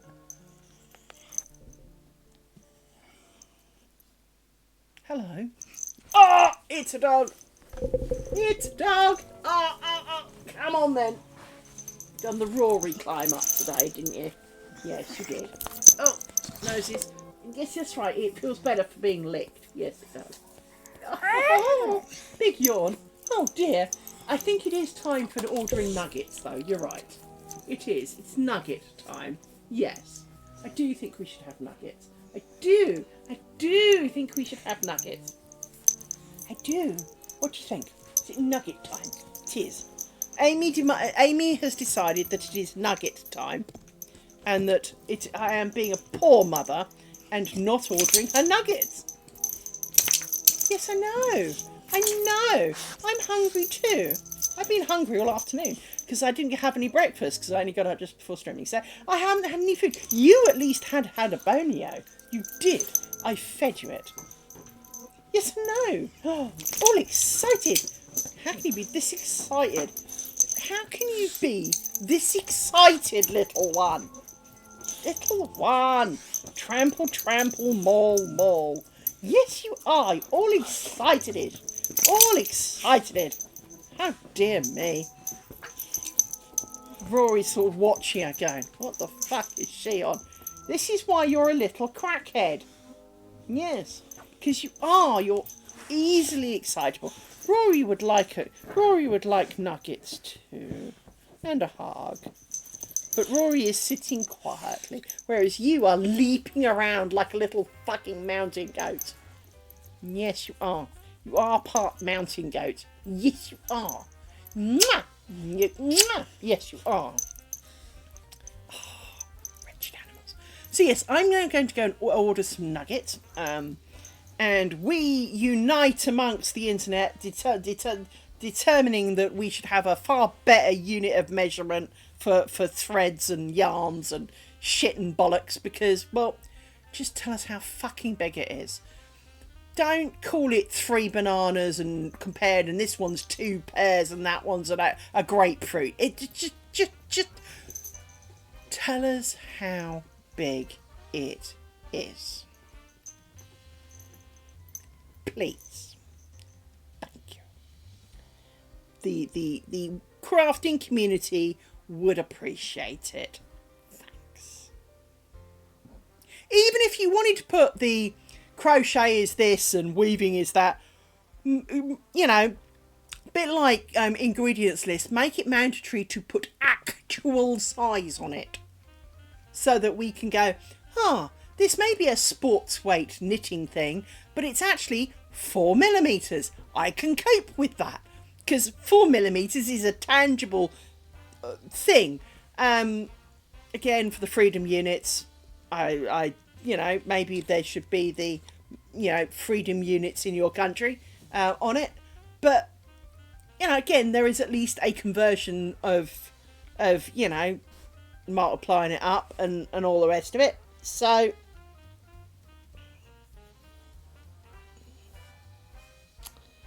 but yeah, can we just not,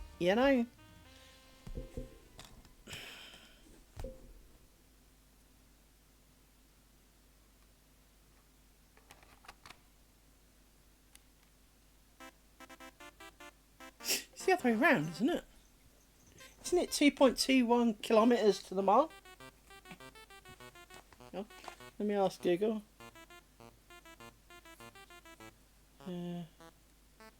Ask the magic Google. Yeah, whatever. How many kilometres to the mile.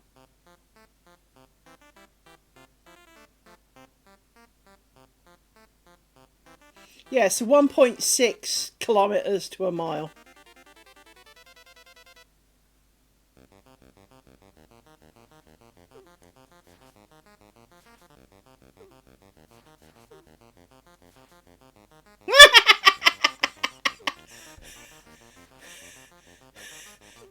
Miles. Okay. 2.2 miles is a kilometre. No. Hang on. How many miles in a kilometre? Right. So there's 0.6 miles to a kilometre. And 1.6 kilometres to a mile.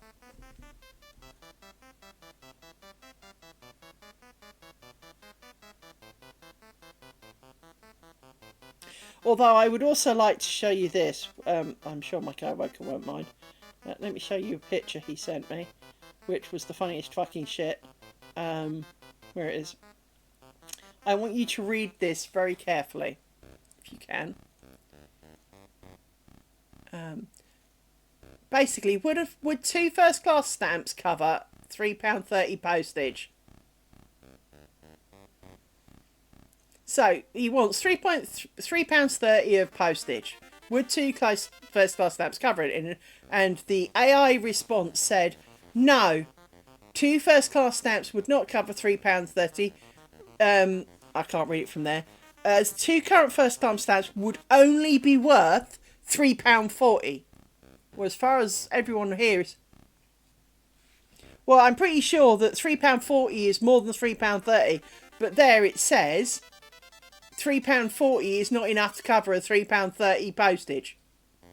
I mean, do not believe everything on AI, right? I thought it was.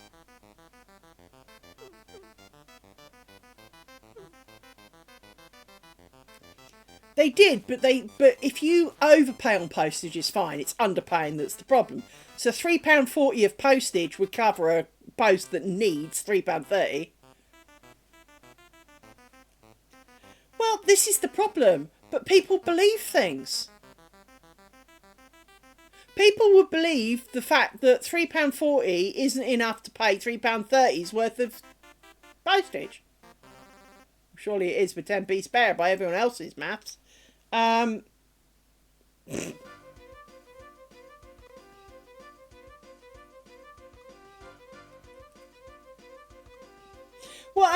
that's the thing. Too many people just blindly believe whatever AI tells them, and as we all know, you know, there are a number of bozos out on the internet, and of course, when these things were trained, a lot of them had the opportunity to read the internet, and if bozo posted on every website that, you know, 1 equals 3, AI is going to tell you 1 equals 3 because it's read it all over the internet. It's a bit like Reddit, you know. I saw it said this. Yeah, but it doesn't make you right. Lots of things are wrong. And that's the difference. You've got to know roughly what you were expecting to decide whether it was right or not. And because, well, as you've said, it's often not. And the same's true with programming. You know, lots of people will go, oh, I use AI to generate all my... Well, that's great. But like we proved when I asked it to do some lace making pictures, it was not very good at it. Oh, go on then. Go on, Mika Ketsme.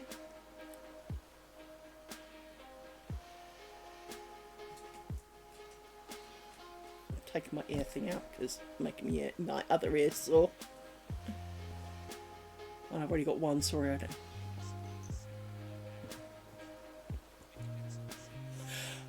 The Oxford comma.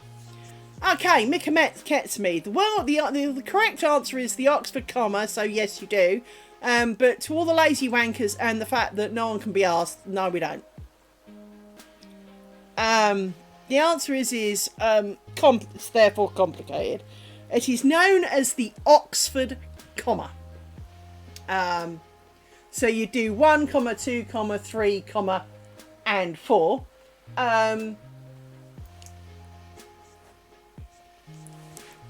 Supposed to is debatable. It is the Oxford comma. It's a bit like 2 spaces after a full stop.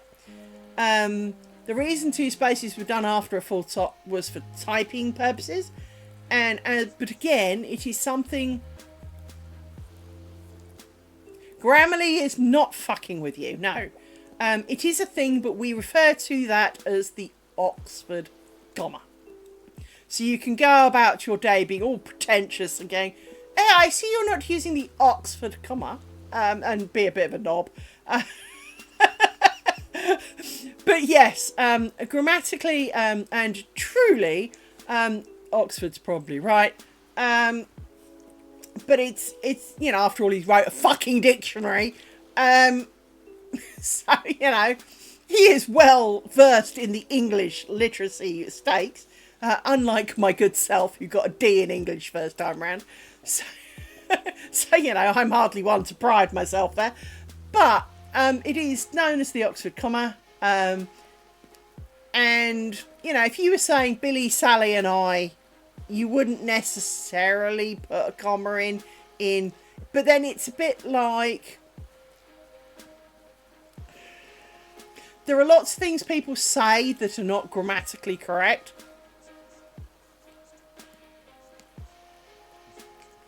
Yeah, the answer is it's not incorrect, but it is not the Oxford correct.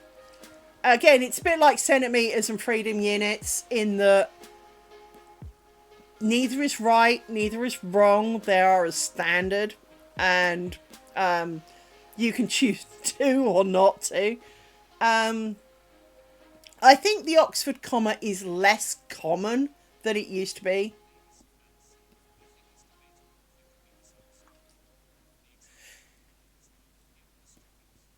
Yes, I think sometimes you definitely add it for clarification.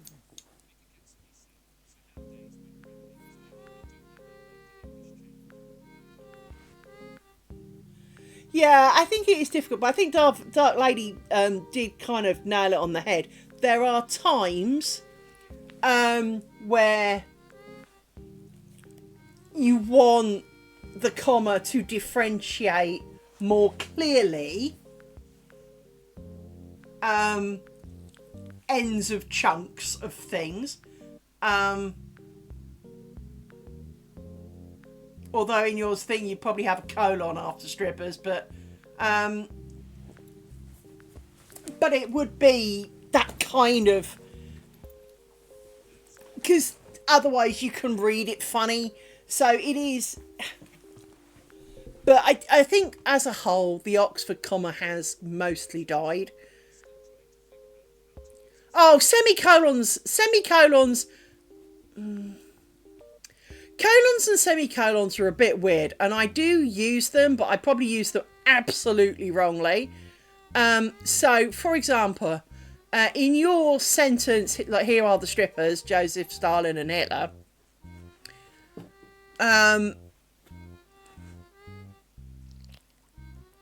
Obviously, you are defining the strippers.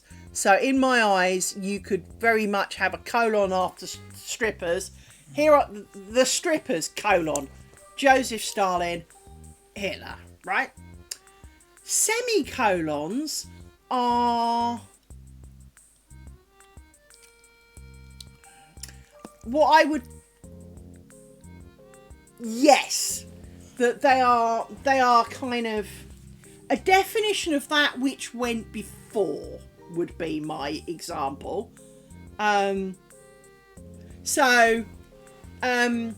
Please grab oranges, apples and pears, semicolon, they are fruits.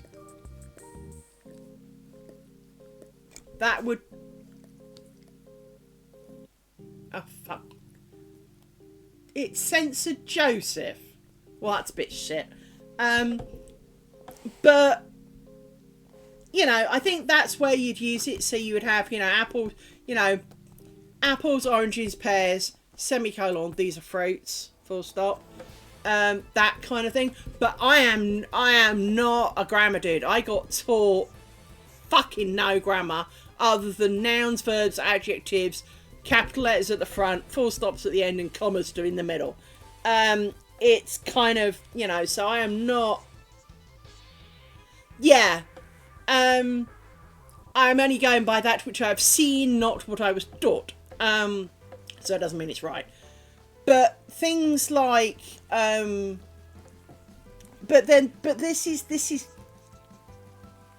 well, yeah, to be honest, you know, if any of our teachers had tried, I'm still trying not to put capital letters in the middle of words, so I was probably not paying any attention anyway.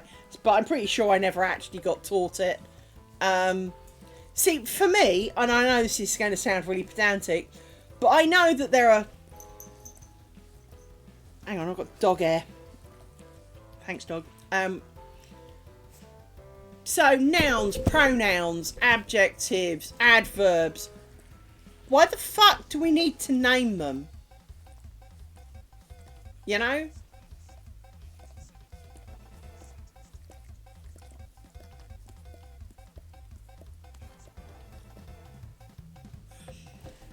Yeah, you see, I don't tend to use semicolons much. Even though I think I know how I should use them, I don't. Because I don't generally write anything like that. I just put full stops and paragraphs and fuck it. But I'm also the girl that managed to make a paragraph 27 sheets of A4, so don't look at me. And as you know, I do go off on whims, so that 27 sheets of A4 covered everything from, like, breakfast, bowel movements and dinner. So... and the weather and who won the World Cup or something. I mean, seriously, it covered out life, universe and everything. And it was 27 sheets of A4 and one paragraph. There were sentences. Were they right? Probably not. I tend to put in full stops when I breathe and commas when I don't. Or commas when I've run out and need to continue.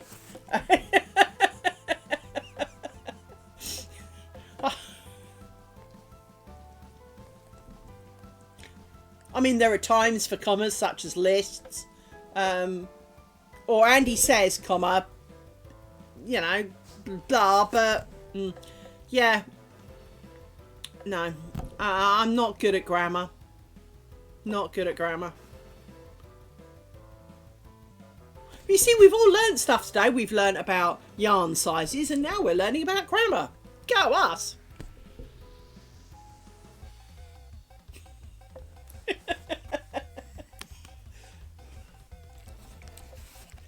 I mean, if you really want to know, I can ask my ex-husband, I can send him an email, and I will post in Discord what he says. Because he will write back a fucking mountain, because he is the grammar Nazi. Holy shit, is he the grammar Nazi. If you ever want grammar, he is your dude. What he doesn't know about grammar ain't worth grammaring, you know? And basically everything I write makes him cry, because I've abused the language so badly. Let alone typos. God help me. But especially if I type it on my phone, he just, yeah, he's given up on trying to help me. I am beyond that. And you know what? That's fine. That's fine. I'm too old. Can't be asked. Not interested. Effort wasted and all that. I tried really hard as a kid. If it didn't sink in then, it ain't gonna fucking sink in now, is it? You're a good boy, Rory. Are you? Oh, little one's back for more. Oh, dogs. I am being severely mauled because it's nearly 7 o'clock and we're all hungry. So, I'm going to love you and leave you. And I've absolutely enjoyed talking to you. And this is what I love about you guys, is that this is a live stream, but we've learned about thread sizes and how stupid it is. But we've also learned about grammar shit and you know, let's face it, wouldn't thought that would crop up during the conversation. Rory, stop licking my hand. No, stop licking. Don't want it. The last lick is not compulsory when I say stop. But yes, the little ones are feeling very deprived of their nuggies. Yes. I know you want nuggies. I want something to eat too, you know. I'm distinctly bigger than you. I eat more than you. And I'm fat. So I clearly don't go without my dinner. No. Yes, best we feed the little things before they start eating me. Yes. Because they're licking me a lot. Maybe they're sizing up whether I taste nice. There isn't really room for £400 a dog on my lap. There really isn't. No. No, there isn't. Anyway, as I said, it's been absolutely fun. I've really enjoyed it. I shall leave you to go and find alternative forms of entertainment. And I will not thrust you upon other people. So enjoy your thing. Maybe see you tomorrow night. If not, maybe Sunday. If not, maybe Monday. But take care, everybody. Have good. And we all hope that you know, Lady with X-rays is going to come back and say that kitties are, because basically she fell over and bust her knees feeding her kitties. So we hope she's okay. So but yes, take care, everybody, and I shall see you again soon. Bye bye.